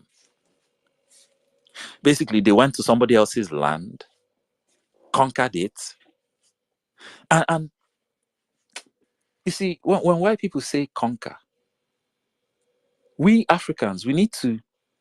It's because it's them that educated us. So when we hear conquer, we understand it how they want us to understand it. When white people say conquer, they glorify it. Britain will tell you, oh, Great Britain conquered everybody. Do you know Britain, out of 189 countries, has in their history has invaded 167. That's how much they went around the world making trouble. People that wouldn't even have known Britain existed. Until Britain showed up on their shore, started shooting, that's how suddenly they now knew Britain existed. You know, so yeah, yeah. I mean, oh man, I was going to say something, but like I said, so much to say about this topic and the psychology of these people. You know, but I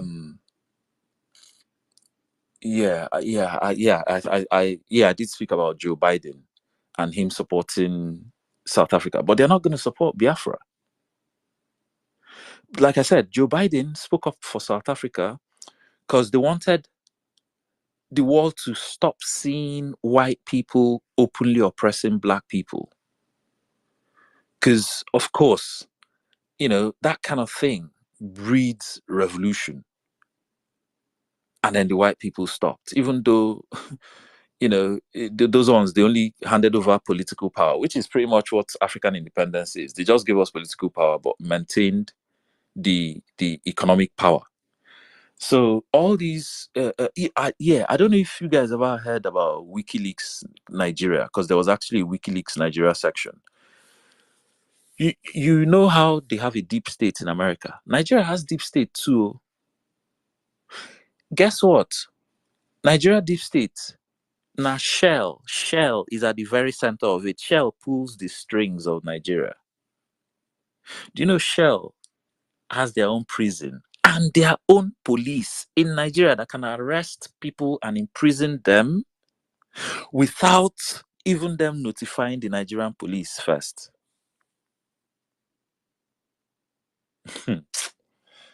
I've seen documents that show that Nigeria is a publicly traded company. I mean, some of them, some of these things, I hardly want to believe it, but I know knowing is Britain behind it, But I find it hard that, like, how come documents like this exist, but Nigerians are not even talking about it?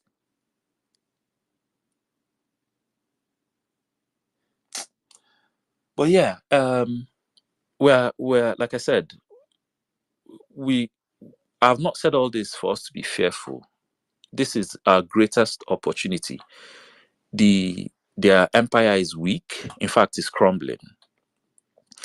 There are many. And number two, if we don't succeed, this fight will be harder for our children. And also, if we don't succeed, meaning that pretty much the status quo remains,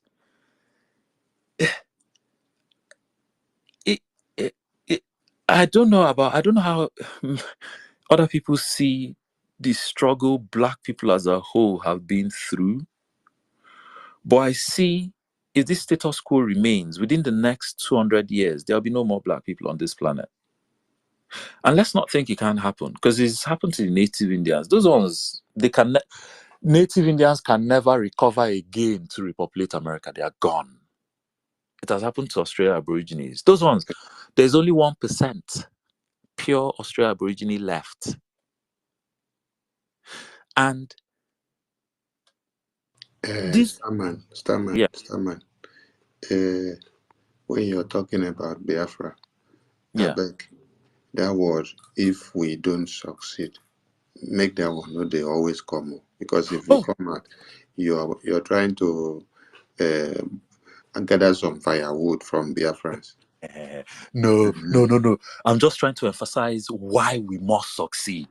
We must. We are going to succeed. So the word if should not even be in a Biafran template, because we have crossed the Rubicon and it is no going back level. Thank you.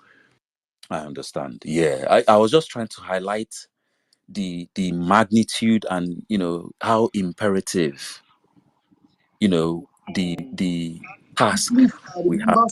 Stand up, please. Okay, have to make it as nice. Yeah. I've pretty much rounded up, but yeah, I just wanted to highlight. Hello? Sorry. Sorry, I know you're speaking. You sound very, very refined.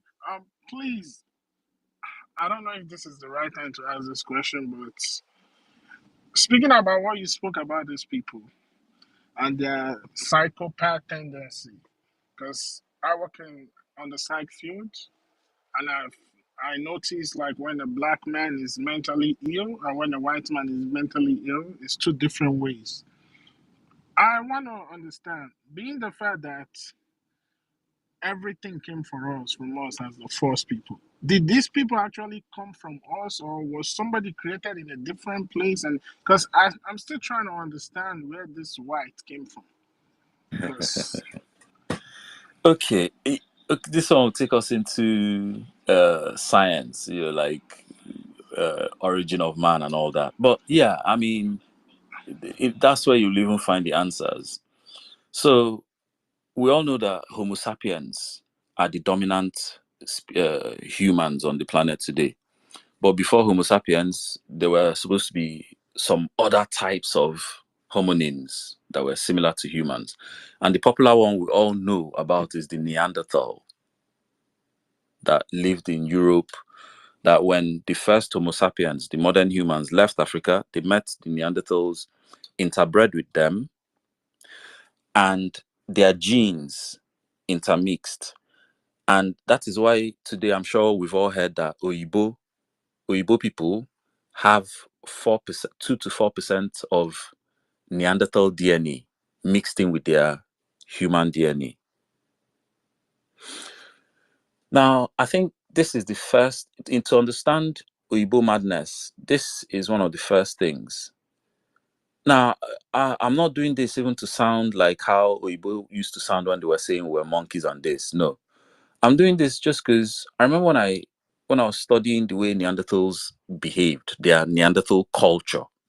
Because any group of more than one animal or people any group of more than two is a social organization. And once there's a social organization, there'll be culture. So I was studying Neanderthal culture, and there was something that stuck out to me, and that was that the way Neanderthals hunted was very different from the way modern humans at the time hunted. Modern humans used bow and arrow, projectile weapons, which is long range, because hunting is dangerous. Just because you fire bow and arrow at a lion doesn't mean it will just die there and then. The thing will get angry and charge at you. And if you're not far enough, if you don't run away and take precautionary measures, it will kill you before it even dies. It will catch you and rip you apart. So Neanderthals, on the other hand, they didn't have any projectile weapons, any weapons they could throw. And even if they could throw it, like their spears, they didn't even have bow and arrow. Their spears couldn't be thrown very far.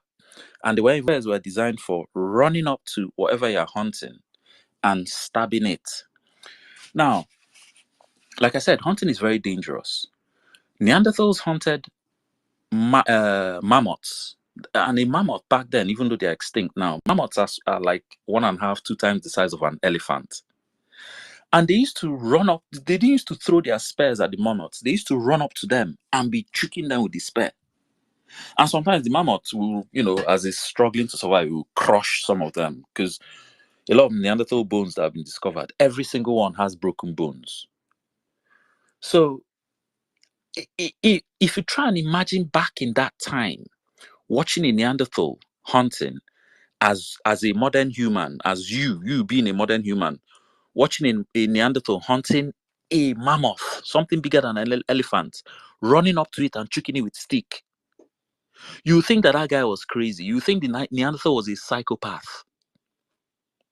And I think this is the first, this hybridization event with the Neanderthal was where a different type of psychopathy came into the lineage of the people that became Eurasians.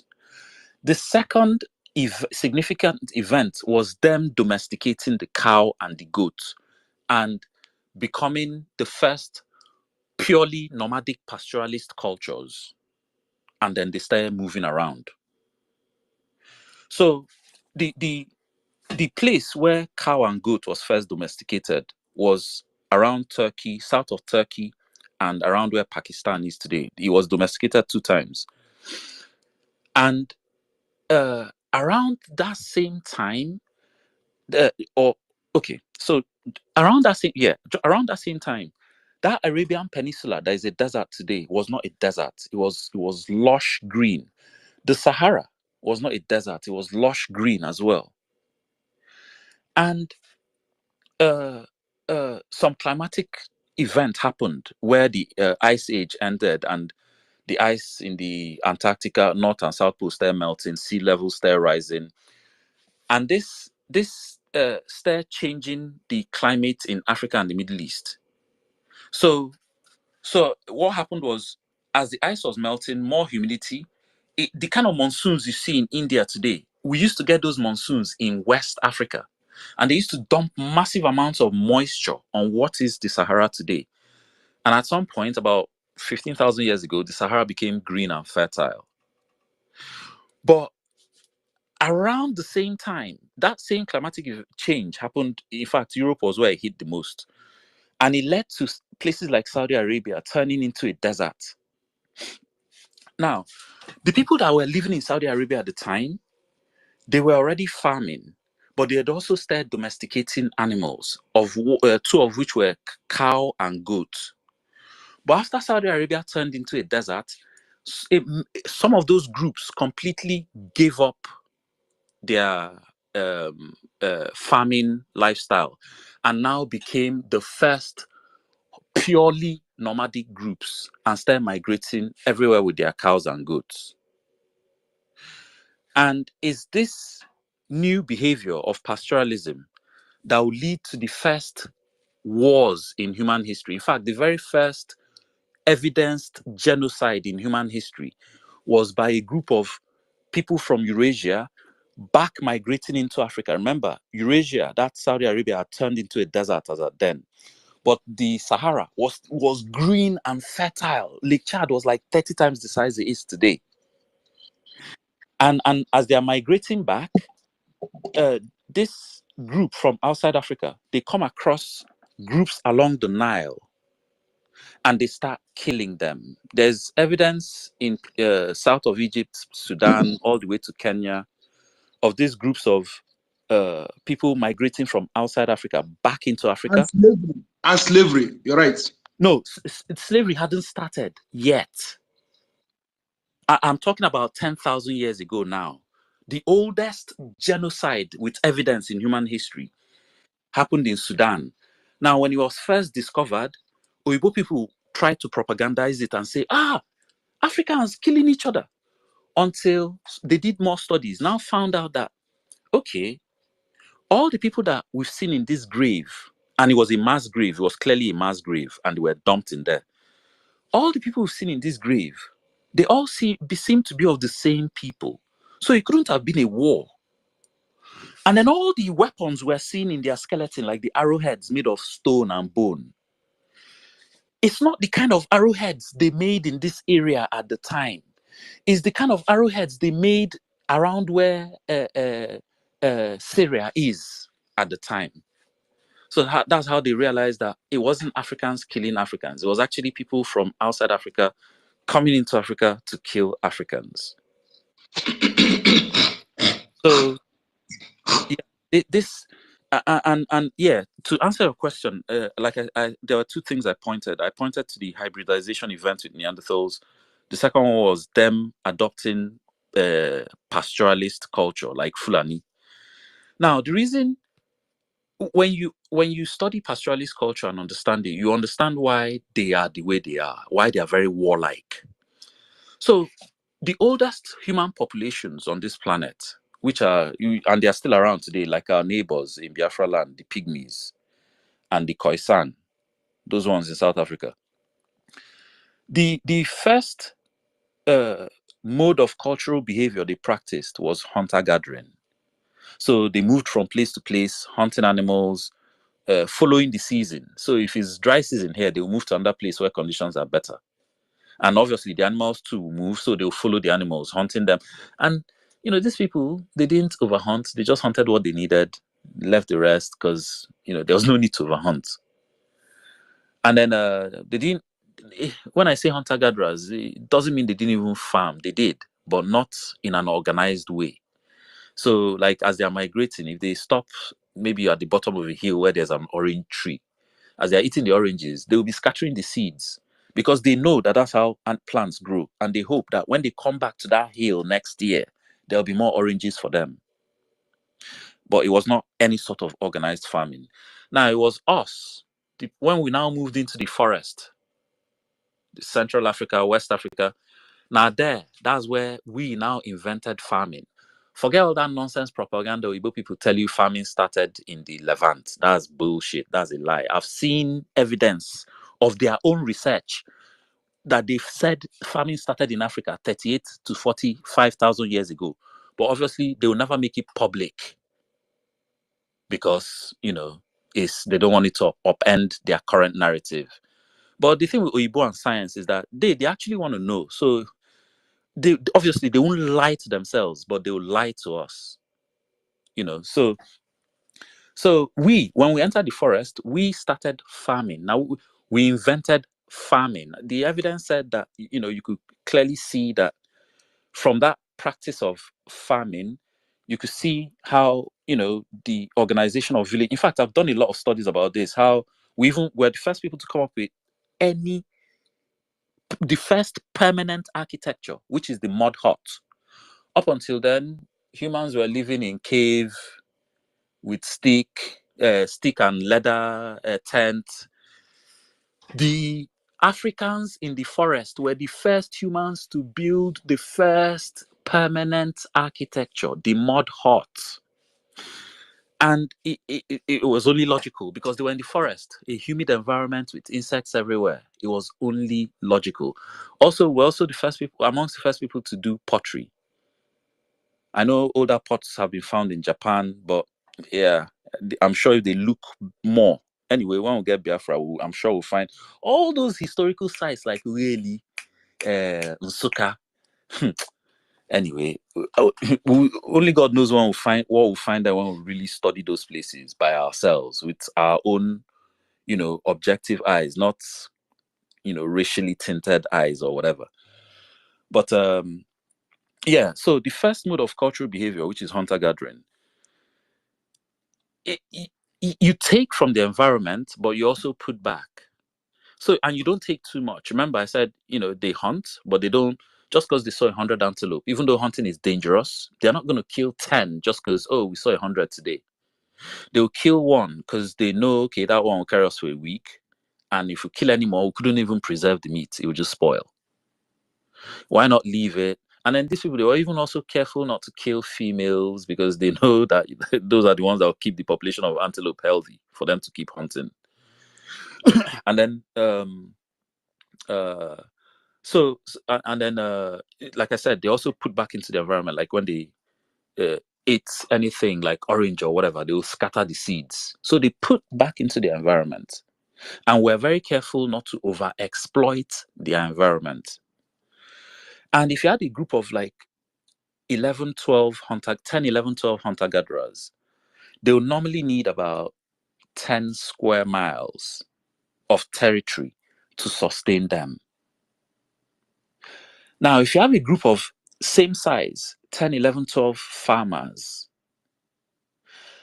now they put back the most into the environment. They do organized farming on an intensive scale, compressed, compacted.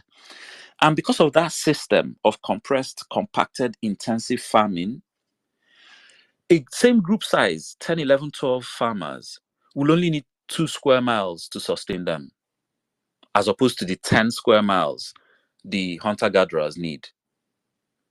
Now, when pastoralism started, again, by these Oyibo people, when they started pastoralism, remember I said they don't put anything back in the environment. They don't farm. Their life depends just on their animals. And then their animals depends on the environment, which is largely grass and any other flora the animals can eat. And they don't particularly farm those things their animals eat. What they do is they just move from place to place. When they finish consuming all the resources there, they move to another place. When they consume all the resources there, they move to another place. That's how pastoralists behave. They don't put anything back into the environment. And also, if you have a group of 10, 11, 12 pastoralists, you're actually going to need about 100 square miles to sustain them. Do you know why? Because if those 10, 12 pastoralists have about 20 cows, which is not even that much, 20 cows, but let's stick with 20. Each cow eats about the equivalent of 20 people. So you can now see why they actually need 100 square miles. That's how expansive and expansionist that behavior is. And what led to the first wars, in fact, the first wars in human history, Nnamdi Kanu was right, 100%. The first wars in human history were between farmers and pastoralists. Just like, and that same dynamic is going on today, just like we have in the zoo. The pastoralists, when there is like a famine and drought, meaning that there's not enough even grass for their cows. That is during Abraham and his. Right. Abraham was exactly. Abraham was a pastoralist. Where he told the brother, take the other side and go with your own cow. Okay. Yeah, exactly. So what used to happen was, remember I talked about how the climate change events dried out the Middle East, turned it into a desert. Because the history of the Middle East is the history of the Middle East and Europe is very different from the history of, the history of the Middle East and North Africa is very different from the history of tropical Africa. That's our own region. So in the Middle East now, like back then, when that climate changed the environment, dried it out, turned it into a desert, what used to happen was the pastoralists, they realized that the farmers were defenseless because the farmers, they didn't okay, so the farmers were very, very, their own worldview was very different from the pastoralists, in the sense that the farmers felt tied to their land because they'd invested their effort in the land. Because of the surplus they produce, because farming always produces a surplus. Because of the surplus they were producing, their need to hunt was minimized. They still hunted, but not as much. And on top of that, with farming comes domestication. They also had their domesticated animals. So they hardly, they still hunted, but not that much. The greatest danger farmers faced was rain, lack of rain, and then insects like locusts that will come and eat their crops. Meanwhile, the pastoralists, the greatest danger they faced, now, first of all, because they don't put anything in land, they just go and take what they want. So they don't subscribe to the worldview of the farmers that, oh, I've put my effort in this land now, this land is mine. No. As far as they're concerned, nobody owns land.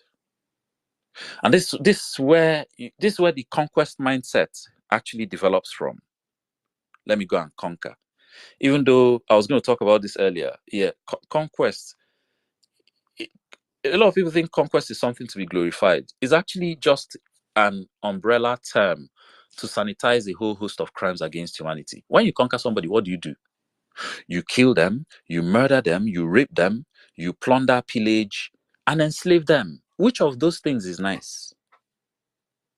But then when you both say it, you see them beating chest, how they conquered half the world. And just because they say conquer, they've sanitized it in their mind that they don't actually have to think about, oh, how we murdered, looted, raped, killed, pillaged half the world. They actually don't think of it like that. But that's the purpose that word conquest serves for them, to sanitize it for them so that they don't actually see it as a bad thing they are doing. But yeah, so the pastoralists, the greatest danger to them was also lack of rain. If there's no rain, the animals will die. If the animals die, their chances of survival is next to nothing. And then, but instead of where the second greatest danger for the farmers is the insects like locusts, the second greatest danger for the pastoralists is wild animals. So we're talking of a time when there were still lions in Europe, even though they've killed all of them now. I mean, and this another thing I always try and draw attention to. White people try and say that all of us plus white plus black, we're all destructive, which I think is just a lie. Because when they get us to agree to that lie, then we can't point out their own overt destructiveness, because we've accepted to share that guilt of being destructive with them when we actually aren't. We had lions how many thousand years have we had lions in Africa? Why didn't you hunt them to extinction? Why is it only when Oyibo man came to colonize, after killing off all the lions? There were even lions in Iraq, lions in Greece, after killing everything off. Why is it when he now came to Africa to colonize, suddenly lions in Africa became an endangered species? Same thing with elephants. Why is it when he went to America, the native Indians that were living with buffalo for hundreds of years, I mean thousands even, as soon as Europeans turned up, buffalo went extinct. Anyway, so their greatest danger pastoralists faced was wild animals. Because back then, not even back then, even till now, if I'm a lion and I'm looking at some herder in some field with 20 goats, to me, that's just like a la carte, take your pick. All of them, plus the herder, plus all the goats, everything is lunch. Just take your pick. So these people, these pastoralists needed to develop real powerful weapons to defend themselves against, these wild animals. And those kind of weapons, they are not particularly hunting weapons. They are, weapons that will eventually evolve into weapons of war. And the pastoralists eventually realized that, especially in times of famine, knowing fully well that the farmers will not share their grain. The farmers will give the pastoralists, the people, grain, but I'm not going to share my grain with 50 cow. It's not going to last. I don't know how long the famine is going to last, and you want me to share my grain with your 50 cow that they will even finish eating something that I've planned to last me for a year or two. This 50 cow will finish it within a month. How? So the pastoralists now start raiding the farmers because they could. They had the weapons.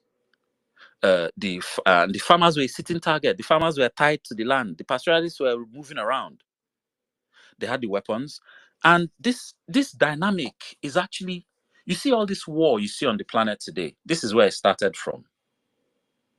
Meanwhile, on the other hand, in Africa, we were living a whole different paradigm. We were living inside the middle of a forest with rivers everywhere.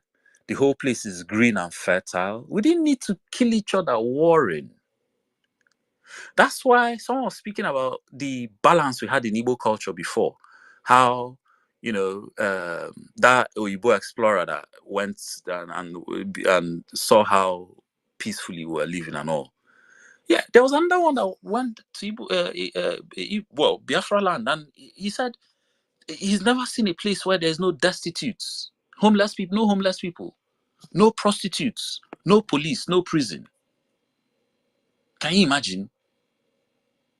On top of, can you even imagine having a society with no police, but you have a trust market? Do you know what a trust market is? A trust market is a market where you set up your store, you put whatever you're selling, and you can go back and continue doing what you're doing. You don't even have to stand there, and nobody will steal anything. So imagine. Imagine we set up a market now where maybe 3 villages meet. The road from 3 villages, or even in one village, and then you know how we do. Everybody has their market day. I set up my store. I'm selling tubers of yam. I have 3 different sizes. I have the small one, the medium one, the big one.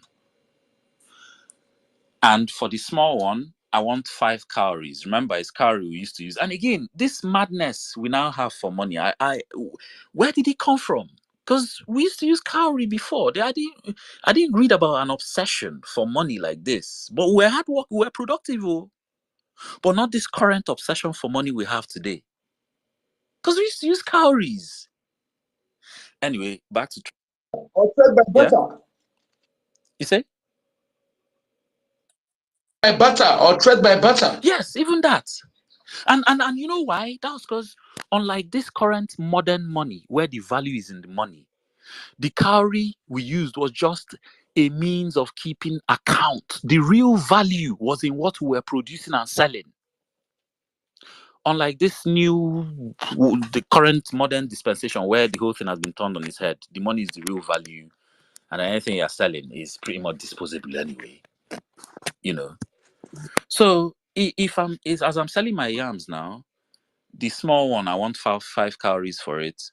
The medium one I want 7 cowries for it. The big one I want 10 cowries for it. What I'll do is under my store, I'll lay out 3 of them. The small one I'll put 5 stones next to it. So anybody that comes, they will know that I want 5 cowries. The medium one I'll put 7 stones next to it.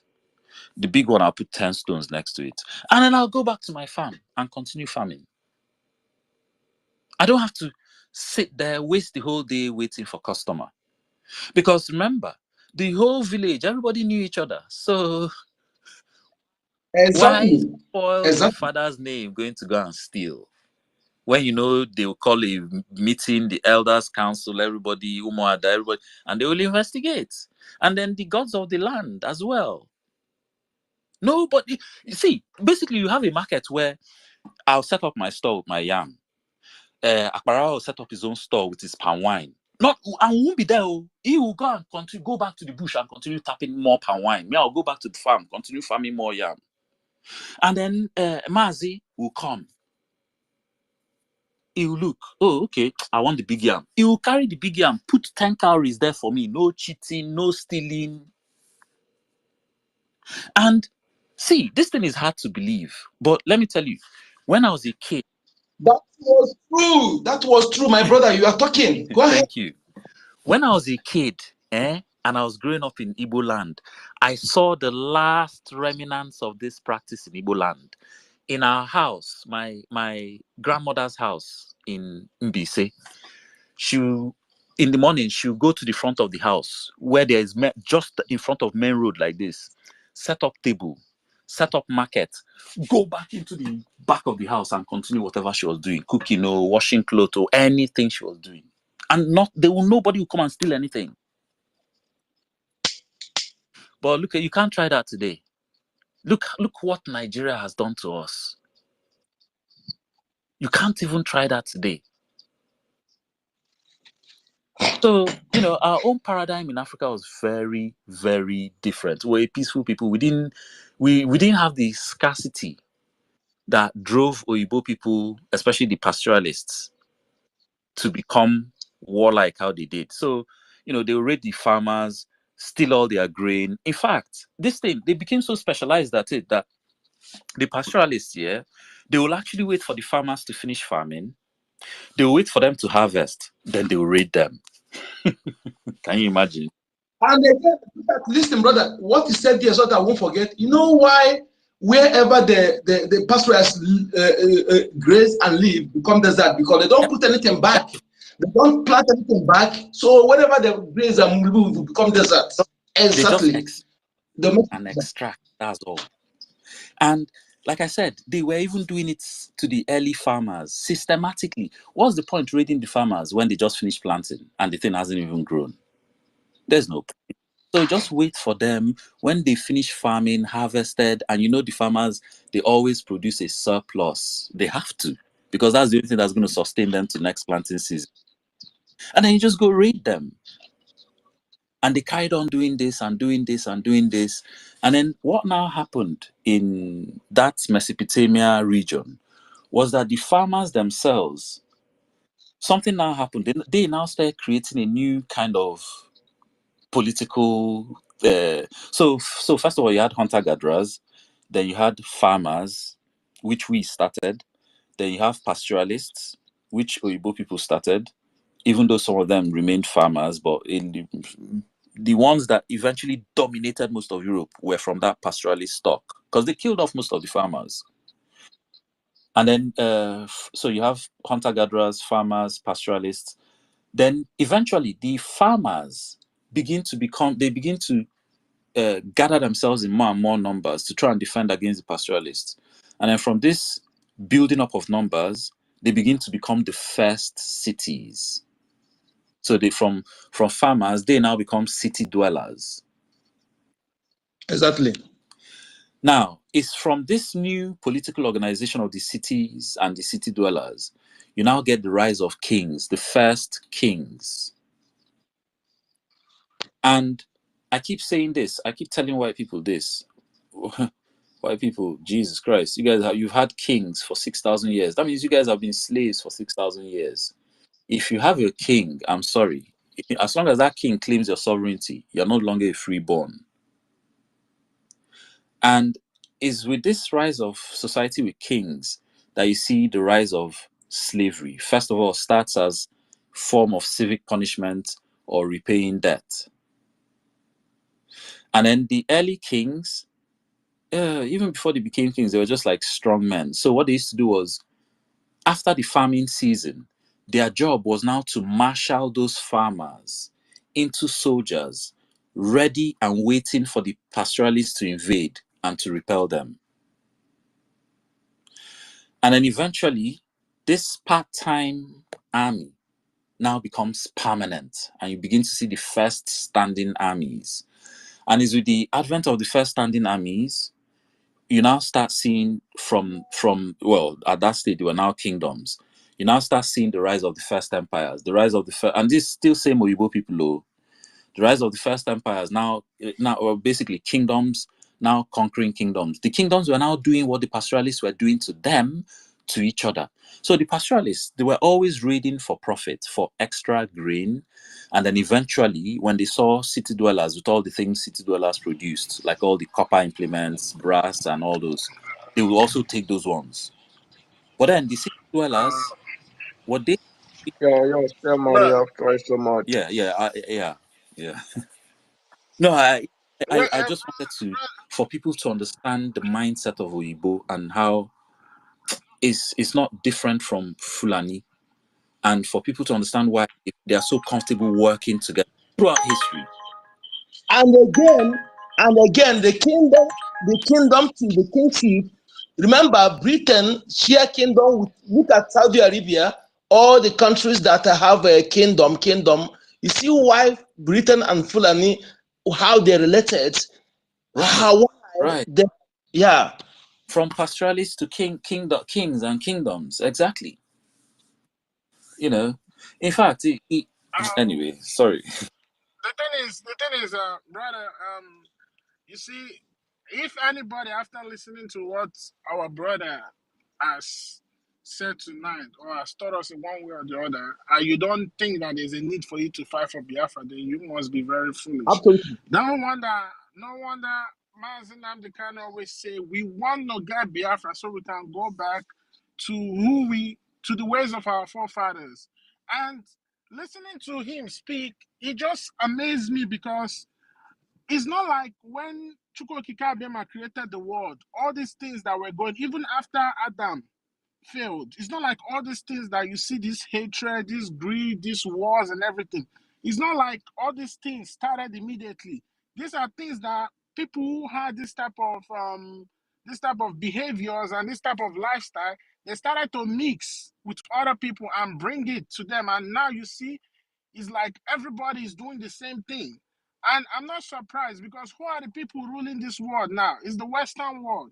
That's why you see all this so much contamination, so much attitude.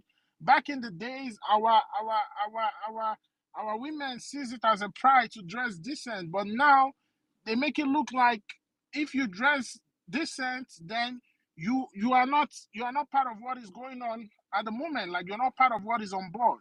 Now you have to like dress some kind of way to show some part of your body.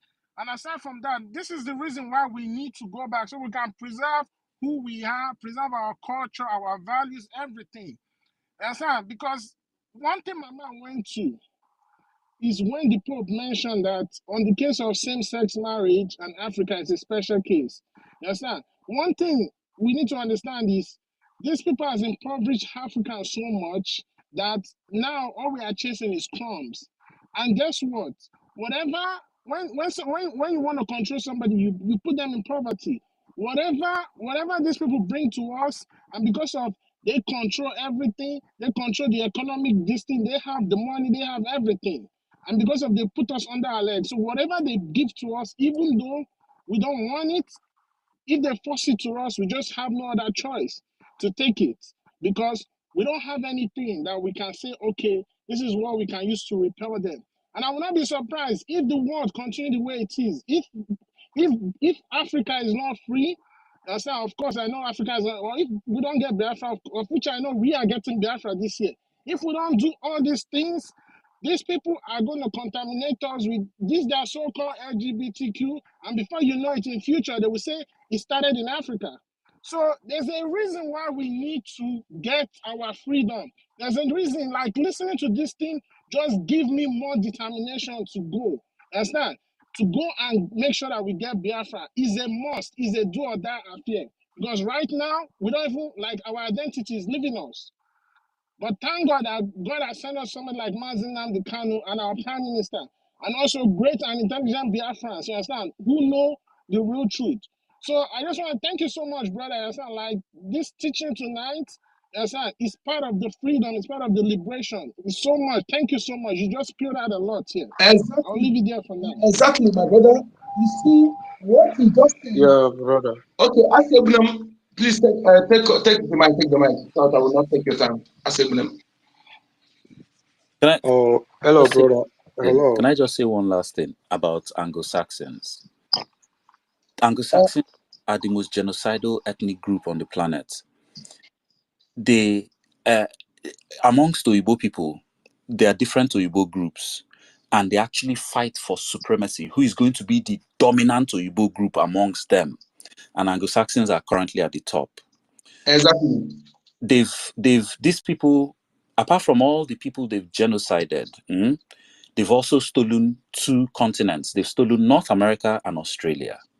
And the plan was to steal Africa as well. That's why they were moving en masse to all those Kenya, Tanganyika, Zimbabwe. They were moving to settle. South Africa. They were moving to settle. The plan was to steal Africa how they stole North America, how they stole Australia. But everything might work for them in Africa, plus our own fighting spirit. So the 3rd continent, South America, now their southern European cousins, the Spanish and Portuguese, thief that one. But the Anglo-Saxons, they are currently at the top of white supremacy today. But yeah. Biafra is one of the people that they have not polluted. Biafra, if in less than 5th century, if we did not fight South Africa, black will cease to exist in South Africa, just the way they did in Egypt. People don't understand that the original owner of Egyptians are black people.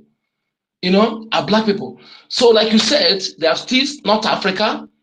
They are now penetrating West Africa. They have still half of South Africa. They are now coming to West Africa. Biafra must be restored. Must. If Biafra is not restored, that means in less than 1,000 years coming, there will be no black race. Black race will go into extinction. I say 200 years even. I say 200 years. Have you heard of Bill Gates' mosquito that is coming to save us from malaria? How can somebody who want to kill 3 billion Africa will be giving your children a vaccine for malaria and you are accepting it? In fact, that one really baffles me. How can you trust that kind of person? The same person who come and reach agreement with the Nigeria politicians to be selling kidney. Our kidney of the Nigerians are already sold. Most of the hospitals you see in Nigeria give them money. They're not being in the hospital to treat people, but to harvest kidney, to harvest organs of Africans, of Nigerians and Biafrans. That is what they're doing there. Bigot is evil, and Biafra must be restored. No wonder Maurice, who developed Ebola medicine, the World Health Organization refused to take it. How can you trust those people who is examining the medication, the vaccine they are bringing into our land, they're giving to our children? Which African medical scientists, that assessing those medication before they give to our people? We need to Biafra restoration is a must. Is a must. That we don't care how many people died. We don't care who will die or who will not die. Biafra must be restored at all costs. At all costs. Thank you. Asebulem, please, if you have the mic, brother, I hope you still want to say something. Wanted to add, and talking about vaccines, people should think about this properly. The easiest, if you want to, there are many ways to commit genocide. You can start war. You can do virus like COVID itself. There are so many ways to do genocide. But the easiest and the cheapest way to do genocide is vaccine. And then that one, they will line up for you to kill them. Remember, this same vaccine, that's what brought us HIV. Oyibo people turned up in Africa. Oh, we're coming to save you guys. We're coming to cure polio. Next thing, after giving us vaccine for polio, we got HIV. Again, they went to Kenya that they were doing, was it HPV vaccine? Next thing, a few years later, 100,000 women sterile. 50,000 Kenyan women were barren. They did not conceive because of the vaccine. Because of one stupid vaccine. Until only Biafra can give us the ability to create our own institution, to create something like our own vaccines. Otherwise, we're at the mercy of these people. Another thing, my brother, do you know those tourists that claim to be tourists? They will come into your going to the bush, and they will use this thing to shoot some bush animal, and they will inject them. They claim to be tourists. Then what they said is monkeypox is what they injected into the animal, because they know our people consume some bushmeat. They come to Africa, they claim to be tourists, they begin to move inside your forest, you allow them, they begin to jet. Africa is a testing ground. Whenever they manufacture, they invented all those poison, all those virus, they come to Africa to test it. That's what I've been doing for years. They'll come to your land, claim to be tourists. You see, they're moving inside your forest. You know, they have those guns, they will shoot to the animal will sleep, they will inject those arrows into the animal, and they will leave. This is what they have been doing for years, for decades in Africa. And our people must wake up. I'm telling you, my brother. What you just said tonight here, I'm telling you, I think this audio is recorded. This space is recorded. We need to share it very well. Share it to our youths for us to understand, to wake up, not by speaking grammar or by looking for. We must do something. This is what we are here to do. This is our generation. This is the best achievement to restore Biafra. What we must do. See, that Bill Gates mosquito program, when you hear it on the surface, especially if you don't understand science, it's easy to be fooled, to actually think, he's coming to save Africa from malaria. But if you understand the science and you check that thing very well, nah, man, nah, no. See, that Bill Gates, I've actually marked him as one of the potential Hitlers, because I believe a second Hitler is coming. It's between Bill Gates, Klaus Schwab. There's one Dutch guy like that, the one that said Europe should prepare for war against Africa. There are a few of them, but when time comes, I guess we'll see the real one. But But you know what happened is that the Biafra will come, because that is the reason why I said a few days ago when we had space, I told them that that is why when the Britons see that there is a man like Mazen Nandekalo, they will be like, hold this man, arrest this man, stop this man. If you didn't stop this man will crumble Britain. Because Mazen Nandekalo, there is one thing about that man that we do not know. And there is one thing about him that we do not understand. There is one thing about Mazen Nandekalo that is so mysterious. Mazen Nandekalo is not just like a human like us, or a human like every other person. And this is somebody that when you come down to ponder critical, take your time to think deep about him, you may not really understand everything concerning him. He's not God, but God is a person, a human in form of, as in a God in form of a human. And that's the reason why, if you see the way everything happened, and the way everything are going on, if him is just an ordinary human, he would have died. They would have killed him. He would have even died in India, even in Kenya, where when he was held for eight good days, they would have killed him. No, okay, irrespective of those things, what already he said, things that is happening, that is why when they look at all the hotels, they say, stop this man. The people who is in charge, who oversee, who piloted, the people who work out everything, facilitated, and they put their eyes on check to make sure that him will be kidnapped is Britain. Yes, Nigeria government, they are there to push, but they are the ones who made it possible for Mazen Nandekalo to be kidnapped. And that is the reason why they refuse to do anything about him. Mazen Nandekalo is just like a god here, that when you try to come down to ponder critical about this man, you may not really comprehend everything about him.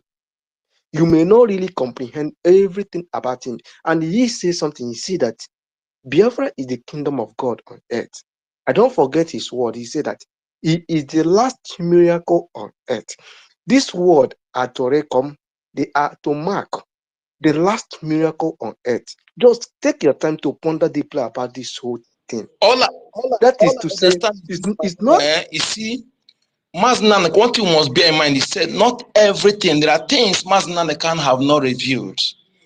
And he said, if you review it, the world may, because of that, they may fight Biafra not to be restored.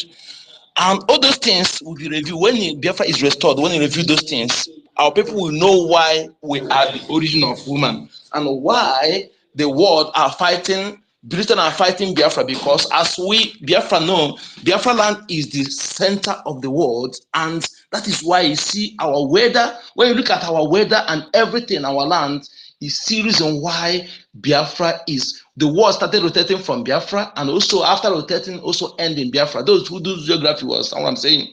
And we must do everything humanly possible. Everything humanly possible. That's what I'm saying. Don't be afraid of death. Death is worthwhile if you come to Biafra. Death is worthwhile. If we have to die for Biafra to be restored, is the best death so far. So far, every Biafran man and woman must be ready, and Biafra restoration is a must. Is a must. Is a done deal. Nothing human being will do on this planet Earth to stop us, and that is the only achievement our generation can offer to our children and unborn generations. We must bear this in mind. Biafra must, and I'm saying it, if other Africans understand the importance of Biafra and the reason why is imperative that Nigeria must be destroyed, all of them will join hands to dismantle Nigeria, because Nigeria is the reason why Africa is backwards. Nigeria is the reason why sub-Saharan Africa, they say, is stagnant. And if Africa must compete with other continents, Africa must produce one or two or three countries that be among the world power that will be able to stand and compete with other continents. And for Nigeria, for that to happen, Nigeria must be dismantled. Thank you. So that is the thing so far. So, brother, you have really taken your time to analyze this whole thing, and you have really taken your time to review a lot of things about this whole thing and the thing. You know, there is a place where you got. You said that these people. I think I came up. I grew up during those days that will bring. Will say something. Keep so whatever we came with and go anywhere. Your goose is still there waiting for you. Nothing happened to it. I grew up within that time. I saw that phase of life when you come. My own mommy had a mighty store. My own mommy had a mighty Anybody store can that time. knock You the just door. go out. I saw it, One minute. So when you Hello, look guys. at this whole Can I thing, add Wait, something wait. and then leave, please? Okay. Go ahead, my lady. Go ahead. We are just interactive. Go ahead. After this, we'll give others mic, please. Let us do it snappy. Thank you. Go ahead. Thank you so much, my brothers and sisters here. I greet you, Minister, Mazi Sonia Barawa. I think we are even going too far. If you guys remember, the only tribe, the Biafran tribe, that these people wanted to study, they took our soil, they took our able-bodied men and women.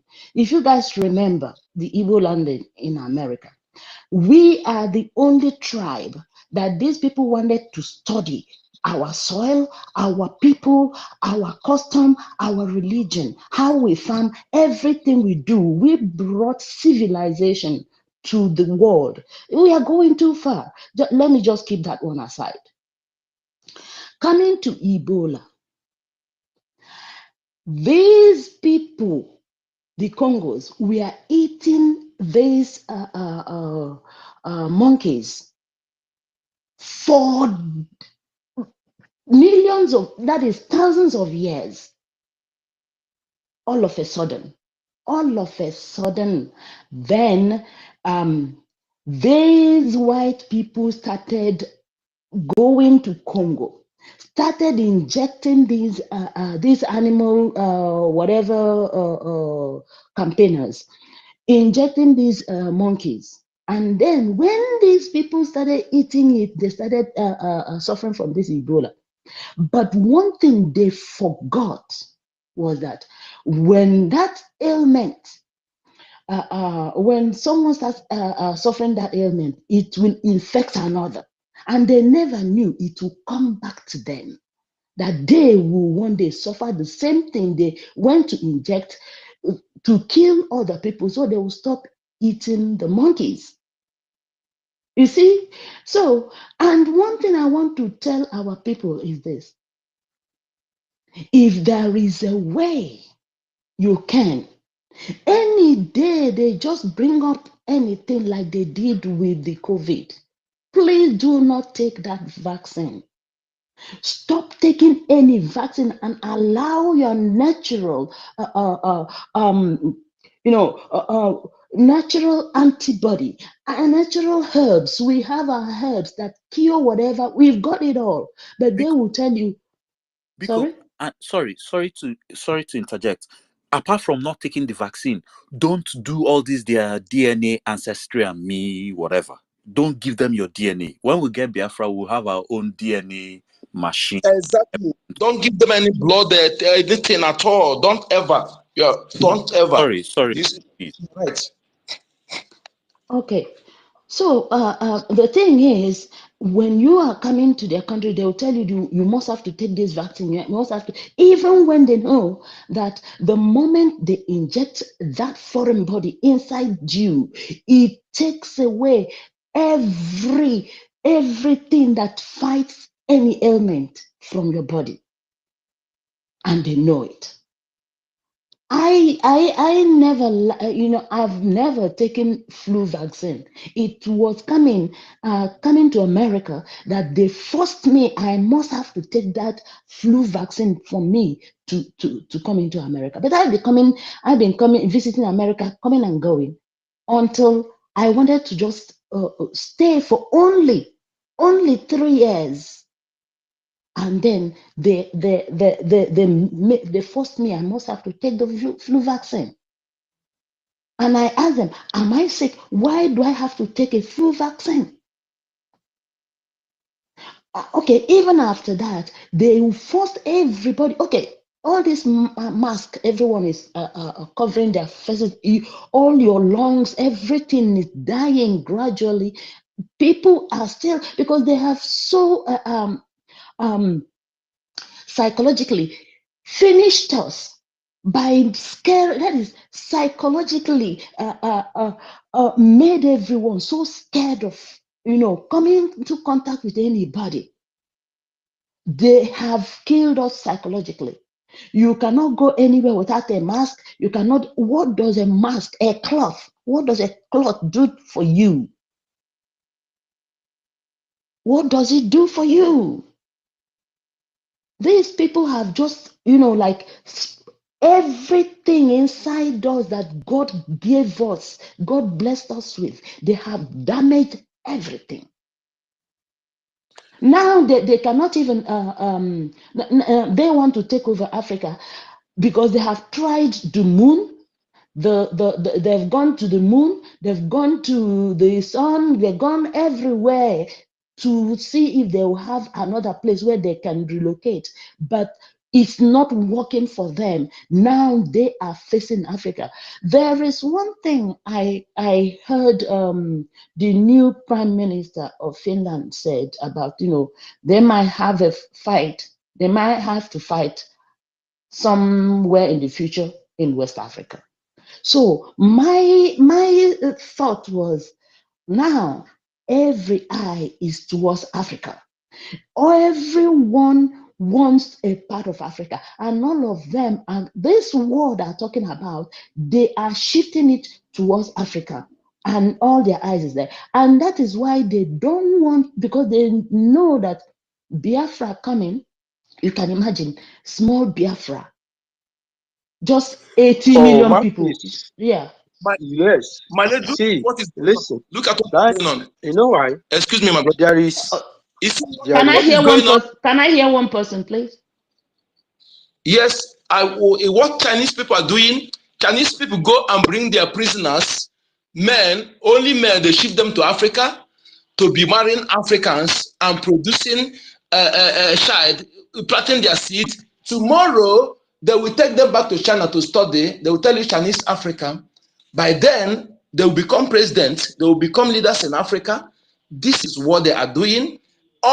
Everybody, Scramble for Africa continue. Chinese are building, investing in Africa, creating their police station, building road and writing the Chinese name, everything. So they want to, everybody want to. That is why Biafra restoration is a must.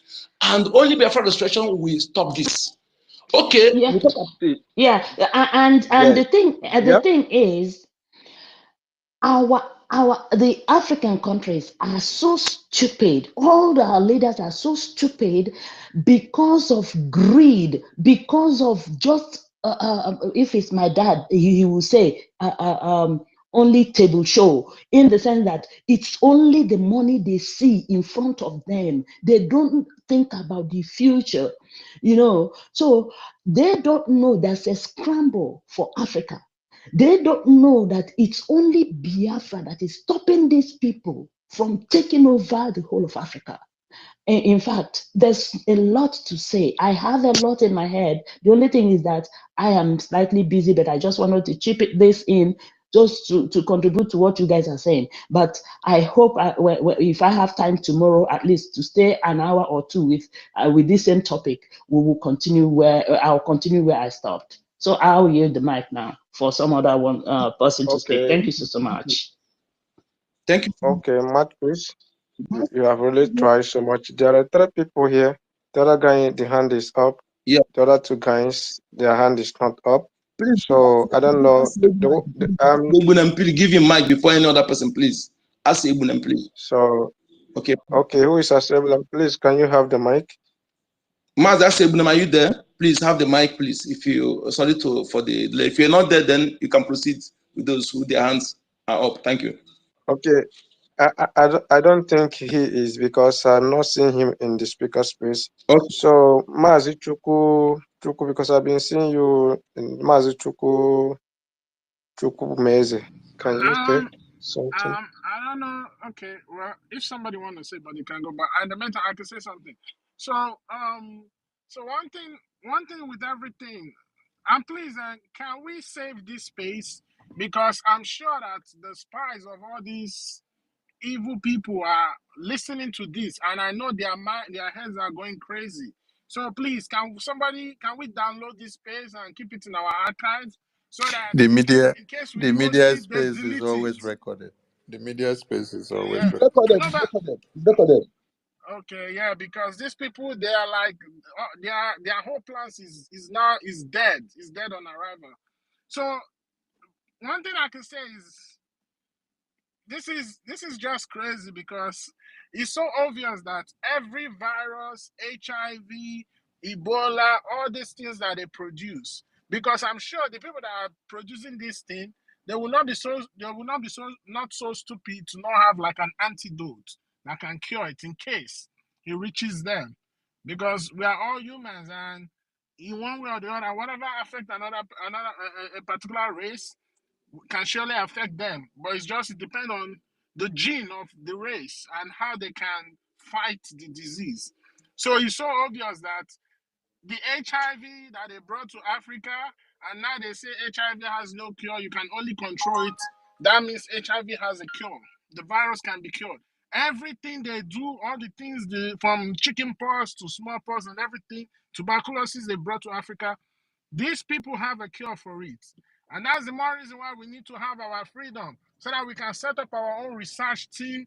We can do our own things. We can produce things according to our race and how we react to different kind of medication. These people are evil, man. It's so evil. So if you as a Biafran, you are here and you are not waking up to this message of wisdom, because this is a message of wisdom. The spirit of Chukwokika Abiyama comes in different kind of form. We were here talking about US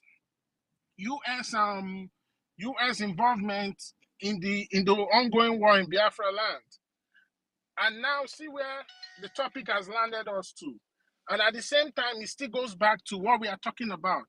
So if you as a Biafran cannot open your eyes, and you think you're staying in the Western world, because I was so surprised. This COVID vaccine, Why are they bringing vaccine 1, vaccine 2, vaccine 3? For what?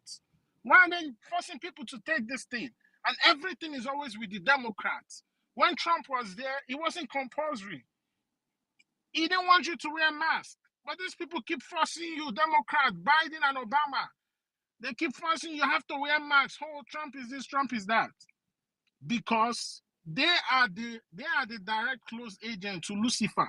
And Lucifer is using them because it will be easy to be used. But Just like I said. my brother, have you forgotten that Prince William said Africans should stop having children because they want to preserve wildlife, which means they want to use Africa for wildlife while we should all die. You know, he had children, but he doesn't want any other person to have children.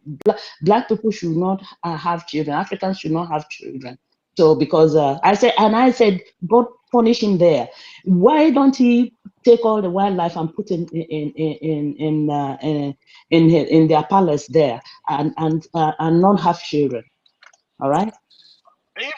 Even our women that are trying to practice family planning, stop taking this their birth control. What? Go and ask your grandmother in the village. Things that they use, the leaves they use that make them, they can control how much kids they want to have. Because all this medication, you give somebody birth control and at the end of the day, they gain weight.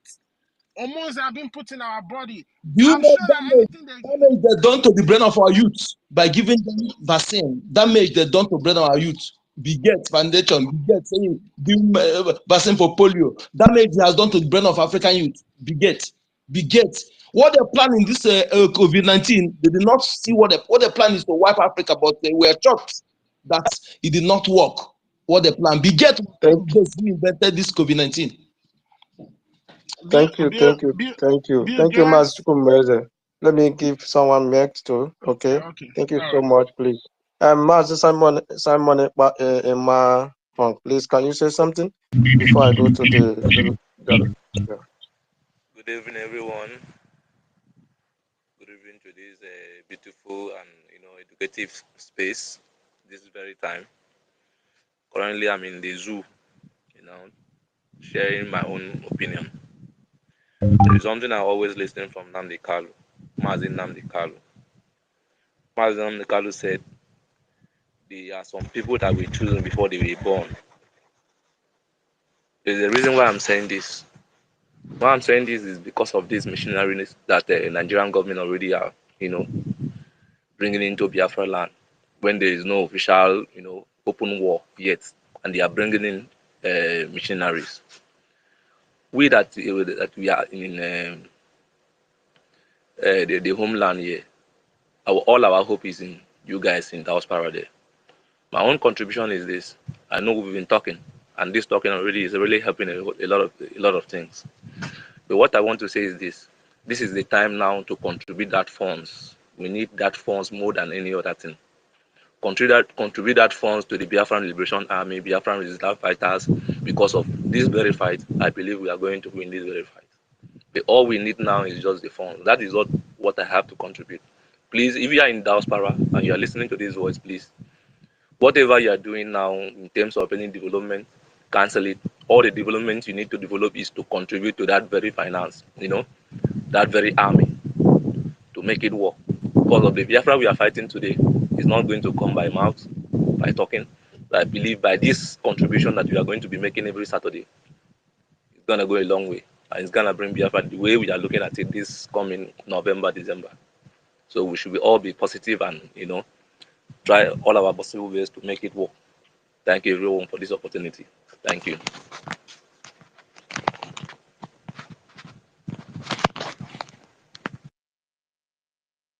But God bless you, sir. Thank you. I don't know if it's a woman or a man. December 1. Can you say something, please? Yeah, thank you so much. I'm a woman, a mother. Thank every one of you, especially Mr. Starman. I really appreciate your doctrine. Indeed, you are a doctrinal man, and I love it. And my request is that, is it possible we can allow him to I like to educate us. Maybe if it is not today, maybe some other day, that it will just come to enlighten us. Indeed, a lot of his speeches make sense a lot. And I really appreciate you Okay, so much. yes, And I would love, if you're, possible, you can also emphasize on this. It was about to talk about this vaccine, the COVID vaccine. It was about to talk about it before the audience, many other people begin to talk. Is it possible, please? okay, madam, thank you so much. Your request is granted. Mazi Star, man, you have to host a space. Our Minister of Information will tell you how to go about that. So you have to host a space. I think that will be how you'll be able to do that. Thank you Thank so you much. so much. Thank you so Yeah. much. December 1. Starman It already. seems I right, Mr. December 1, Man. can you hear me? Yeah. Sorry. Yeah, Starman is already part of the media team, so Wow. he can host a space at his own time and then share the link to the media team group and everyone will join. So we are opening our arms up to everyone that have been with Obedient and One Nigeria, and anyone that had any disagreement or anger or annoyance, you were hurt in one way or another. We want every Biafran to make the music of Biafra, to make the message of Biafra to spread like a wildfire. Come back and then let us join hands and do the teamwork. A If point of our correction, Prime I'm not Minister, obedient. no, this is not to you. Okay, thank you. This is not to you. I'm making a general comment to everyone. Okay, thank you. So you don't want to identify as obedient. Oh my God. Because I know how you used to do. I know how you used to say those that comes in because you see that they are obedient and you know how you used to choose your words. No, what we used to do to obedience was to educate them, to to make them know the needful. When the fire was really burning with the obedient nonsense, we were using very long koboko. Yeah. But now their madness has come and ended. But there are still some of them that are still dormant. So we are telling them to wake up from their sleep and then come back. Bring all those your energy that you use for obedient nonsense. All those your energy you use for one Nigeria, bring it, come and sacrifice it for your Biafra. Create the awareness, join the team and then open space. Dependently and independently. Preach Biafra and let the whole world hear what is happening. Let them know. I used to see them gather on space.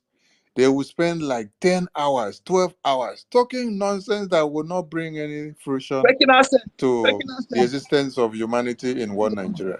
Even as it stands now, they are protesting. Shout. The other one I saw Showore going on is it a marathon race or marathon trip from presidential candidate now. He now goes on marathon trip. They say they are protesting against Tinubu. What nonsense! Now they have come up with another flyer. They say they are laying courses on the INEC chairman. Yeah, genau. Deceitful man, very deceitful. And they did not their courses did not work when they were supposed to have used the course to overturn the election fraudulent results, or to use the courses to destroy the boxes of the election in a spiritual way. There was one grandman that said, all the witchcraft wey full Benin, if una no exercise the power of the witchcraft now where INEC don destroy una mandate, that means una be useless people. Which That drama is very funny. Very funny. So our hands are wide open, please. Every Biafran, as you know that you are a Biafran, even if you're not a Biafran, you are Oduduwa or you are Arewa or you are from any part of one Nigeria, but you love freedom, you want to speak, come and join the moving train. The Prime Minister of the indigenous people of Biafra is a peace-loving man. We are peace-loving when we see those that want peace, but we are brutal and deadly when we see those that don't love peace. So Mr. Parawa. everyone should come. Wait, I will give you mic. Make you no rush. Now you go carry Okay. mic. Make I just make announcement finish. I know say your blood they hot. So everyone, please come. Raise your eyes up from where you did. Wake up from your sleep. It is only Biafra that is the solution to your problems in one Nigeria now. After we enlighten you all, educate you, explain, tell you everything, the next thing you need to do is for you to make a U-turn and then come back to Biafra. Locate where you see the profile of the Prime Minister. Locate where you see the profile of anything BRGIE. Anything that you see BRGIE, which is the government of the people, by the people, and for the people, that is where you have the green light. Locate it and come back. As it is burning everywhere now in one Nigeria, the only place that is peaceful is Biafra land. The only place that you don't wake up and see 500, 200, 300, 150, 100, 50, 10, 20, 70, 100 massacred over the night is Biafra land. The only place you don't see that happen is Biafra. What makes it possible? It is the existence of the good guy, the Agune Chamber one of Biafra land, the Ikpoki of our time, the Itiare Kondo of our time. His existence has changed the demography of how the Biafran people have been addressed for years. His existence has formed a defense mechanism that you can now sleep in the comfort of your bed in America and UK and Europe, and your mind is relaxed. Unlike before, that when you are sleeping, your mind is jerking, surfing the internet to see whether Sahara reporters have reported that Izombe has had another massacre. But now, you cannot hear that the Fulani Islamic jihadist terrorists will invade Biafra land and do anyhow. Recently, you saw a place where they set on fire and then they started moving out. The question is, why are you setting the place on fire, Fulani people, and then you started moving out? Waiting happen, waiting the pursue now. Okay, you people are going back to regroup and form your army and to strengthen your army in the far north. We are peace-loving people to those that want peace, and we are dangerous to those that want war. You can't rape our women and children and go scot-free. It has been happening from 1900 down to this time. It's been lamentation, lamentation, lamentation, protest, protest, petition, petition. We've come and gone and passed that stage. Now is festival of fire. Fire for fire. You touch one Biafran, hundreds and thousands of you will go down. So if you are a loving, freedom addicted person, please locate where you see the profile of the Prime Minister. Locate where you see BRGIE. Anywhere you hear Simon Ekpa Njoko, the Prime Minister of the Biafran Republic government in exile, locate and follow. Preach the gospel. Make the message to go far and wide. As I made this announcement now, did you hear me say, look for me? I did not say look for Barawa Sonio. I said, look for my Prime Minister. Because he is the eye, he is the face of this liberation. This is the man that has sacrificed everything for Biafrans to be saved. This is the man that has put his own pleasure, his own business and life aside.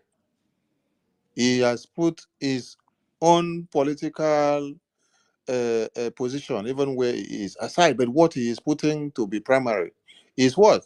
Biafra. He knows what he would have been enjoying now if he continued with his life. The same way our supreme leader in detention is in detention because of all of us. He put his immediate family aside. He put his wife and children aside. He put his throne aside. He put his businesses and companies aside. This is somebody that created wealth and was employing people and creating something that will populate the economy of the criminal demonic Britain. He employed labor to people and paid them salaries. So invariably is an active contributor to the economy of the fraudulent demonic Britain. So, but when they wanted to hand him over to the terrorists because he's a Biafran and because he's coming to remove bread from their mouth and put stones, they did not remember if he is contributing to the economy of his country. So this is a lesson to all Biafrans. You that is in UK, you that is in Europe and America, and you have their passport, you have their document, you feel that you're comfortable, you're okay, that you're guaranteed. And then you are overlooking the genocide and the massacre ongoing in Biafra land. You think that the documents you have in your country can salvage you. No, no, no, no, no, no, no, no. No, no, no, no. It can't save you because that document can be taken from you anytime.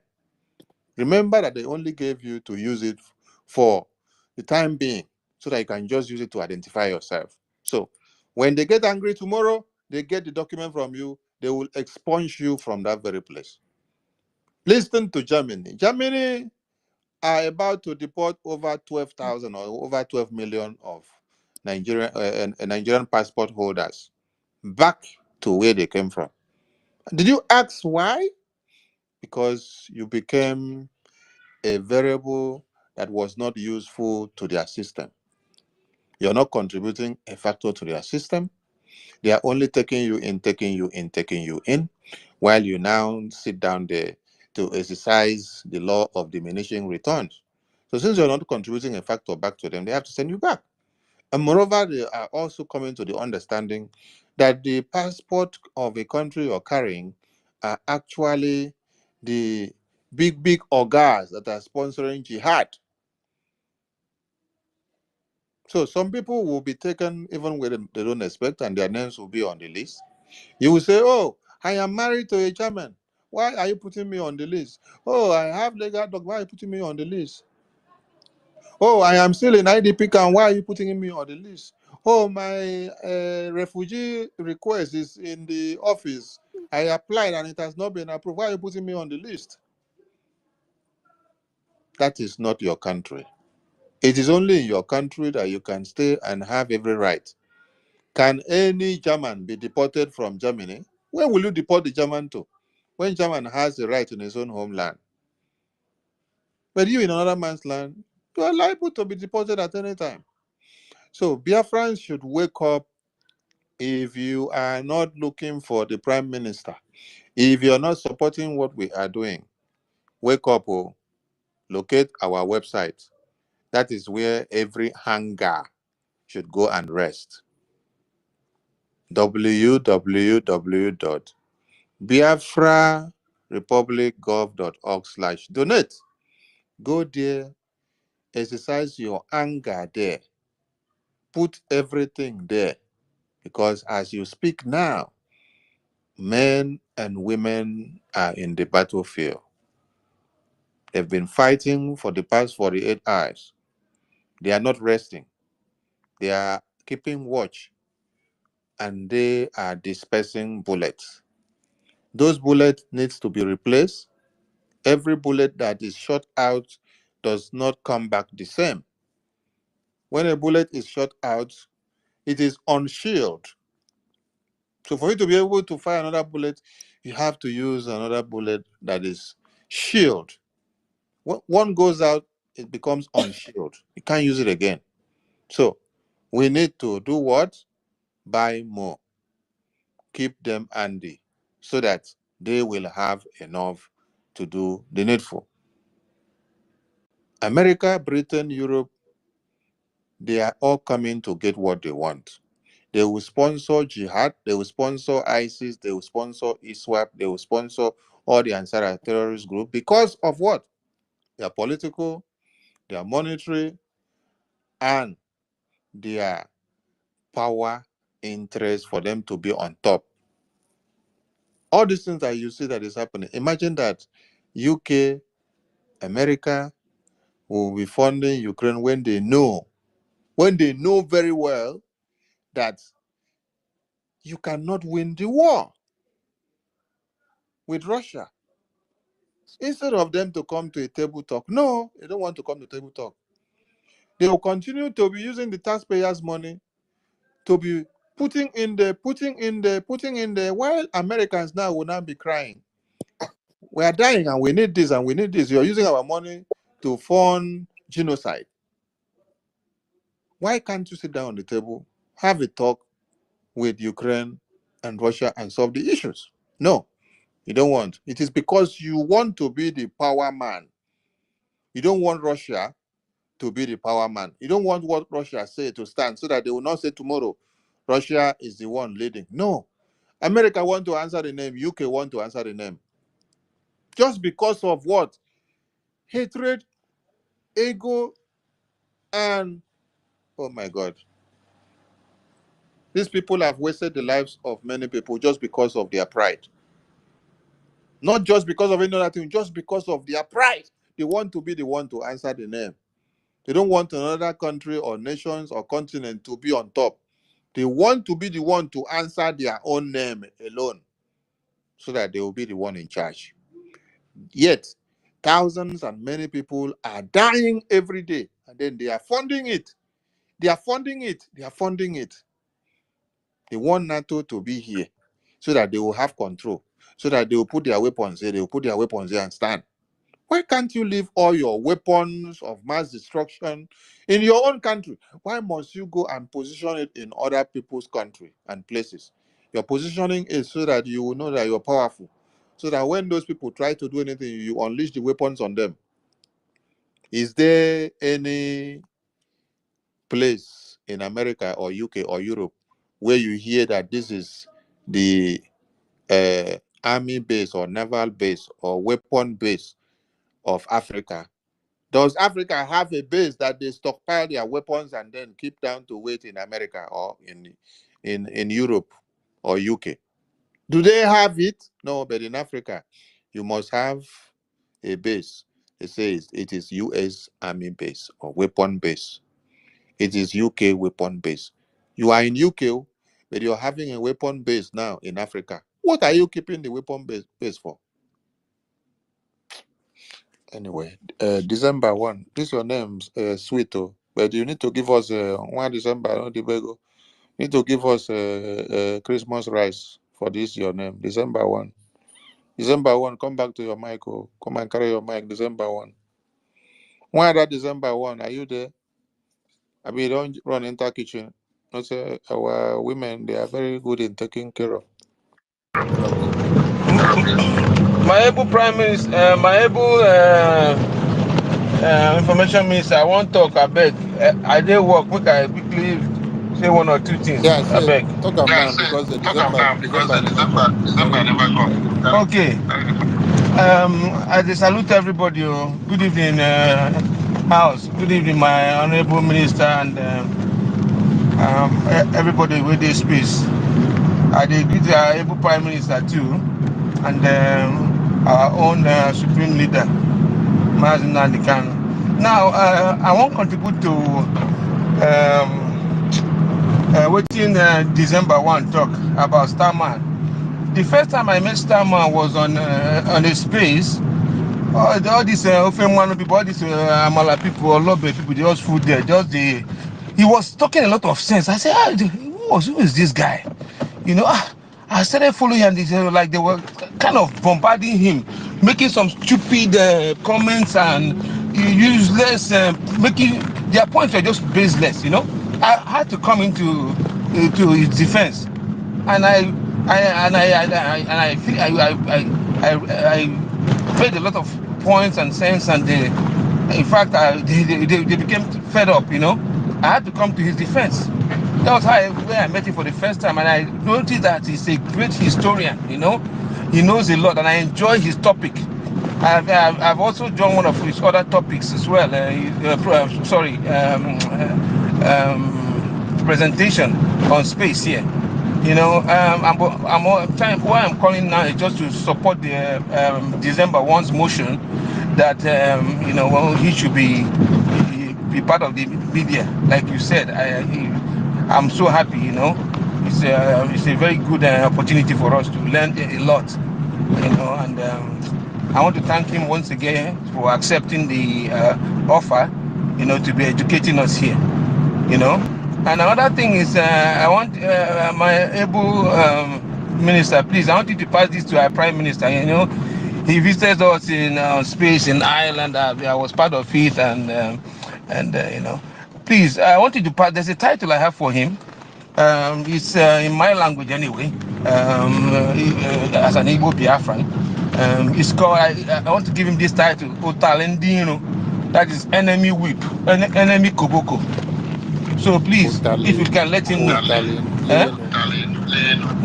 Utalendino, enemy koboko, enemy whip. That's the title I'm giving him. Talendino, one of Biafra land. I beg, You know? send me, DM me his name so that I will forward it to him. He cannot forget. Okay, I'll do that. I'll do that. If Okay, if it's I not think I'm on. if he's not sleeping now, you should be listening to him. Talendino, enemy koboko, enemy whip. Yeah. So thank you so much, my able minister. I thank everybody for their contribution, and we are moving forward.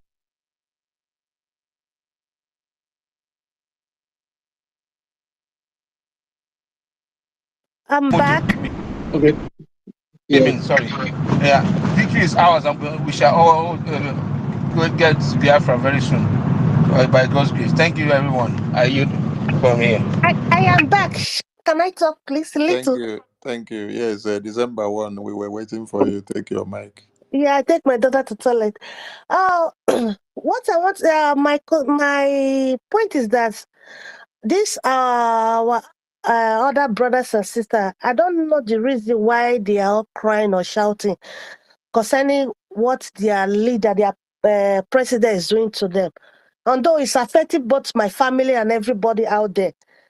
This man publicly made it clear to them that he's going to start or continue from where former Boo stop. And yet, see, you are seeing fire and you are putting your hand on it, and later on you are crying that it's burning you. I don't really understand what's the mentality. When many times you recall Mr. Nnamdi Kanu's comment, I really see that, my husband always say that Africans, they are doomed, they are deaf. Their mentality is unrepairable, and I don't know how let me it give can you be a lead. repaired. December, let me give you a lead so that you can flow expansively.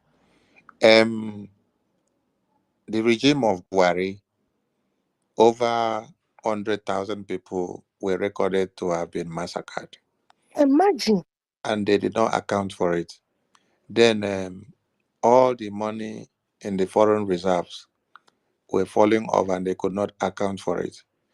Then all the oils and refineries, nothing. They were using it to borrow money and put on collateral to International Monetary Fund, to China, to US and UK, Brazil, Portugal, and many other countries. Just imagine. And then they could not give accounts for anything. Now, 95% of the revenues derive both from the resources and the taxpayers' money were all pumped into the Islamic Organization of Jihad. Yeah. Okay. So when you now see, okay, there is another one. Let me drop this one. Over $150 billion was signed, or whether billion dollars or whether naira, was signed as a 2-year contract for the Fulani terrorists. They will be paying the Fulani terrorists while they embark on the kidnapping and the massacre and the genocide and the raping, dissolution of communities. Now, everywhere was shrinked. All the sectors were shrinked. All this happened within 8 years. And there are state and local governments in one Nigeria in the far north that are fully under the control of the Fulani Islamic jihadist terrorists, killing at their own will and taking control and collecting taxes and implementing Sharia law and jihad and every ethics. Now, we were already shouting that the hardship is too much. It's too much. Then you now see during Buhari time, you were already saying that egg is sold for 150 naira and Indomie was sold for 200. One onion was costing 150 naira. And then Gary for a cup was about 150 naira. Then rice was about 80,000 naira a bag. All this happened during Buhari's time. So all this nonsense that they are shouting now, Jagaban, Jagaban, is like they are not saying well. Then now you now hear that $1 is 1,600. So my sister, as you're going to carry your topic now, how can Jagaban that just entered office within how many months be able to repair all these foundations and pillars and every cylinders that have been fully destroyed for the past 8 years? Is it easy that he will now rebuild all of them and make everything all right in just few months? But during the campaign, never promised he will repair anything. No, he said it's going to continue from where he stopped. He never promised to repair anything. It is so-called dear brother Peter Obi that said he want to repair. How foolish he is for him to even imagine that. Anyway, what I just want to say is that today I am blessed to have some knowledge from all of you all. Thank you so much, and I really appreciate every one of you. And two, please, this is a question. Is it possible? My husband says it's not possible, but is it possible? I'm not satisfied. This voting, my husband is an Igbo, and I'm from Benin versus Robo, and I really want to vote for Robo Delta. Is it possible I can vote there? But I've already voted and registered under IMO. Or if you have already casted your vote with your email, you cannot vote 2 times with the same person. But if you have 2 emails, no, if you have 2 email, then it's not you. Okay. Because every individual that is casting his or her vote must upload his or her photo. Yes. So if that is where you now hear of voters malpractice. That's what my husband said. So if you are trying to malpractice the No, I'm voting not having system. that intention. No, I was No, only no, no, trying no. to Hold on. I'm trying to increase my clarify side. something. I'm trying to clarify something for people to understand, not to you, to everyone. If you're trying to malpractice the voting system of Biafra, it will be revealed. Okay. Because your face cannot be 2 faces. Okay. Now only one face, one person carry. So if you like, you go and carry 2 different emails and try to malpractice our voting system. Our system will detect that this your face already existed and we cannot accept you again. So, like we used to tell the slave boys and the slave girls serving one Nigeria in Biafra land, the governors and ministers and senators and paramount rulers and all nonsense, that your vote is only one and it only counts for your head. You cannot vote for your wife, you cannot vote for your children, you cannot vote for your mother, you cannot vote for your father. So you only count one vote for yourself. So what your father, what your mother, what your wives, what your children will vote for is what they vote for, and it is what will count for them. So what those criminals don't understand is that as they are dancing one Nigeria, aiding and abetting the terrorists in Biafra land, they don't know that their voice only stops inside their belly, because the Biafran Republic government is in charge. This is our government, and we not agree for anybody. Continue your submission, please. That is all. That's all I want to ask. Thank you so much. I appreciate. I hope to hear from Mr. Staban. Hoping. And we hope to be seeing you here always as well. I'm always here. I'm always here. And always reach out to the mic and Okay, speak, okay. because when we hear our women speak, it emboldens the men. You understand that when we don't have women around us, at times we feel kind of weak. So you people are our strength. So Thank you. I appreciate that. always come around and then keep the house warm with the motherly nature. Thank you so much. Thank you so much. I appreciate. So my co-host, over to you, please. Okay, thank you, Maze Sane, Minister of Information. Thank you so much for your coordination. Maze Starman, you still want to share something with us? Wait, anyone that Simon Ekba, sorry. Simon Ekba, Emma Figo spoken. Okay. Yes. Somebody, but Emma Figo have spoken. Yes. Okay. I think we have done justice to everybody. Make it, we not cheat anybody, Abby. Yes. Yes, my minister. Yeah. Okay. Over to you, please. Minister. In Lagos, you guys should announce the recruitment for Please, the mic is armies. open for anyone that want to speak. Reach out to the mic and do justice to the topic. We are not stopping anyone from speaking. Our arms are wide open.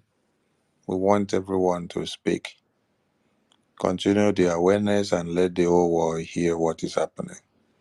In your own way, shout and speak and let the world hear and know. Remember to cast your vote, educate others, and put everyone through place. You are educating the person that does not know how to make use of the Android or the voting system. You are not voting for the person. So do not carry a wrong narrative, right? So that those that are looking for topics will not pick that. You help the person that doesn't know how to go about the process. You put the person through. You are on phone with the person. You educate the person. The person has all or his information. The photo he will send to you. Then he's on phone with you. After you have created Gmail for the person and the password you have, then you start casting all the information of the person into the system while the person is with you. You're helping the person to impute his or her data into the system, and the person is the one casting his or her vote. It is not your vote because it is not your face that is to be uploaded there. It's the person's information that is going there. So it's the person that is casting the vote. Please go and cast your vote, educate others, all the family members and friends that you have been doing philanthropy for. Call them, tell them that your philanthropy that you have been doing to them. It is time that they make use of that measures to activate Biafra so that they will now know how you used to create that philanthropic gestures to them, so that they will also become another philanthropist to another person in the nearest future. Let's teach people how to fish and not only to be fishing and giving them to feed. The best thing you can do to a man or a woman is to teach him or her what to know how to do best and to man the machine in your absence. Because it might be that when you are enjoying yourself or you're having the best of sleeps or you're having the best time out with your friends, that is when the person will want the services that you've been helping him or her out for. But if you've educated the person so well that the person can act in your absence, fine. That is why our supreme leader took years to educate us. The education our supreme leader gave us is manifesting today. That is why our Prime Minister do not need our leader inside detention to give us directives on how to fight going forward to release him or to get Biafra. If we were to wait for him to come out first before we make the next move and step, that means we have been useless to him for the past years that he has taught us. That is why all the DOS members are useless to Mazi Nnamdi Kanu, because he cried out and said, amongst over 2,000 DOS that I have all over this planet Earth, that they are all useless. He has not found any of them with the quality of the 100 men. And then he cried, praying to the wall of Jerusalem and said, Chukokike, give me just one man, the one that can stand the test of time, the one that can sacrifice and do the needful, anything for Biafra to come. The one that will not put his self-ego and pride in. Men with steel and of valor, men that are ready to sacrifice anything to make sure Biafra is restored. And God told him, I have given you the Agone Chamber 1 of Biafra land, and he is well pleased to serve the people of Biafra. So we are happy that we have the Commander-in-Chief of the Armed Forces, who, as we speak now, is not sleeping. He is in the War Council, watching and taking decisions that will salvage Biafra land. That is why we, as they say, division of labor, Ekeroro, we have to do the one that is designated to us to do. Keep this media burning so that any moron that is propagating nonsense will die off. Let them understand that Biafra has come to stay, and there is nothing any living being walking on the surface of this earth can do about it, because this is not 1967 to 70s. This is 2024, and it is the time that Chukwokike has ordained for Biafran people to take what rightfully belongs to them. I salute you all. Co-host, back to you, please. You have a new Yeah, hand up can there. I? Yeah, Oh, Chukuma. No, okay, okay. Chukuma is I'll a wait. go on first. Yes. Go on first before the co-host speak from you. No, what I wanted to say is, with everything that is going on, my message to CIA and the rest of them. Don't you think that Black West Africa now is a priority?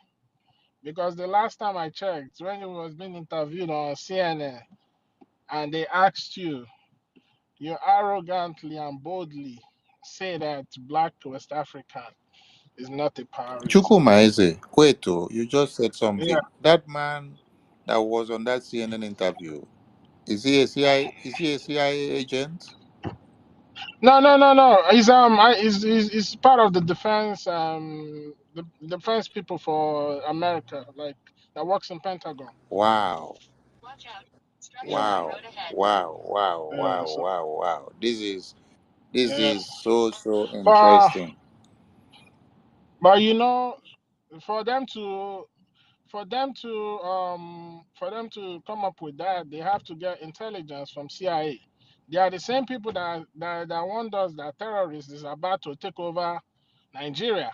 And if they lay their hands on the resources, they will sponsor terrorism from Nigeria all over the world. But you know all these Chukuma, things, and yet Chukuma. blinking. So invariably, what this man was saying was speaking the minds of the parliamentarians of America. Thank you. Yes, yes. And indirectly, they already, you see, they just like how one of our brothers said that these people, they come and act like they're two-faced. They told you what the terrorists are doing, but at the same time, Blinken is going back and giving them $45 million to come and sponsor terrorism, to continue to keep Biafra. And that's the reason why today you can see the U.S. Army weaponry in the hands of jihadists.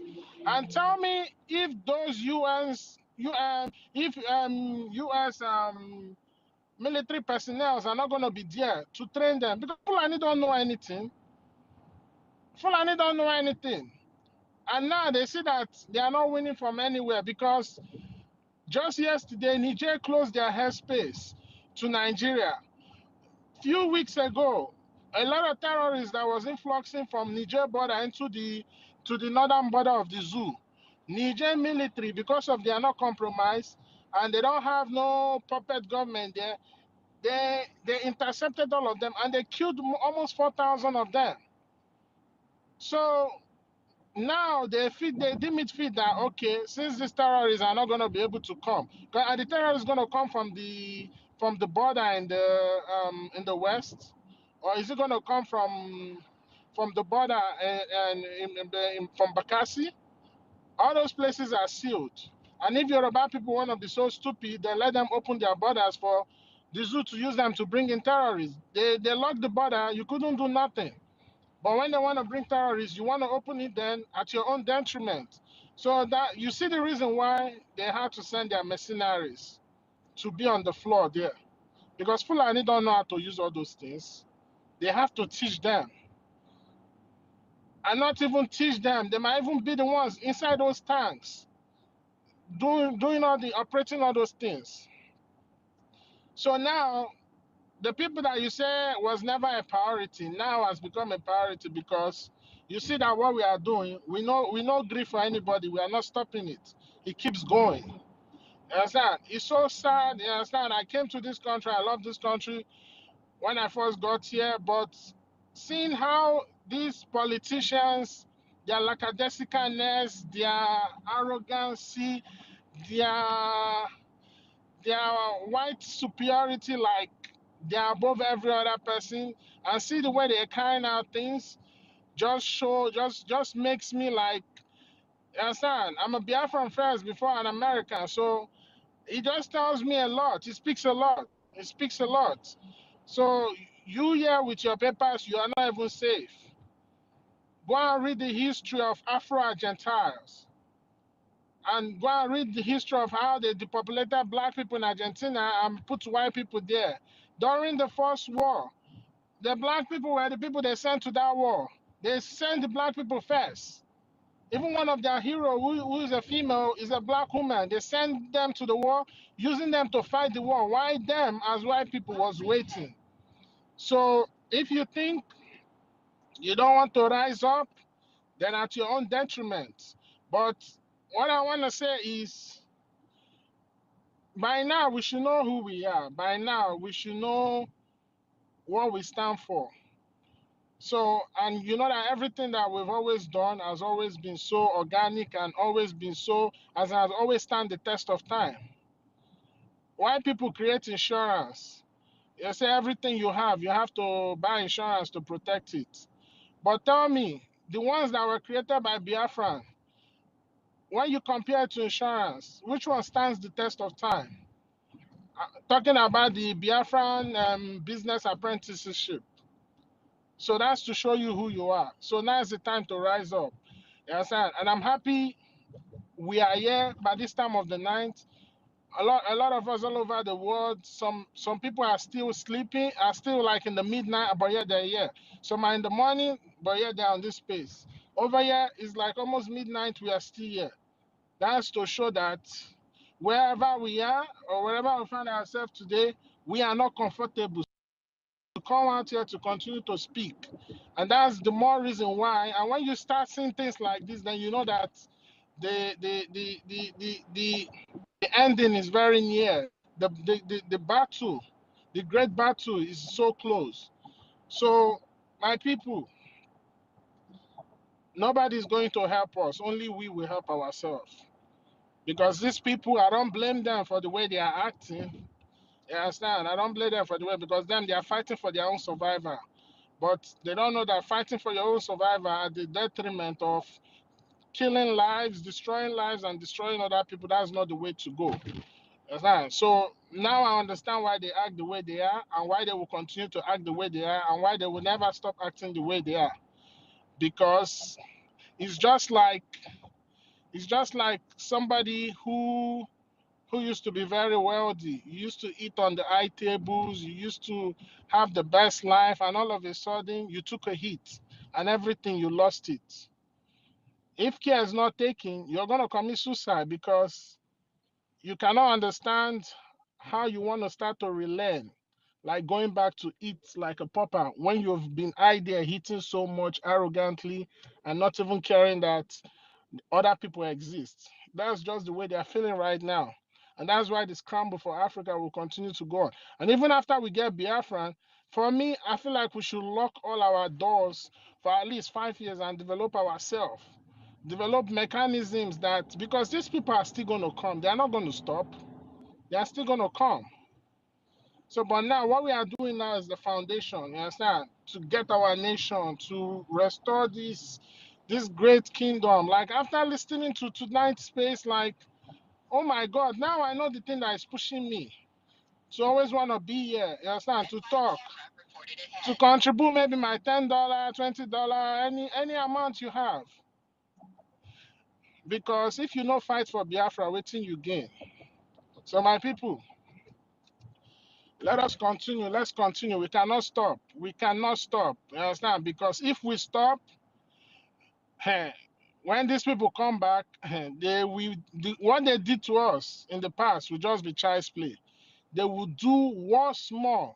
They will do things that will make sure that we never rise again. But we know we have Chukwu Kikabiam on our side. And so because of that, we are not going to lose. We can't lose this battle. We can never lose it. Just take that out of your mind. You understand? Take that out of your mind. If you can go to if you can go to a place that's like a swamp or a desert as a Biafran, and you develop that place to become a garden that produce a lot of fruits, then why can't we fight this freedom and get it once and for all? You love Mazi Nnamdi Kanu. He's waiting for us to bring him out. It's only our actions, what we are doing. And one thing you need to understand, this Biafra we're fighting, is gonna, once Biafra comes, it's gonna put a stop to so many things. Most especially these warmongers all over the world trying to look for a way to create war so that they can sell their weapons and they can continue to make money off of the blood of innocents. Let me tell you something. If they start getting these resources at a very fair price, whereby the people selling the resources to them are making good money, like it's equal partnership, before they produce weapons and decide they want to waste it, they will think twice, because they know that what they are going to pay for it is going to be way more than what they used to get it before. So by so doing, that's another way of checkmating all this war. Because if United Kingdom or America don't have the luxury of producing all this weapon of mass destruction at their own free will, because of the abundant resources they steal from Africa, you understand? They will not have all this mass weapon they have. So, and that's the main reason why they want to bring Russia down, because everything Russia using producing their weapon, they have it. They have it. It's their natural resources they use.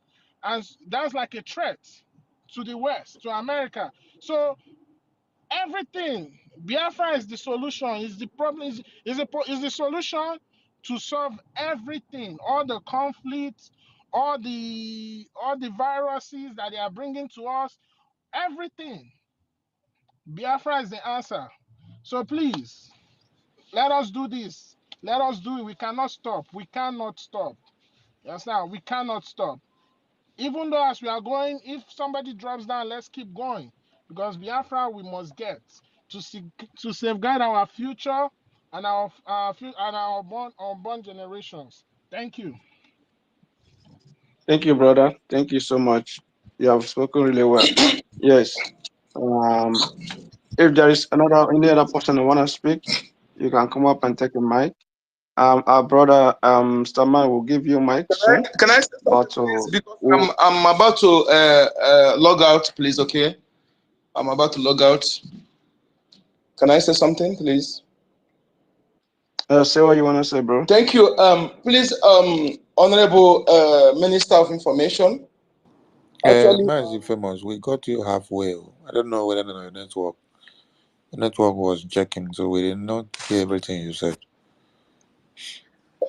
Okay, Mazi, let this our brother just want to say something. Let's give him maybe few seconds to say something. Honorable Minister, And we can proceed. Mazoenka speaking. Actually, what I directed to Maz Success, I don't know if he fell asleep.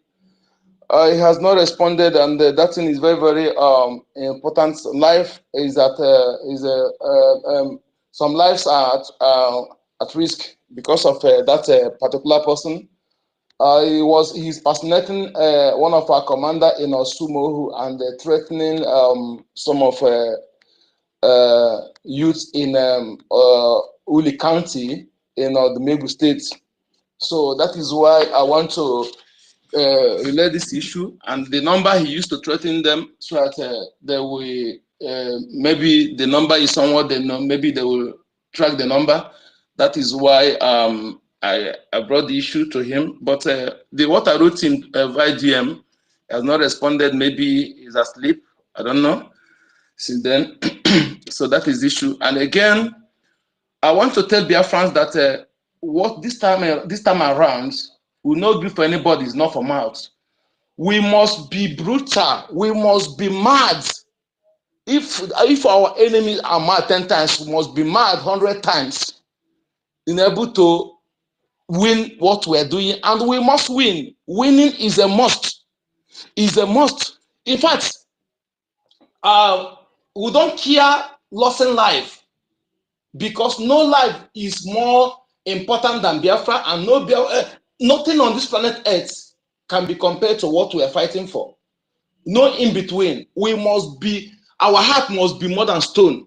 We must be brutal against our enemies.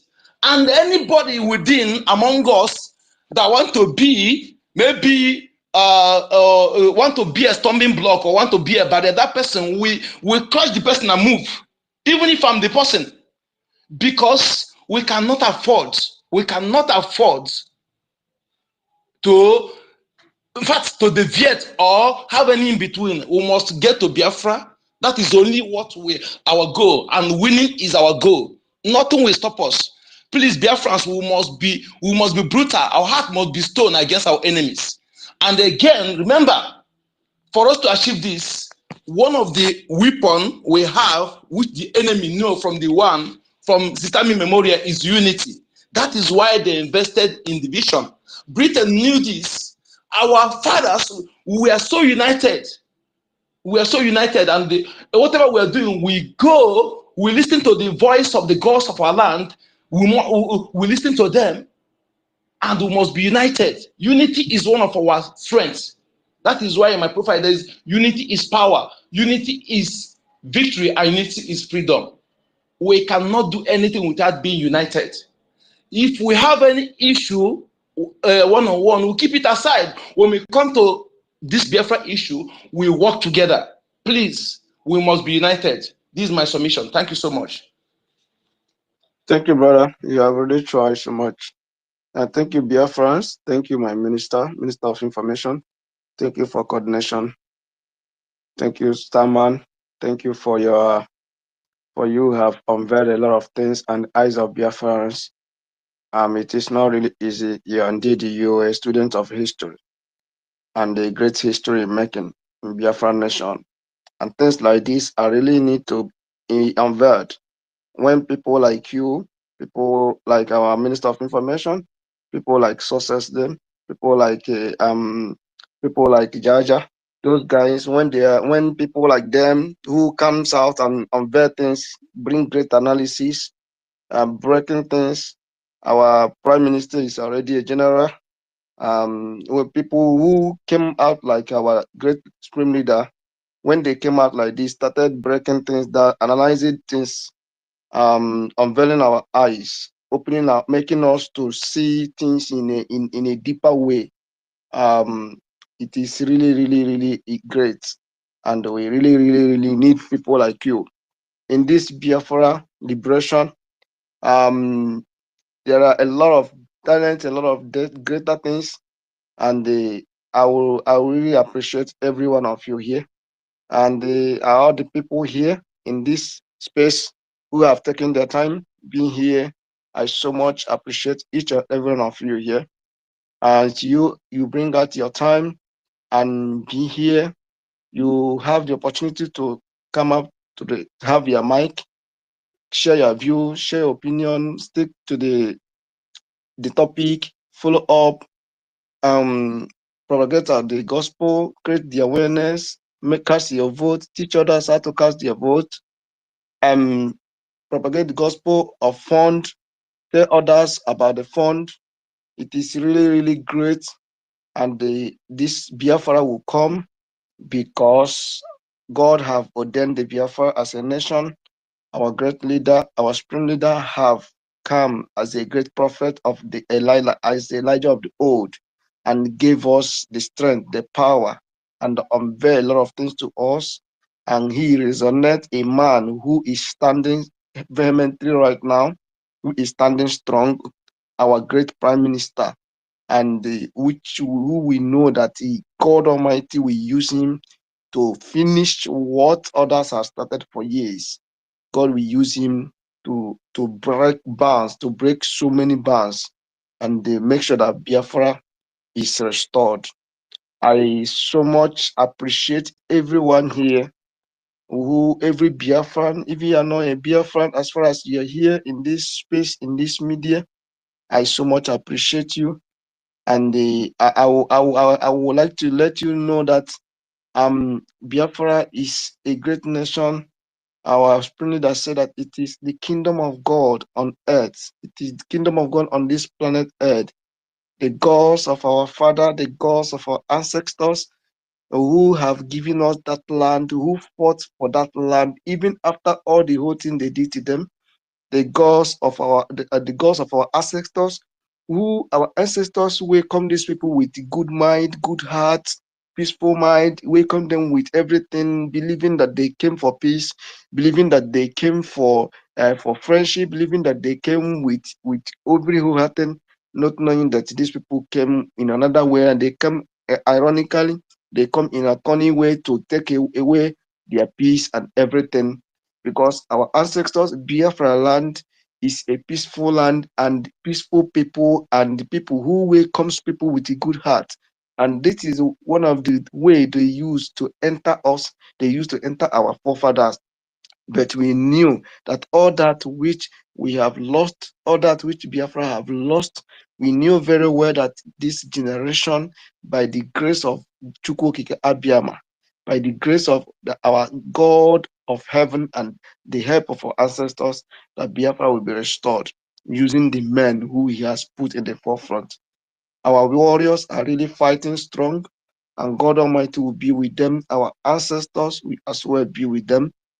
All the missionaries that has come from all the way from Western world to fight us, to fight our forces, to fight our land, they will not succeed, and they will not go back scot-free, and they will not go back being safe, because they came to our land. Our spirit that says that they will come, that when they came, them will be the land of Biafra will swallow them all. And it is written, as it is been already said. All this whole thing is what will happen. So for their mind, they think they can win the war. For their mind, they think that they can shake Biafra. But this time around, something different will happen. Something very touchable will happen. Something very shock will happen. It will be like, it will be like, even if they let them use their nuclear weapon, even when their nuclear weapons start, it will not even affect Biafra land. You will still see, oh, this thing, you will still be shocked how everything, God will just dilute, make everything, it will just go back and bounce back. The war we are fighting is the war of back to sender. And when they throw it, God of heaven, the God of our ancestors, we dilute, we as in neutralize everything, and the God we empower our forces, to standing strong and resist them. God, everyone here, God will help us. God will help you, whatever you are doing, the work you are doing, God will help you. You will have money, you will raise money, you will get more money, and you will support this liberation. You will fund. You will know that this liberation is important to us, to our children, because our children, this when we fight and succeed, our children, they will continue, they will not fight again, because America was fought for, and their children today are enjoying it. America was the 13th colonies of United Kingdom, but they break out in 1776, 1775. So they fought and break out, but now they're now supporting terrorism and fighting others who want to break out of the shell. That is to see you how things happens. But me, I know very one thing in this life is that God doesn't sleep.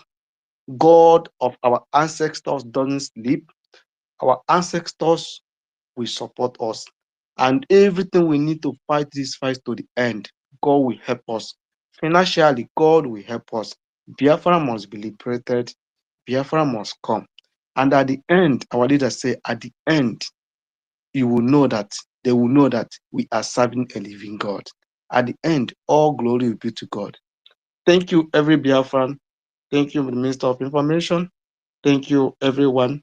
Anyone who want to come online, who want to speak, they can always speak. I think I'm seeing Biafra. Yes, Biafra Queen, I'm seeing you here for a very long time now. I've not seen you. Welcome, my sister. You can as well grab a mic if you want to speak. God bless you all Biafrans. I really appreciate.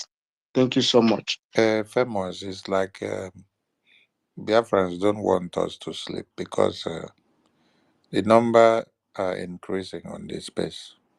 I don't know if some people were there before, we go sleep first, they sleep, they wake up, they see say we still there, they come back again, come join, come start again. But when I Yes. don't sleep first class sleep finish. Oh. Before I come back, now come join us again. Oh. Like Ronnie now. You see Ronnie. Ronnie's time now is almost 5 a.m. So you don't sleep like 3 hours or 4 hours already now. Before he come wake up now, come back for part two. Anyway, as you join, make sure you share the space and hit the like button. Just share. Retweet it and retweet and retweet. The important thing is the message that we are passing to the enemies of Biafra. Let them be ready and bring more weapons because we are standing tall and ever ready for them. As Simon Ekba Mafiko, your hand there up. You did there.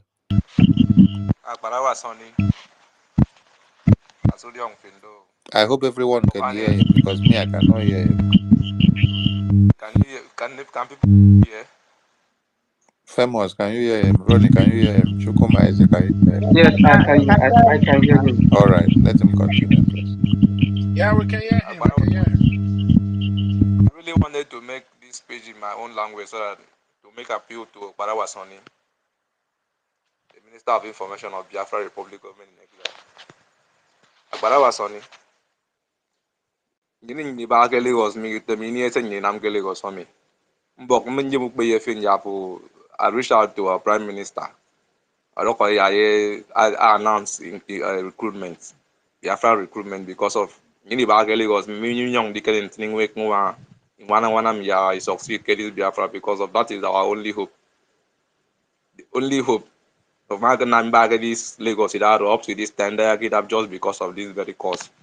All my mind, my soul, everything more back at this very so I was always praying for this day to come. So please and please, I want you guys to just announce this Biafran recruitment. That is what I always want to contribute.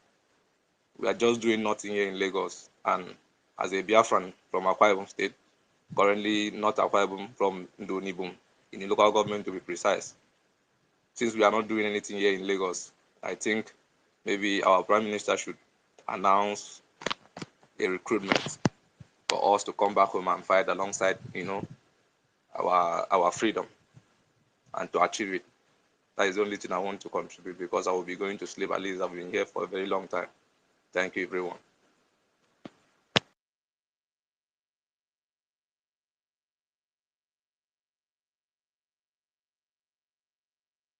Okay, Simon, I don't know. Let me check your full name. Simon, am I phone?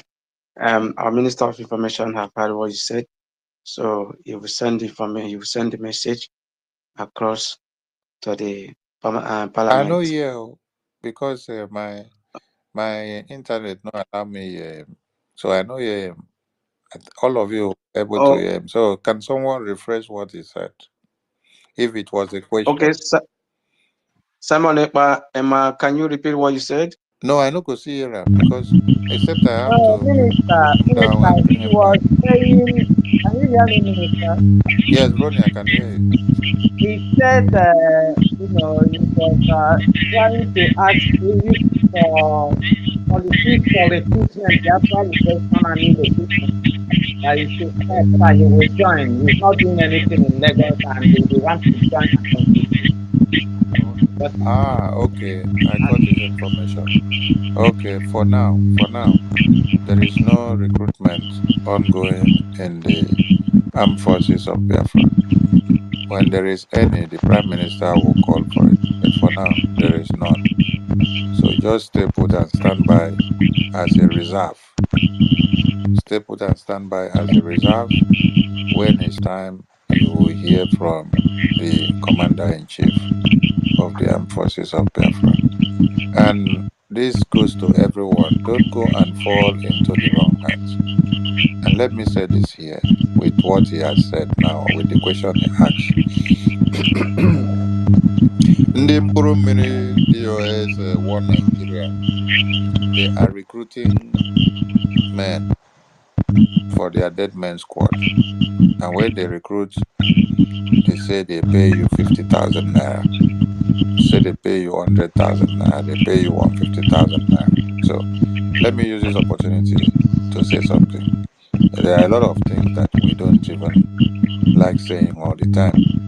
We just keep them, and then when they enter the net of the Biafran Armed Forces, we flog them with Koboko. But with what you have said now, let me use this medium to play something. Sorry about that.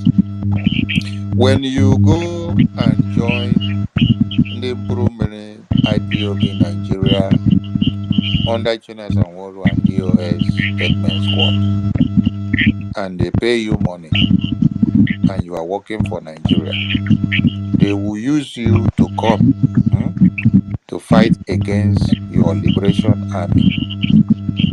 You will still fall and die on top of that 50,000 naira and 100,000 naira that they have given you, or 150. I want you to understand something. There is no army that is as strong as a volunteer army. Let me take our minds back.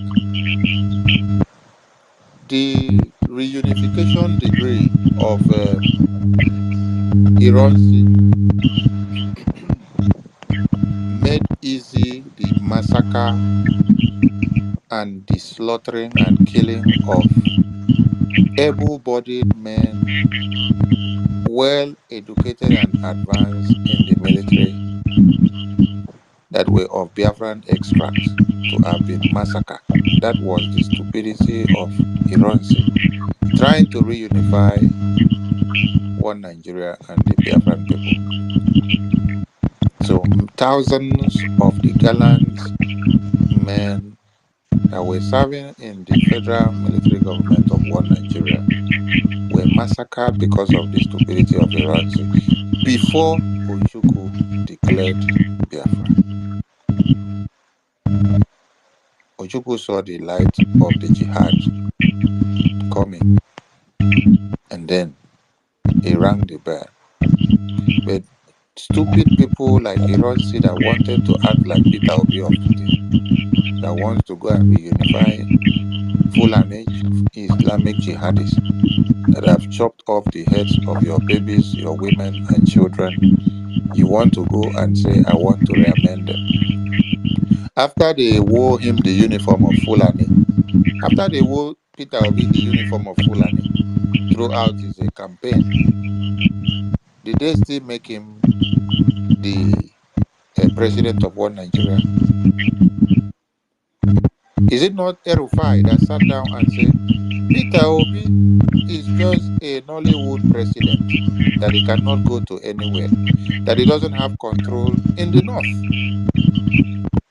that he will continue to be a Nollywood president, that he can have control in the east and in the entire Biafra land, but he doesn't have a voice in the north.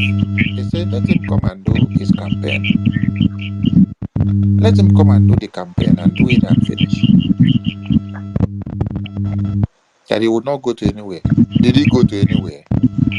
Okay. So, the reunification degree of Iransi caused the death of thousands of the gallant soldiers that were of Biafran extract. Remember that we were all serving under the federal military government. But when it was time to defend motherland, to your tent, O Israel. Sorry, Ima, I think your mic is giving feedback. I've muted it. I've muted his mic. So, that stupidity is what we are warning our people not to allow it to repeat itself again. So, when Ojukwu now finally declared Biafra for us to defend, the men and women that were actually defending Biafra, the well-trained, professional military soldiers that were serving under one Nigeria were not many anymore.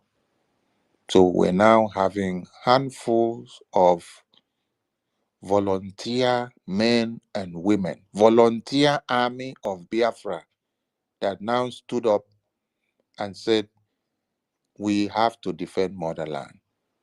So those that were trained in America and UK and trained by one Nigeria were not much anymore, because those ones have already been massacred under Iransi because of his stupidity. Because as he gave the command, they say, oh, it is our organ now that is talking. He is in charge. So let us go and say continue. Because the order is obey the last command. So in the course of obeying the last command, Fulani terrorists have taken over everywhere. Imagine somebody that removed Philip Effiong as his second. He removed him as his second and then brought Fulani. Iransi brought Fulani to now come and be his mail runner. To now come and be the one standing beside him. How will you remove your own brother and then you go and decide to trust Fulani? And then you expected to live longer because you want to reunify the North. You want to reunify the Fulani Islamic jihadists. So, before we now started defending Biafra land, army personnel that were well trained were not much again, because Iranzi have killed all of them with the stupidity of unification. So you were now having volunteered army. Volunteered though, just like you have volunteered army of Biafra armed forces today, who have now been trained to now become professionals. So what point am I making here? The volunteer army were able to do what? To brainstorm and win the war of one Nigeria against the Biafran people. They won the war. Listen to me, oh. They won the war. On the verge of Britain saying that Biafran army have won the war, you were hearing the voice of Okokondem spreading the news everywhere that we are taking over, we have decimated them, we have destroyed them. Gowon was surprised. He now had to call Britain. Britain, I am losing this thing. Oh. Our men are gone. Oh. These boys of Biafra, Ojukwu, have taken over everywhere because we knew our terrain. Open the zone for them. Open the line for them. They now come in to the red line. And then you cut them off, cut them off, cut them off, cut them off. Before you know it, thousands of their men were down. And they were losing it. So Britain now had to come with more weapons to come and start bombarding Biafrans, blockaded everywhere. So there is no how you can defeat a volunteer army. As you are going to go and join Chinas and Wuru group of men that they will pay 50,000 naira and 40,000 and 80,000 and 100,000. Know that you are collecting the money to sell your families. You're collecting the money to sell off your head. You're collecting the money to lay curses on your generations. You're collecting the money to come and fight against your own freedom. And you will not come back alive. Because if you go to kill any baby, you go to kill any mother, you go to kill any wife, you go to kill any man, you go to kill any living being of Biafra because you have been paid money, you will not go back alive. Listen very well. The Biafran Armed Forces volunteer armies are not on salary basis. They are not on any wages. They are not paid. They are volunteer army who are volunteered to defend motherland. It is only those ones that you hear that one Nigeria have contracted and they are serving under Chinas and Wuru and all their DOS members that they are placing them on salary. So that is to tell you that they are working for their money, they are not working for freedom. So they are working for one Nigeria and they will go down when you are sent to come against the liberation army, the volunteer army of your Biafran people. So if you love your life, you go and sit back and wait until the day you hear that the Commander-in-Chief of the Armed Forces of Biafra is calling for recruitment. Do not go and join anything. Do not go and collect money from Chinas and Wuru and his group and one Nigeria, and then you go and die, because you will surely die as you come to kill Biafrans. And we are also happy that many people that were locked up in Okigwe prison have been set free today. So that is kudos. This is how this will be happening. All the prison years that they have locked up Biafrans that have not committed any crime, only to speak Biafra and to ask for the freedom of Biafra. We will be unlocking them one after another. So all what Biafrans need to do is for them to keep watch and be security conscious. We cannot be folding our arms to watch people that come all the way from the Sahel to come and pick us, kill us, harvest our organs, still lock us up again inside our Biafra land. This is our government, and we have legitimacy to destroy everything that is not working for the Biafran people, and then legitimize the Biafran government. That is what we are doing. Defending Biafra land is our mandate, and we call on all Biafrans to live up to expectations. Remember where I say your hunger should land, the website where all the funds will produce the weapons for us. Our gallant men and women are fighting and doing the needful as we speak. I thank you. I thank you. Ronnie, you don't wake up for sleep. I carry mic. Can I just add to what you said, Minister? Yeah. Iko? Yeah, you can go on. So, please, for anybody who wants to volunteer for the Biafra Liberation Army, if you hear any calls to come and join anything,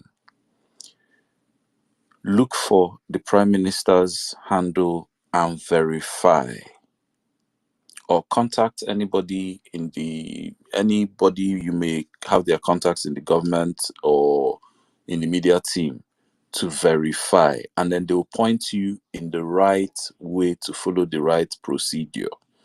Because as you can see, the zoo government, they organize sting operations. And also, anybody luring you up with the offer of payment, then that's not volunteering. That should be a clue that this is a sting. I just thought I should add that. Thank you. Machineke. Ronnie, are you back Yes, from sir. your first Yes, phase I'm of here. sleep? Minister, good morning, sir. Honestly, I was with you guys. I don't know when I doze off. And the zoo and their network. In fact, I was so mad. It was when I woke up and I said, my people are still here. Oh my goodness. So I really want to thank you guys who have been holding the line. Starman, good morning from here. Hey, my guy Ronnie Chukuma. Kedu. Odemana. Chukuma, Simon Nipa, I've made up my mind to learn your language, and I will learn that language once Biafra come. In fact, that state will be my state. Is where I'm going to stay. I must learn that language. It's very, very sweet. You know? Welcome. Yes, thank you. And in order to learn that language, most of my friends, even here now, from that Go and find region, wife yeah. from there if you don't have. Exactly. So you read my mind. That's where I'm going. I'm going. Remember, I don't believe So in marrying two wives, so you're a Christian. So. no, only one now. Only one. So only one, just one, Wait, and wait, is that wait, a wait, Bible wait, woman? wait, wait. Who say marrying two wives no good? Una no Now say. me Now talk you up. talk am. Okay, you be running, sir. Yes. Your name na Ronnie. your name, your name na Ronnie. But wait. To be realistic, do you know that the West understands the power of the Biafran people and the African people? You see, I'm now where we don't talk. Say marrying two wives. Chinwe don't come carry Mike. He don't run come Mike. Hey, well, there we don't go into another episode. Anyway, Chinwe, wait, make I speak finish. Oh. Anyway, um, after they line up, after they line up Biafran males from age 3 in 1967 genocide, and then they say kill all of them, kill anything male from age 3 upward. They say kill all of them because they know the power and what the male will come to do. Now, have we now sat back to think and ask ourselves, within the past 60 something years after the genocide, or within the past 50 something years after the genocide, coming down to today, how has it been possible for us to increase with the pace of time? Now, let us take our mind down to the far north. The north claims that they have the highest landmarks in one Nigeria, right? But when it is time to cast votes, you don't have people for them to cast votes. They are using the head count of goats and cows and animals and chick, everything animal to count to make the number. Then they now go to Niger, they go to Chad, they go to all over the Sahel. They bring all their people, the Fulanis, to come and make the head count for the vote. That is how the number increase. But the Biafran people, our forefathers, married two, three wives. And then this helped us to increase within a pace of time. And then you see the strength in us skyrocketing and standing very strong. So if our parents did not marry two, three wives, how we for take increase like this. The only thing I see here is that the way our mothers and our grandfathers and our forefathers and our grandmothers and our great grandmothers were able to cohabit with their co-wives, 2 wives, 3 wives in the same house is not the same that of today. Today, the brains of the youth of today carry too much jealousy. Jealousy too much. But in those days, jealousy was not the issue. I know when a father have multiple wives, maybe this first wife never give birth, the other one first give birth. But later the other one will now come and give birth. One now will get only 1 wife. Maybe this one never give birth yet. Now take long. But do you know when you now understand the strength of extended family? It is when there is war. When there is war, or when there is problem, then you need helping hands. That is when you get to understand that your father to have had 3 wives, 2 wives, was a plus. And that for your father to have had many children was a plus, because you will see helping hands from left, right, center, all coming together to now fight for unity of purpose and a unity of one thing. So just like we are in Biafra today, we are of diverse ethnicities. You now see someone speaking Ibibio, another one is speaking Efik, another one is speaking Kalabari, another one is speaking Orobo, another one is speaking Igbo, another one is speaking Shekiri, another one is speaking Igala, Idoma, different ethnicities. And this becomes our strength, coming together, because there's one thing that joins us together: our ancestry, how we came out. We are all connected to one source. We have this strength now of being able to strangle one enemy that is coming against us. It is this strength that they have seen in us coming together and being able to stand to destroy them that they want to weaken. They have tried with the divide and conquer and divide and control pattern and did not work. Today now, they use Fulani Islamic Jihad pattern, doesn't work. Now you see that Britain was the one that used weapons to come to us or to come against us in 1967 to 70s. But in today, Britain have been doing the sponsor of these weapons nicodemously, and we see them and have the evidences. So this time now, they are now pushing the responsibility to U.S. Army to come out openly so that they will not answer the bad guy name now. Our eyes are everywhere and we understand what they are doing. Thank you for my small interjection. Ronnie, no vex, so I beg, carry your time.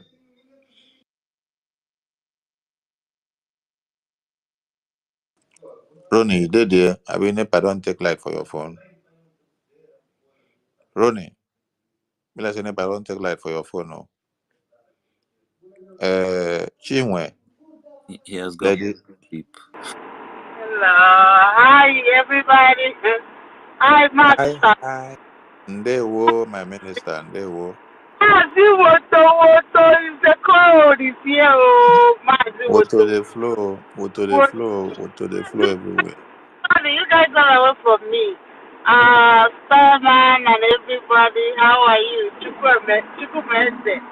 I understand. I just came in when you talk about that my mother one wife, my dear. That thing, that unity work there, no, not anymore, I'm telling you. Because I'm talking to you with experience. I come from a polygamous family, my father. Even to now, we answer the same last name. We scattered all over United States and Canada. We don't talk to each other. But we come from a big family, or 3 wives. We don't talk to each other till now. So it will don't work. There is a lot going on in our brain. Eh? Envy, jealousy. One will not like to see the other one happy.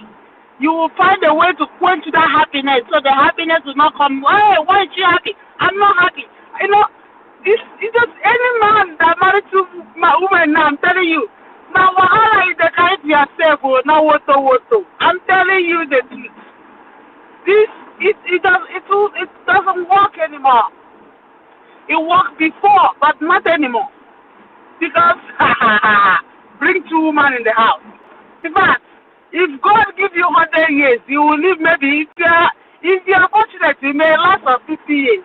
Because the heat that will come from the 2 women, you can't stand it. So that's what I'm telling you guys. I'm a woman, I know what I'm talking about. So please, everybody, there's no angel there. I'm telling you the truth.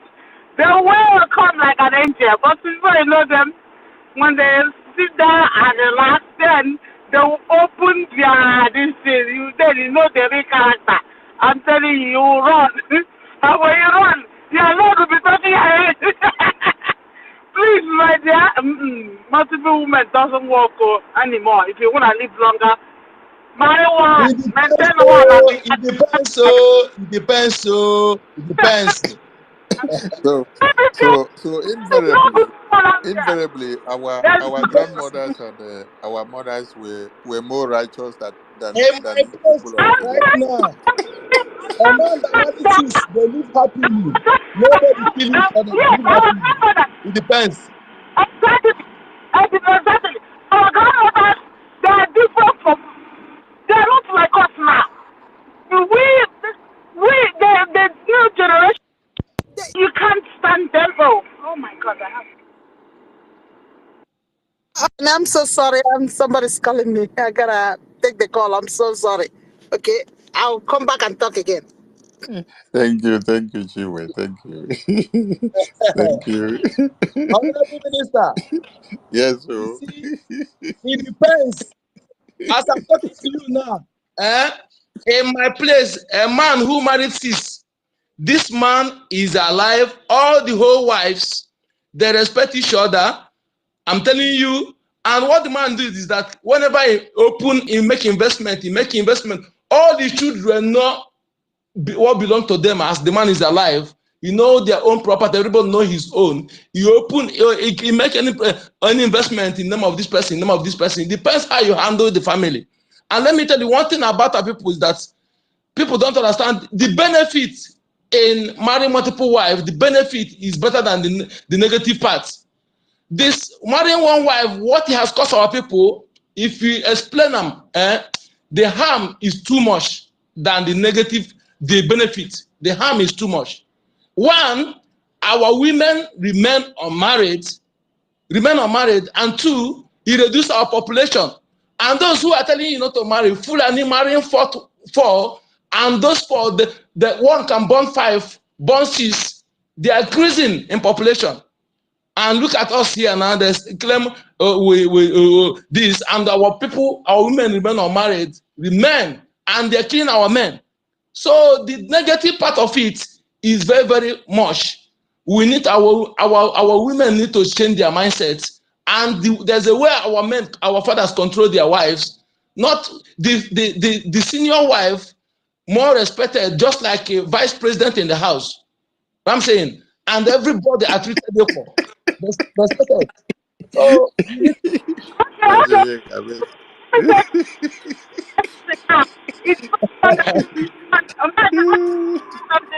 you depends see, on the man. it Why? depends on how the family, it depends on the family. What I'm Listen. telling you now is in my place, Gogo, the man married 6, and all of them they are living peacefully. They are living peacefully. Chinwe, we can't even hear you. Your network is bad.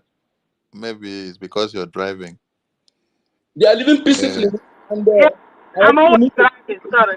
this issue because it will help our women not to remain single and begin to fall into the hand of the enemies in name of showing them fake love and they're using them to penetrate our land. Would you consider all this? Mazunyeka, thank you. Anyway, we are not dragging the debate. Can I say something? Can you hear me now? Yes, we can hear you. Right on. I'm a Christian. I don't advocate for two women, a man marrying two wives, because by Christianity, the word of God said two shall be one. So I should not advocate that. I'm not advocating for that. So, and I'm telling you guys that men, we want you to live longer.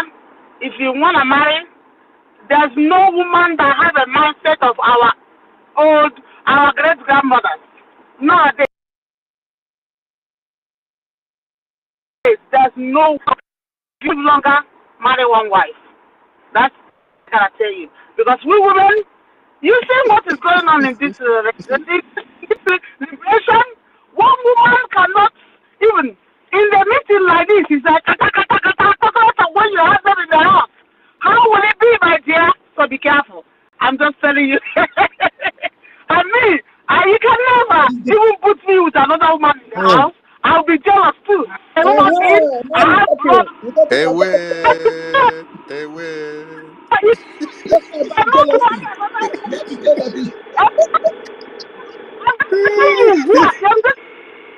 Not to marry another woman and put there with me and then do some certain stuff and I'm not happy.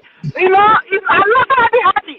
So we women nowadays have another different mindset from our Hey, mother. Thank you, Chiwe. Can I No, continue? Mazoyeka, I beg. Don't ask Chiwe a question Can I again. continue because I was talking before this thing all came up? Yeah, Ronnie, network don't block you. Welcome back. Chiwe, thank you so much. Thank you so much, Yes, Chiwe. Minister. I really want to believe that God set a standard for this. Hey, Ronnie, wait. Yeah. Wait. Because that they make me laugh for you. When she was, you see, now we matter of marry one wife or marry two wives don't come now. More women are coming out to this mic now.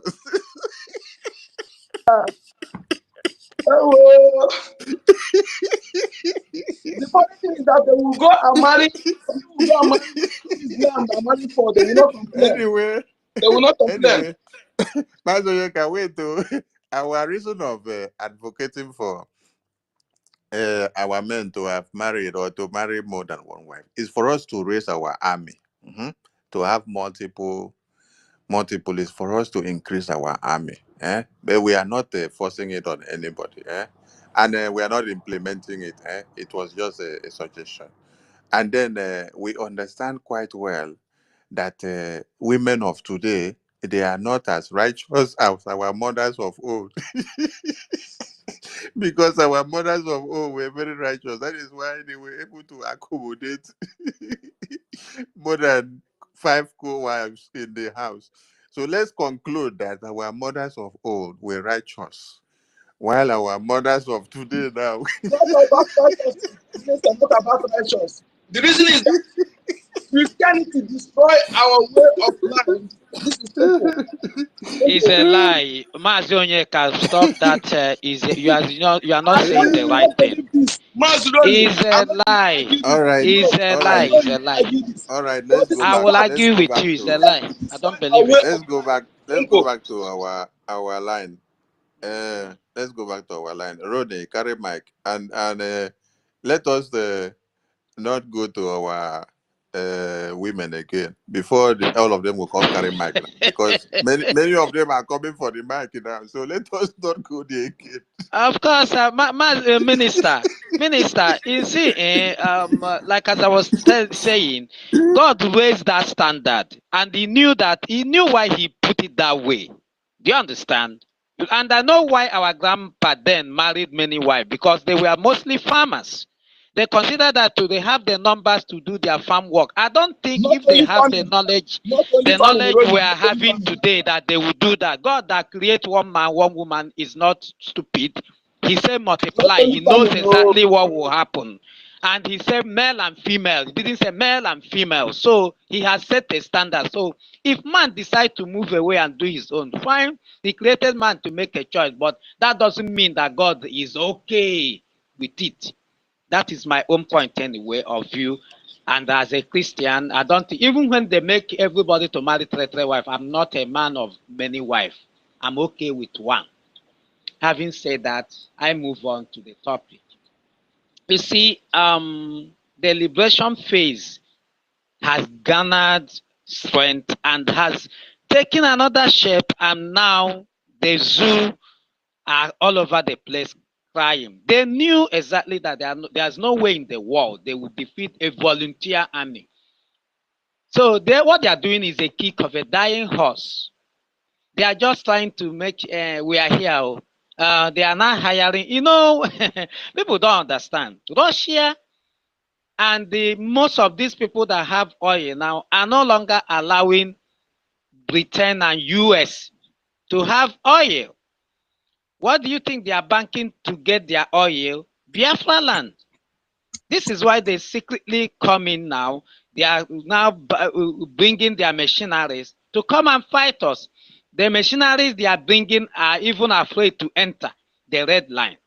They know exactly what will happen. And they are pretending like everything is all right.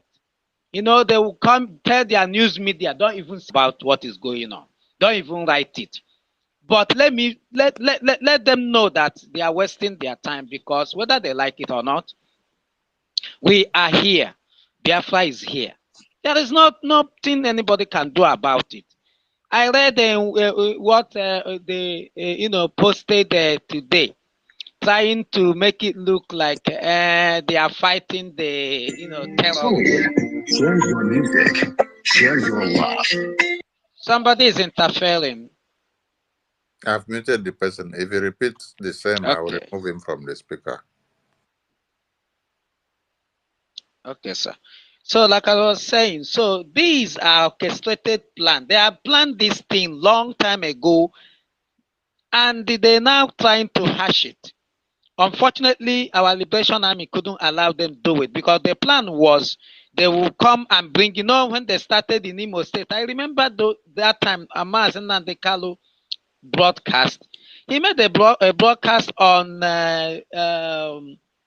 this man, one Fulani man that came on board on AIT, saying that you see the insecurity that time that ESN sacked off Fulanis in the forest. That man was granted interview on AIT, and he was boldly saying that the insecurity in the southeast, that they will do, and they will create something like that to fight them.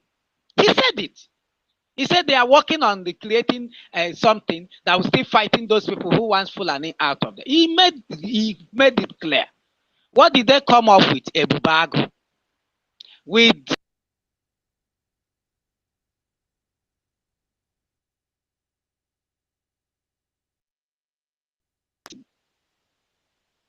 uniform, send them to the east. So all the people you are seeing in the east are terrorist army in uniforms and in police uniforms. These people are not normal police and army that you know. They are all terrorists.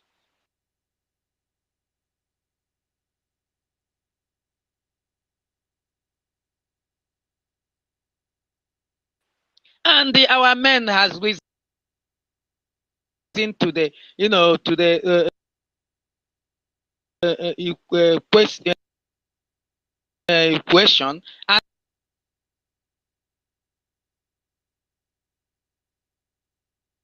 all of us. The light of the world. We are the beacon of Africa. We have risen, and we burn and destroy anything along its way that don't want it to shine out. There is no,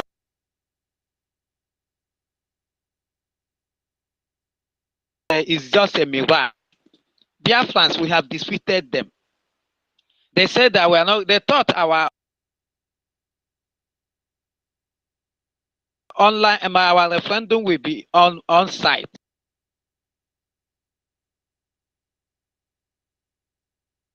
so that they will carry their zoo army and start killing our innocent men and women and children. They were shocking the referendum ongoing, unstopped. They have done everything to her. Do you know that 3 days ago, Minister, they were hacking our accounts? They tried. They are changing the settings. I couldn't even see any of your tweet anymore, even PM. I couldn't even see our BRGIE. I couldn't see anybody, any Biafra at all. I was seeing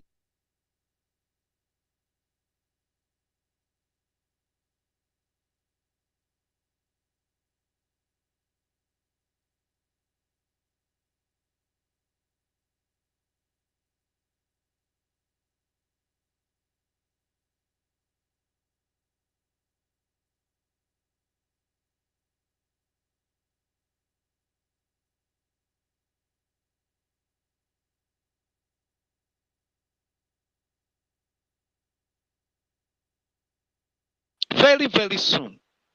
By the time we make our declaration, nobody will even have the strength to shoot a bullet. All this noise they are making is just a kick of a dying horse. Brothers and sisters, Nigeria is gone. Imagine the person they were blaming, the Igbos in that football. And that serves them right. You want to go as a Biafra, forgetting what the prophet said, that God you think is a joke. All of them that have made up their mind to go and serve Fulani, are they not coming back in shame? Some even don't come alive. So if you are here, you think you can stop what we are doing, you came very late. You can't. And if you're here too, you think you can go and serve Fulani to stop what we're doing, you are joking. You can't. This is spiritual. Biafra is spiritual. And it takes the spiritual minded to know the stage you are in now. We have come to stay. Biafra has come to stay. Biafra is now a nation. Whether you like it or not, whether you want to talk about it or not, you will talk about it. You have started talking about it. So if you think what's coming, then you are making a huge mistake. God is angry. God has left the zoo. He has been giving, if you are a Christian here, he has been giving you, he has been giving you a sign. If you are a Judaist here, God has been giving you a sign. So if you continue to this and what any of the Akadas, you are making a huge mistake. They will kill you. Do you know how many blood this evil contraction has swallowed? It's a blood-sucking contraction, and it must be stopped. These people you see that UK and what these are Freemasons. They love blood. They are enjoying the way what is happening.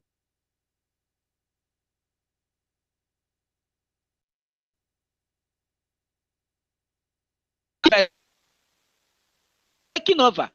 They said they will use through their leader Abbas Spike in 19th century. Said they will use the Muslim to destroy other religions and then install Satanism. Is it not what they are pushing? Look at their World Economic Forum. See the agenda to lock everybody up again, so that people will keep dying. These are eugenics.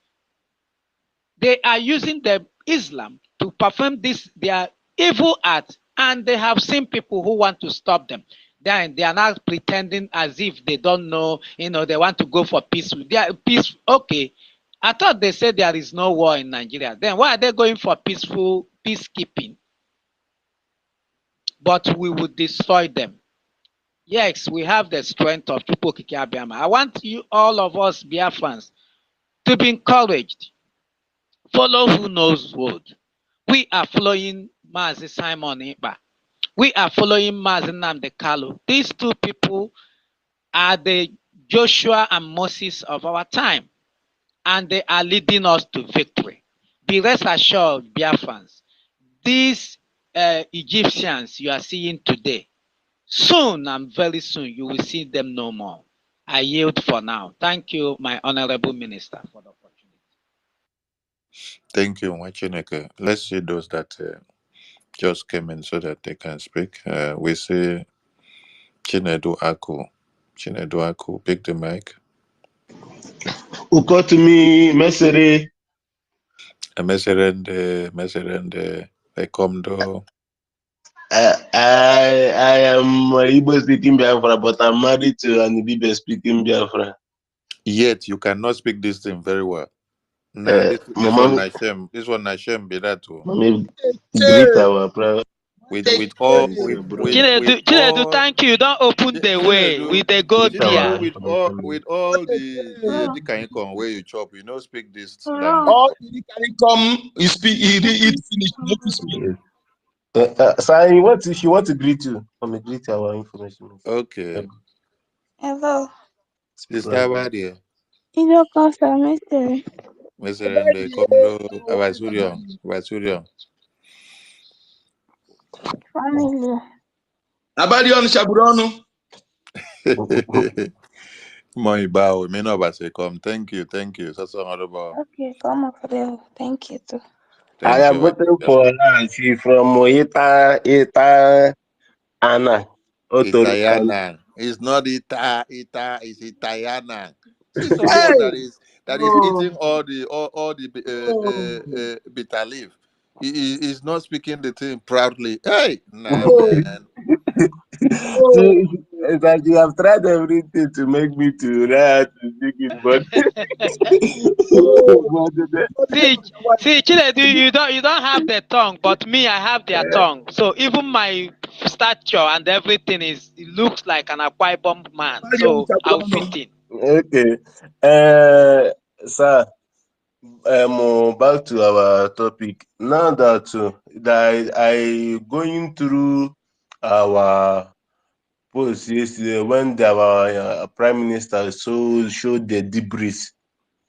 A thought come to me. I remember one of the posts of Omaz brokers that he said that when he don't want Biafra to come in an easy way is that let all the enemies come out. Let both the hidden enemies come out so that when the victory finally comes, it will be very glorious.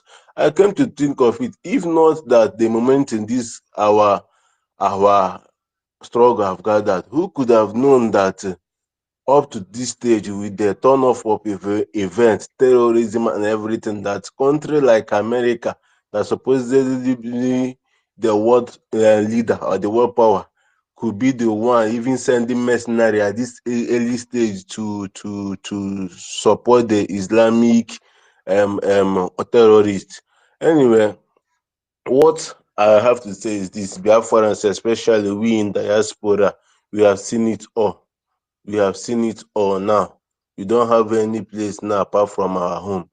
Let's give our PM all the needed effort now. If like me now, I don't go to work again with the bus card. I wake up early to stroll to work. I use the bus card money to make my contribution. I have a voracious appetite. I eat a lot. I eat like broiler, but now I am managing to curtail it down so that I will have enough money to contribute and equally have to take care of my lovely wife and other needs. Then,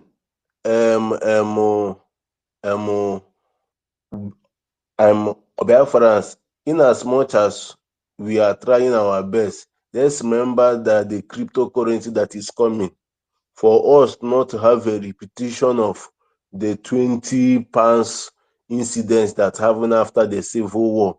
As soon as our government unveil this, our Biafra coin, please invest now, because believe you me,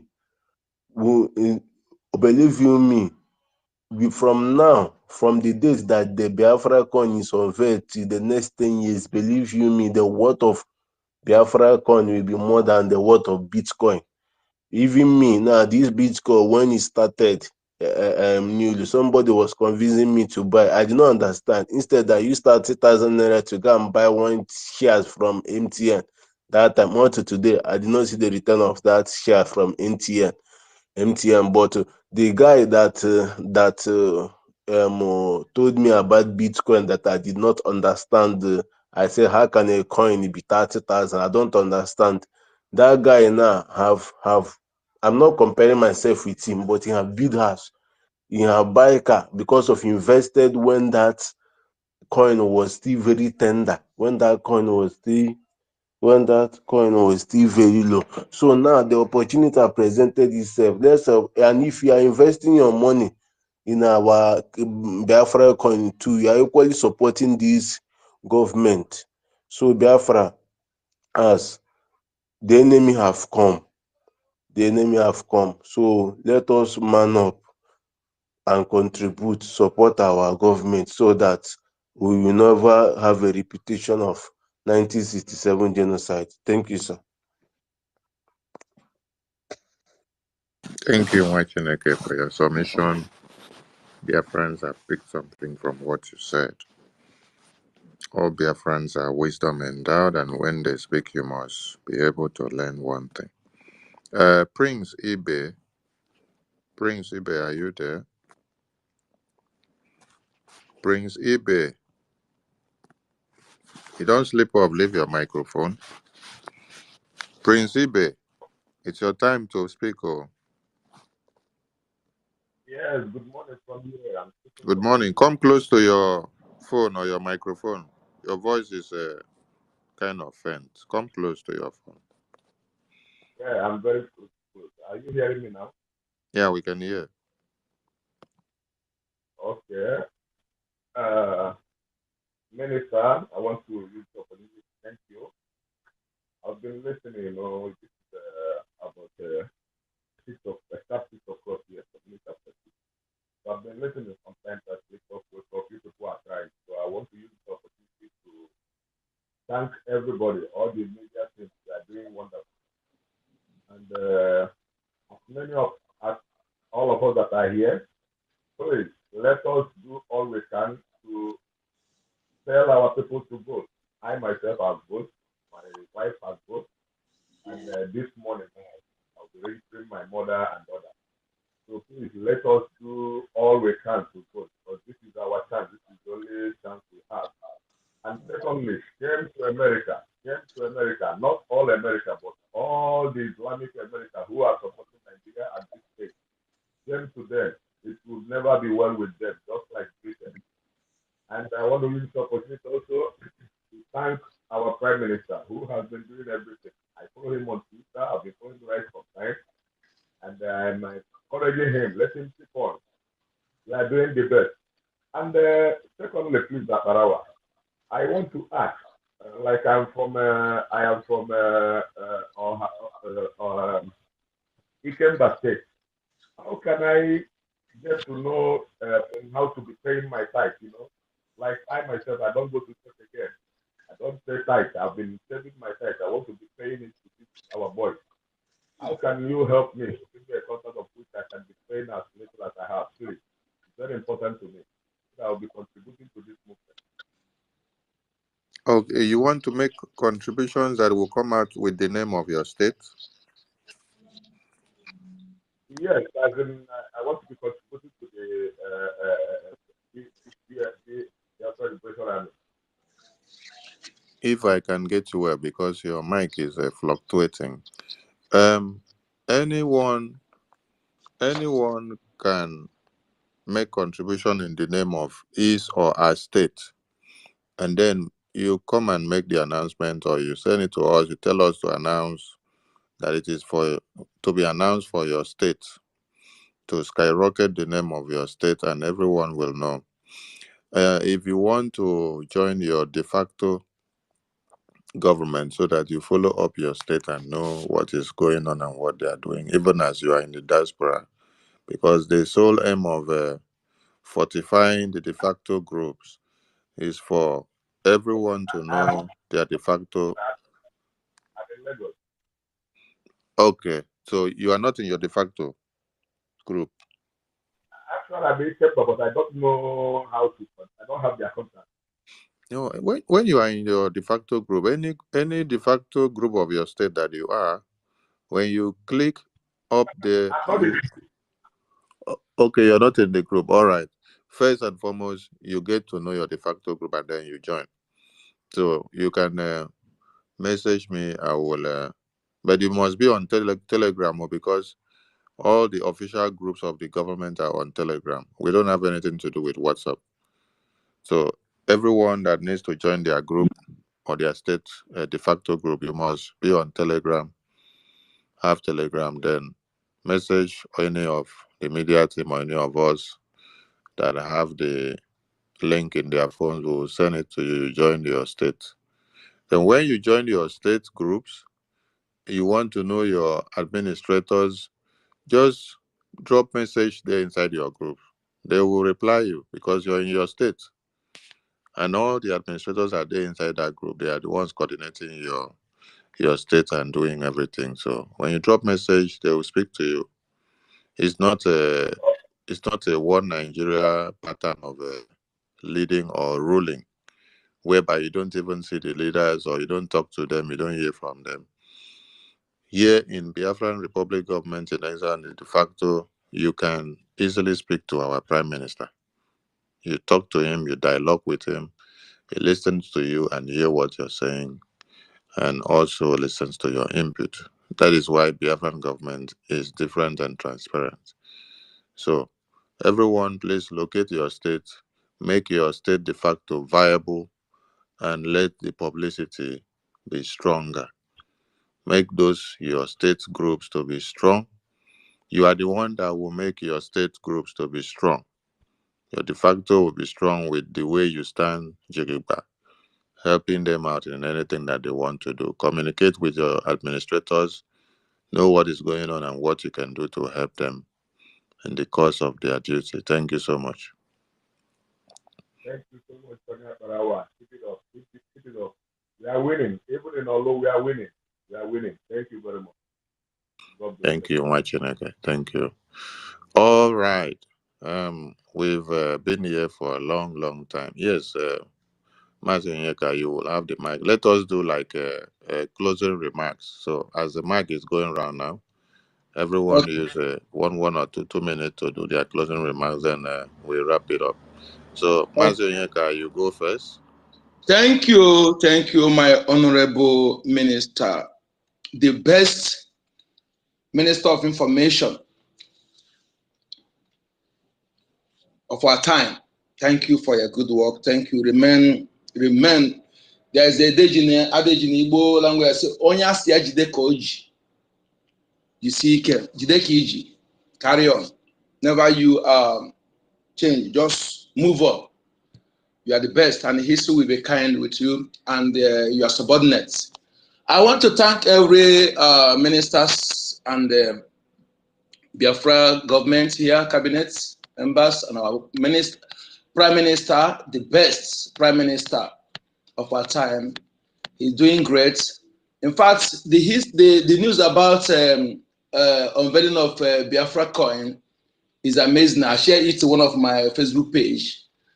The people are so excited, you know. I'm telling you, and they play the show. So thank you, Biafrans. Thank you, and remain consistency personified.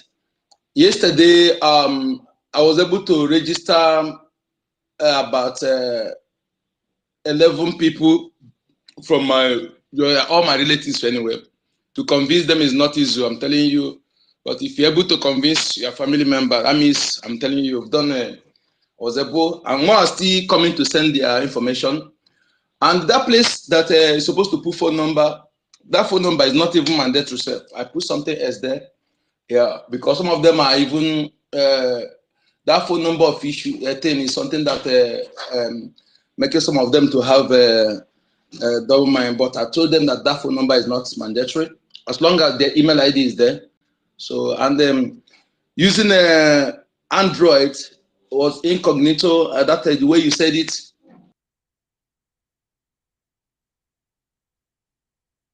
Was able. So and they are happy. So that was when I was doing so. It was, by the time I got the information, I told you so about somebody using one of our commander from Osumohu, using his name to threaten some of these guys, these youths. So I told them not to be. I said that I told them that this person is not our man because he's claiming to be our one of our those are men on ground. I told them that this person, that ESN does not exist anymore. At the same time, we're not nothing about a non-government.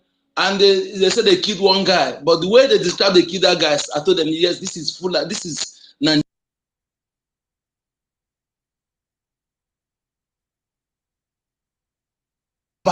Can never do something like that. Even if you are against our men, as long as you are not armed, you are not threatening to a life, then they can never hurt you, let alone killing somebody and beheading that person. That is why I really need to track that number to know who is that person. So, but it seems our success is asleep. So later I will still chat him. So Biafrans remain strong, remain consistency personified. A quitter does not win and a winner does not quit. We are here to win this war decisively. We're going to win because Chukwu Okike is with us. The gods of our land is with us. The God of justice is with us because we are fighting a just cause. We can never, never, never, never allow invaders to win us in our own land because we are fighting for what belongs to us. That is it. So thank you, Biafrans. More grace to our elbows. My name is Waika Chukwu, aka Encode Number. Thank you. Thank you, Wachineke. Starman, over to you for your closing remarks. Starman, you did there. Abi sleep don't catch you. I was just about to even go to sleep because I have to go to the hospital Is he tomorrow. speaking? I can't hear him. If I can't hear you, let me bring you down and bring you Yes, up he again. is. He is speaking. I want to Hearing you. hear his submission. Let me bring you down and bring you up again because of network. Yeah. So you can come up again. All right.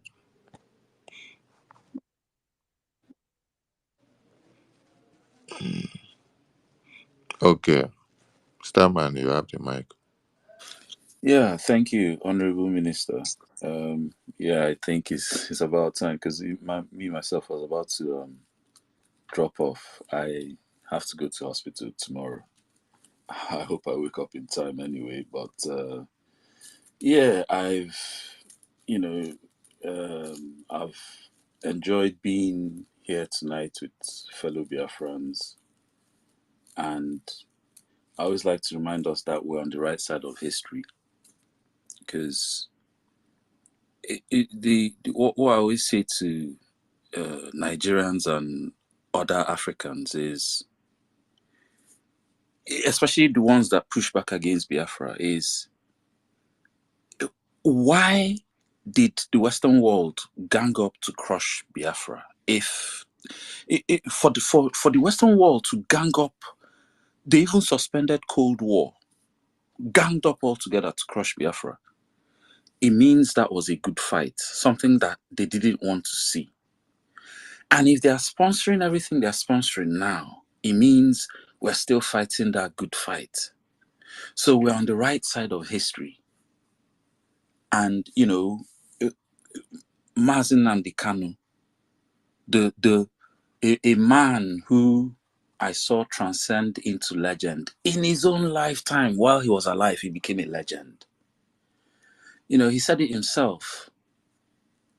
Consistency. And consistency is the measure of a man. If you want to know how integrous a man is, you measure his consistency.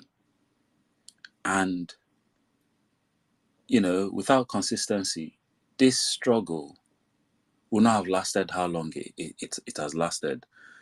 This is a generational struggle.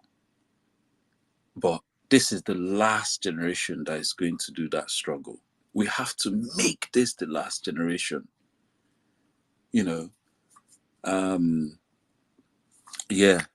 you know, I look forward to the next space again. And thank you, Eddie Funky, my guy, my able, ever reliable wingman. I've found myself in spaces, you know, where people just gang up, and Eddie just appears, and you know, and thank you, December 1 as well. I mean, the reason I you know, try and bring the history I know, I'm sure I don't know the most history, but you know, the reason I try and bring the one I know is because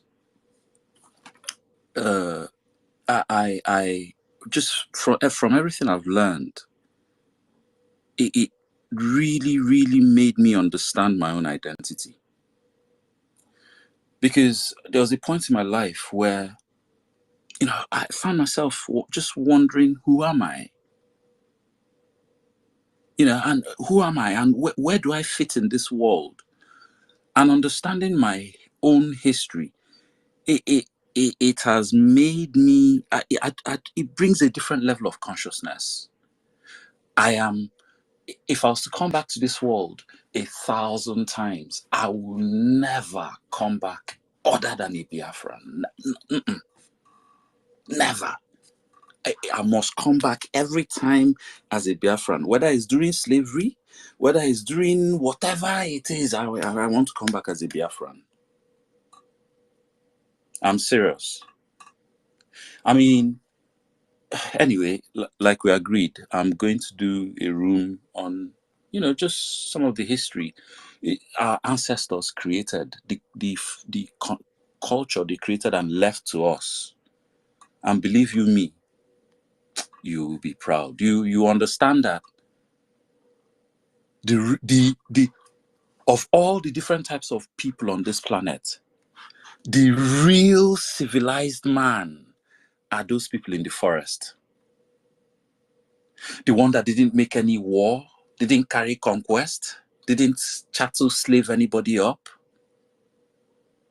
and had a society that didn't even need law. They had law, but they didn't need police to enforce that law for that society to still hold together, simply because the society was already running on morals. You can never find that anywhere in Eurasia, anywhere outside tropical Africa. So this, you know, this is why I like to, you know, I see it as instilling that pride, that original pride in our people that we should have. And yes, you know, one day, maybe one night, because I'm usually free around this time. So maybe one night around the time when we started, I'll, you know, do a run through. But yes, I was very proud to hear that we collected 2 million votes in about a week. Yes, you know, our people need coaxing. It's early days, and if anything, it's impressive. 2 million votes without the budget or infrastructure of INEC. And again, like I was saying in one of our last spaces, I'm so proud to be, you know, part of the very first electoral process, anything that happened in that geographical space, that there was no bloodshed. Even when the British were there, go and look at all the elections Britain organized for Zoo and the chaos. In fact, everything Zoo learned from rigging election, they learned from Britain. Go and look at the elections before independence, how those catastrophes ran. I mean, that it was Britain that taught them ghost local government that doesn't exist, but it will be in the whatever they are counting. Obviously, it's already been allocated. Britain instituted all that. So yes, you know, you know, I know a lot of people, they still need coaxing, but again, you know, this is why the history is good. Like I did one room where I because that one I knew from the title, a lot of these one Nigerians will be triggered. Them and they'll all be triggered and they'll come in. The title was Nigeria is a failed state. And they all came. So yeah, we have time. It's just that I know it's hard not to be nervous because there's also a lot of things happening around the world and things are moving very quick. But this is the last leg. We just need to hold our heads steady. But yeah, thank you very much, guys. Honorable Minister, thank you. Thank you, Wachineke. Thank you. Who is next? Okay, Ronnie, over to you. We're rounding up, so closing remarks. Okay, sir. Thank you for the opportunity, my honorable minister. Thank you, Mazi, Starman, and my good friend Starman, the rest of the people in the house, David, Christian, Chukuma, Emeka, Tochi, our wonderful sister Tochi, and the rest. Oh, Madam Chinwe, I see you, and all the rest of strong people here. God bless you all for standing with our leader, Mazen Nandekala, and even followed him to endorse the man he endorsed, which is our Prime Minister, Mazi Simon Ibanjok Mejiri Buagu. You are doing the right thing. All your $10, $5 is what is keeping Biafrans alive today. We in the homeland are forever grateful to you guys. You are doing the needful, and Chukwu Abiyama will continue to strengthen you guys. You see, this fight we have started is a fight that we will finish. Our Prime Minister said, we have come to finish it. And that is why we are here. So, Biafrans, do the right thing. Keep voting, because our victory is sure. I yield. Thank you, sir.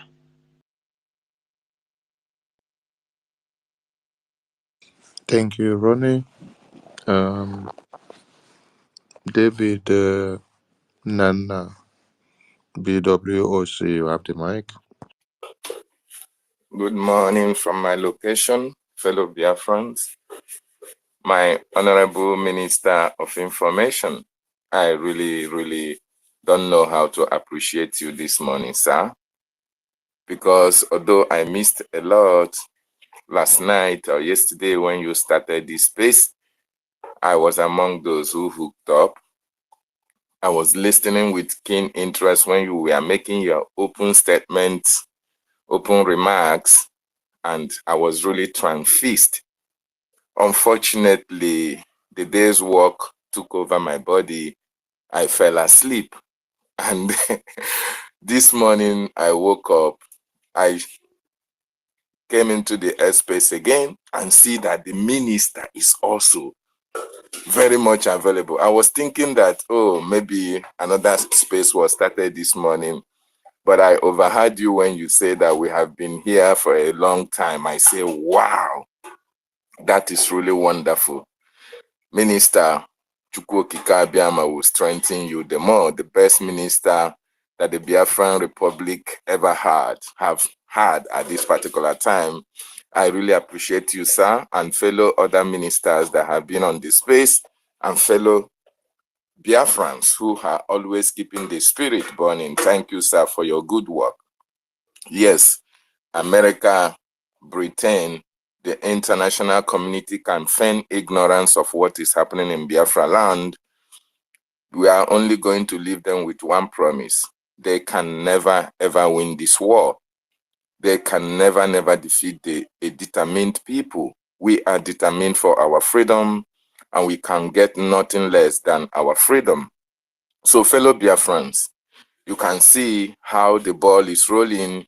The ball has been kicked into the net by the Biafran people. By the 2 million votes in just 11 days. That is amazing. But we still have a longer way to go because we want to give our prime minister more than 20 million votes. So go out there and cast your yes vote for the Biafran referendum so that the whole world will continue to grumble. They can continue to lament. The Nigerian government can continue to cry. We care not. What we are looking for is an outright victory for the Biafran people.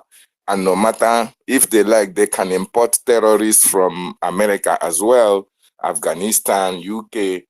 They are all going to perish in our land. My prime minister is doing wonderfully well, and the Biafran people are behind him. So, fellow Biafrans, put in your kobo, put in your one naira, put in your 2 naira, your $1, your €1. Every amount that you put for the support of this liberation is going a long way in making sure that the terrorists never, ever succeed in taking over our territory. And the Biafran Liberation Forces will be ready to defend the blessed land of Chukwuokike Abiam. Fellow Biafrans, I say good morning from my location. Ndewo no mo Chineke. Thank you, Machineke, from the BWOC. That is one of our media ministers from the scriptural departments that do the penning. Their one is to do penning. They pen with pen and paper, and then we read. But I beg, make I plead all of una way. They always speak big grammar for this space and broadcast. Now, no say we they talk to our people where they inside the village. Now, go they speak big grammar where we say if we no interpret, give them, they no go understand anything. I beg, una know they speak too much big grammar. Una they break the thing for the one way everybody go understand. No? I come in peace. So, okay, who is next? Chipuma. People like Starman. Starman also, where they speak big Uh, grammar. Ndewo Muchineke. I'm so glad this is I'm gonna be speaking to my wonderful, great people of Biafra before I finally call it a night and go to bed. One thing I want to say to all the indie rose of Biafra, nothing can stop the will of a determined people. The will of that determined people is what gave birth to our great, noble volunteer army. And today you can see the result. Americans, US corrupt government. I'm not talking to all my Americans, so I know there are still some good people. But the problem is the good ones in America, they are keeping quiet. That's why evil is prevailing. So I want to say to Biden and his administration, it wasn't long ago. Go back to history. You remember the Vietnam War, in as much as the US soldier tried to change things in that country so that they can gain their ground because of their company, because of all these their multinational companies that they use in looting indigenous people. You tried in Vietnam. You thought you could defeat them, but no. You had to run out because American soldiers were being killed. You go to Afghanistan. After 20 years of trying to fight the Taliban and change their government to democracy, at the end of the day, you ran. So if these two recent events haven't taught you a lesson that you can never defeat a volunteer army,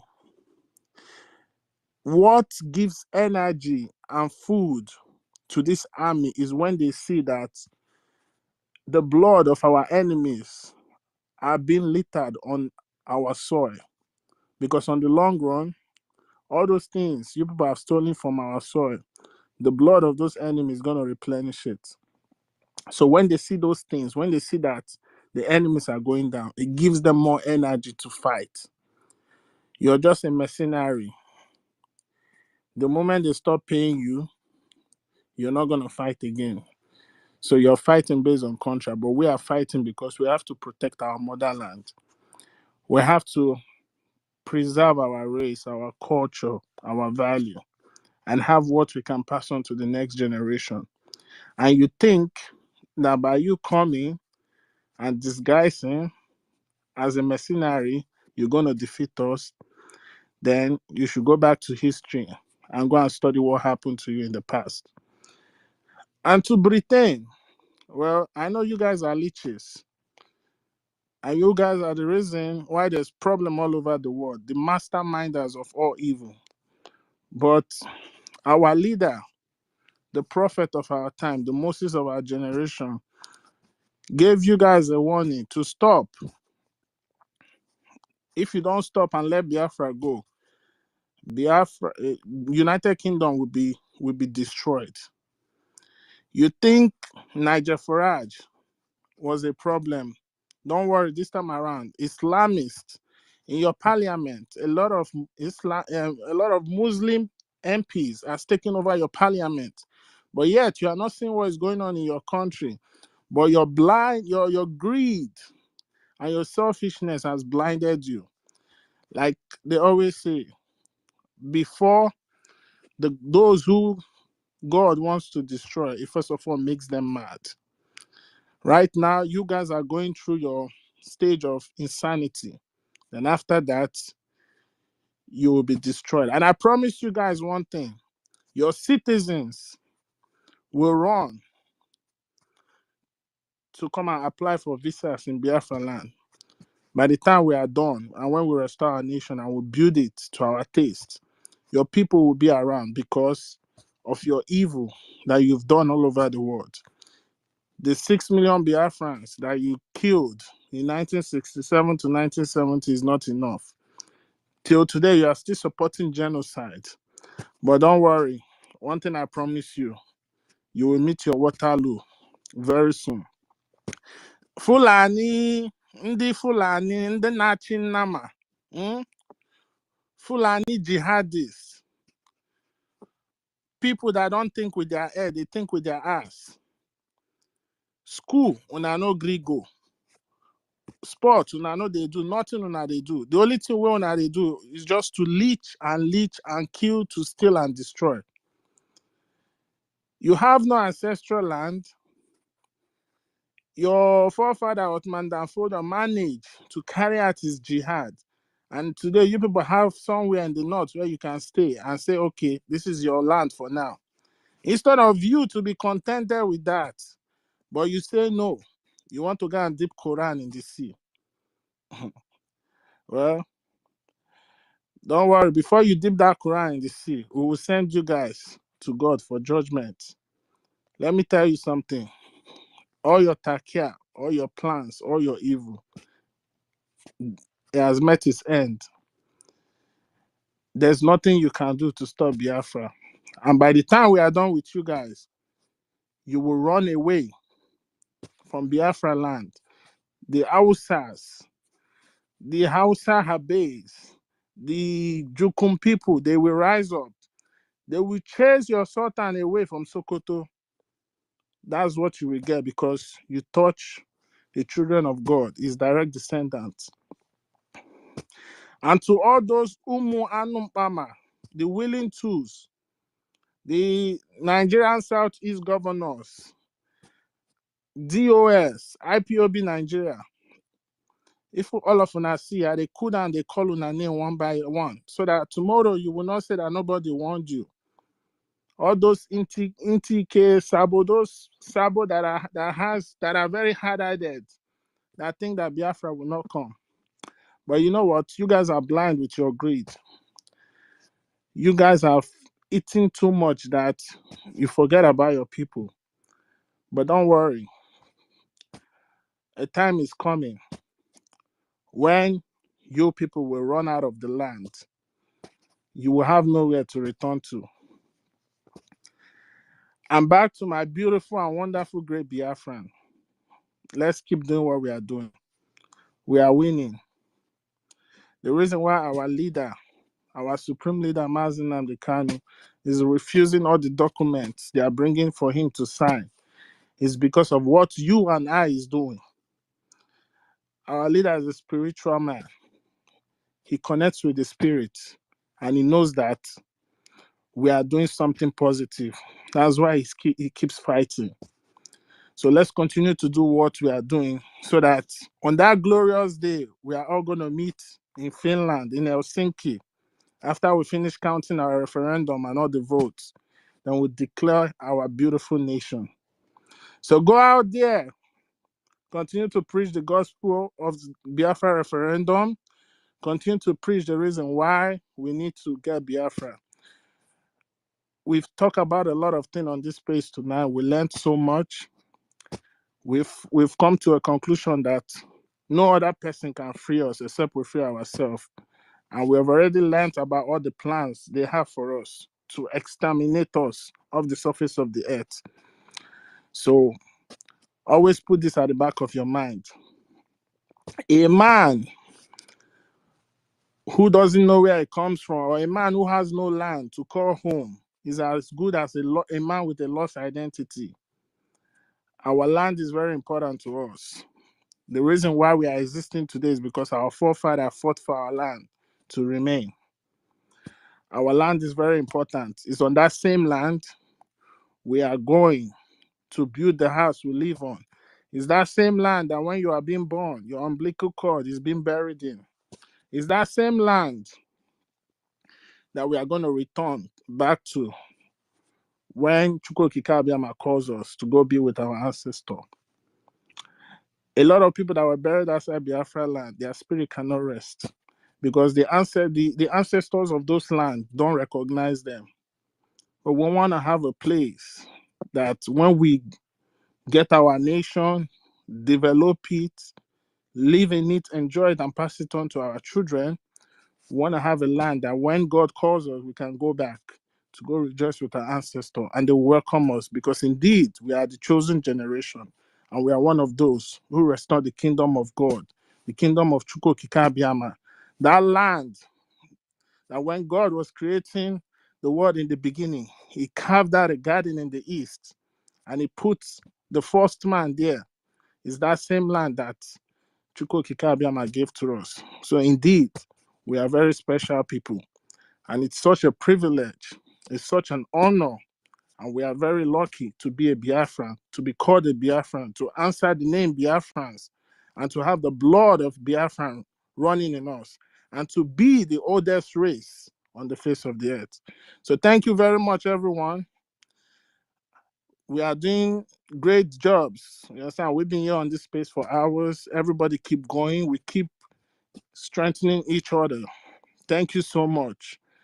Our Minister of Information, Chukwuokike Abịama, bless you. Our Prime Minister, Chukwuokike Abịama, bless you. Each and every one of us.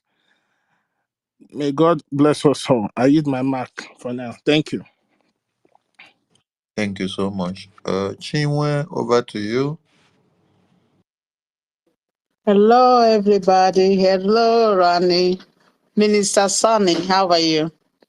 I just want to take a leave, and before I go, I just want to speak to Biafrans again that my state's Olo is under siege, and the bullets we're using for how many days now for this Janjaweed people, so it needs to be replaced.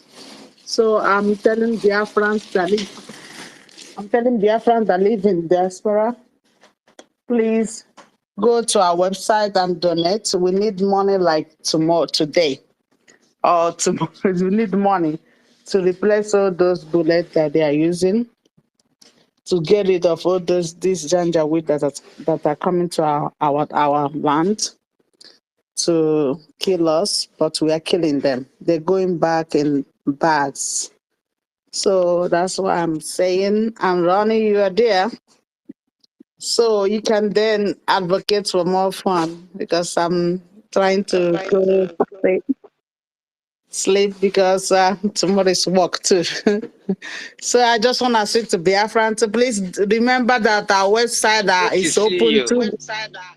247, so you can go there and donate for, for the liberation of Biafra. Thank you, everybody.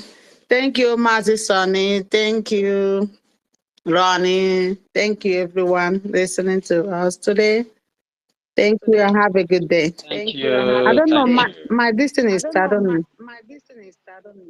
Thank you. We, Thank we you. can hear you. Thank you. Thank you. We got your submission loud and clear. Thank you, Chinwe. Um, First and foremost, I appreciate all Biafrans and lovers of freedom that have been here with us. Those that will listen to the recorded broadcast and space, because we were not just here for the past hours. We have been coming out on Facebook and YouTube, even TikTok and other media platforms. We are streaming this out on multi platforms. And those that are not streaming may be streaming when they wake up. So the message of Biafra is spreading like a wildfire everywhere. Like Chinwe said, our gallant men and women have been on standby fighting for the past 48 hours. And so every bullet that goes out needs replacement. And those men fighting over 48 hours non-stop, they also need to rest because body no be firewood. But if the enemies that are coming are not succumbing and going back to relax, they cannot go back to rest. They have to continue the fight into another 72 hours. So you can understand what that means. So we are calling on all Biafrans to please visit the website and multiply the guns and bullets. Make the Biafran armed forces to work more viably than you could ever imagine. Make the volunteer army to defend motherland in their best ways that they can do. The best thing that we need now from you is your money. Your money, your vote count. Your money, your vote count. Your money, your vote count. Don't forget where the website is. Now, in how many days now? In 13 days, we have had plus 2 million vote count. Plus 2 million vote count is gotten from a people or the people that have not been in charge of their territory for the past 63 years. The government was implemented and not up to a year yet. The army was unveiled just few months. A database system has been set up just in months. And the ID card system is coming up just in months. We had a convention.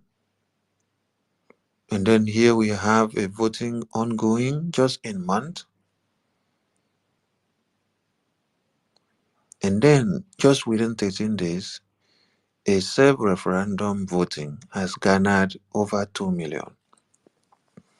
I want people to understand differences here. When you're talking of a referendum that is supervised, that is, you go and put a box or ballot box that everyone walks through and then casts their card inside, where they have allowed you to conduct that referendum on ground. That referendum can be done and finished within maybe 2 or 3 days, because you make an announcement and say, everyone, the referendum of Biafra, where you vote yes to Biafra and vote no to Nigeria, will be carried out all across Biafra land for like 5 days or 3 days. And in all the wards and counties and provinces and communities and villages, or maybe in churches, there will be ballot boxes in so and so places. So everybody should line up and go and cast their vote. With this in mind, that the environment has been kept unvolatile, everyone will go and line up and then cast the vote, and then you count the vote out within 2 or 3 days. You have the result. That is when you have been given an environment to do that. But one Nigeria is a dangerous place to be. Anything Biafra, they don't want to hear. They don't want even to hear you speak. They don't even want to see you wear any color that has to do with Biafra, or to even speak Biafra. They will arrest you, they will kill you, they will lock you up, they will massacre you. That is why the Biafran people have to make use of a self-referendum. We are not in a haste. It is our self-referendum. So understand it very well. Oh. You have referendum, you now have self-referendum. So we are the one conducting it.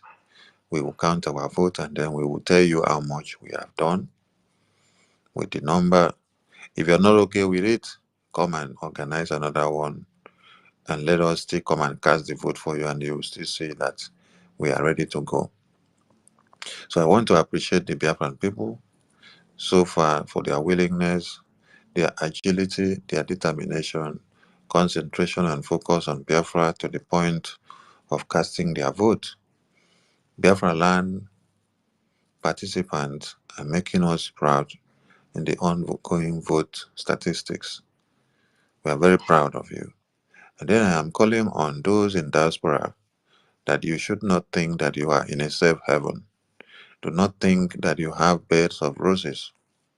Do not think that you are in America, you are in the UK, you are in Europe, you are in Asia, Australia, Antarctica, Australia, and then you think that you have a better life and that your own case is done and dusted. Don't make that mistake, because if you make that mistake, a time will come when you will be expunged and thrown out of that place, and you will not have any place to go than to start running back to that your Biafra land where you had abandoned your freedom. Now that everyone are fighting, yearning, and calling on you to come and join hands, let's make Biafra a reality before it becomes a bigger reality before your very eye. You're shying away from everything. A lot of you are hiding behind the scene and casting the vote. Majority of you casting the vote now in diaspora have not in any way contributed to the liberation in one way or another. But you are casting the vote. But when we say come out and give us money for the liberation, you are hiding. May I remind you that during the Citizens Education Guide on the database system of the ID card, that the professor, the minister that was in charge, explaining something, made us to understand that there are different kinds of the ID card. That means if you have been participating in the liberation, you have a different status ID card. If you have not been contributing anything and you're standing on the fence, you have a different status ID card. And then, when Biafran government is telling you today that there will be stringent measures on Biafrans that refuse to partake and to fund their liberation when Biafra comes, that the Biafran parliament will make laws that you will feel the pain in future. You people are taking us for granted.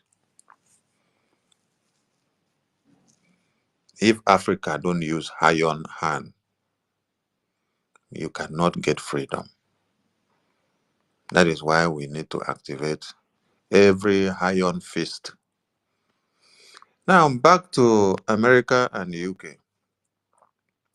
When British gave you people chicken pox invested blankets as a method of warfare, you people cried, right? Okay. Americans, I'm reminding you people something. Oh. You said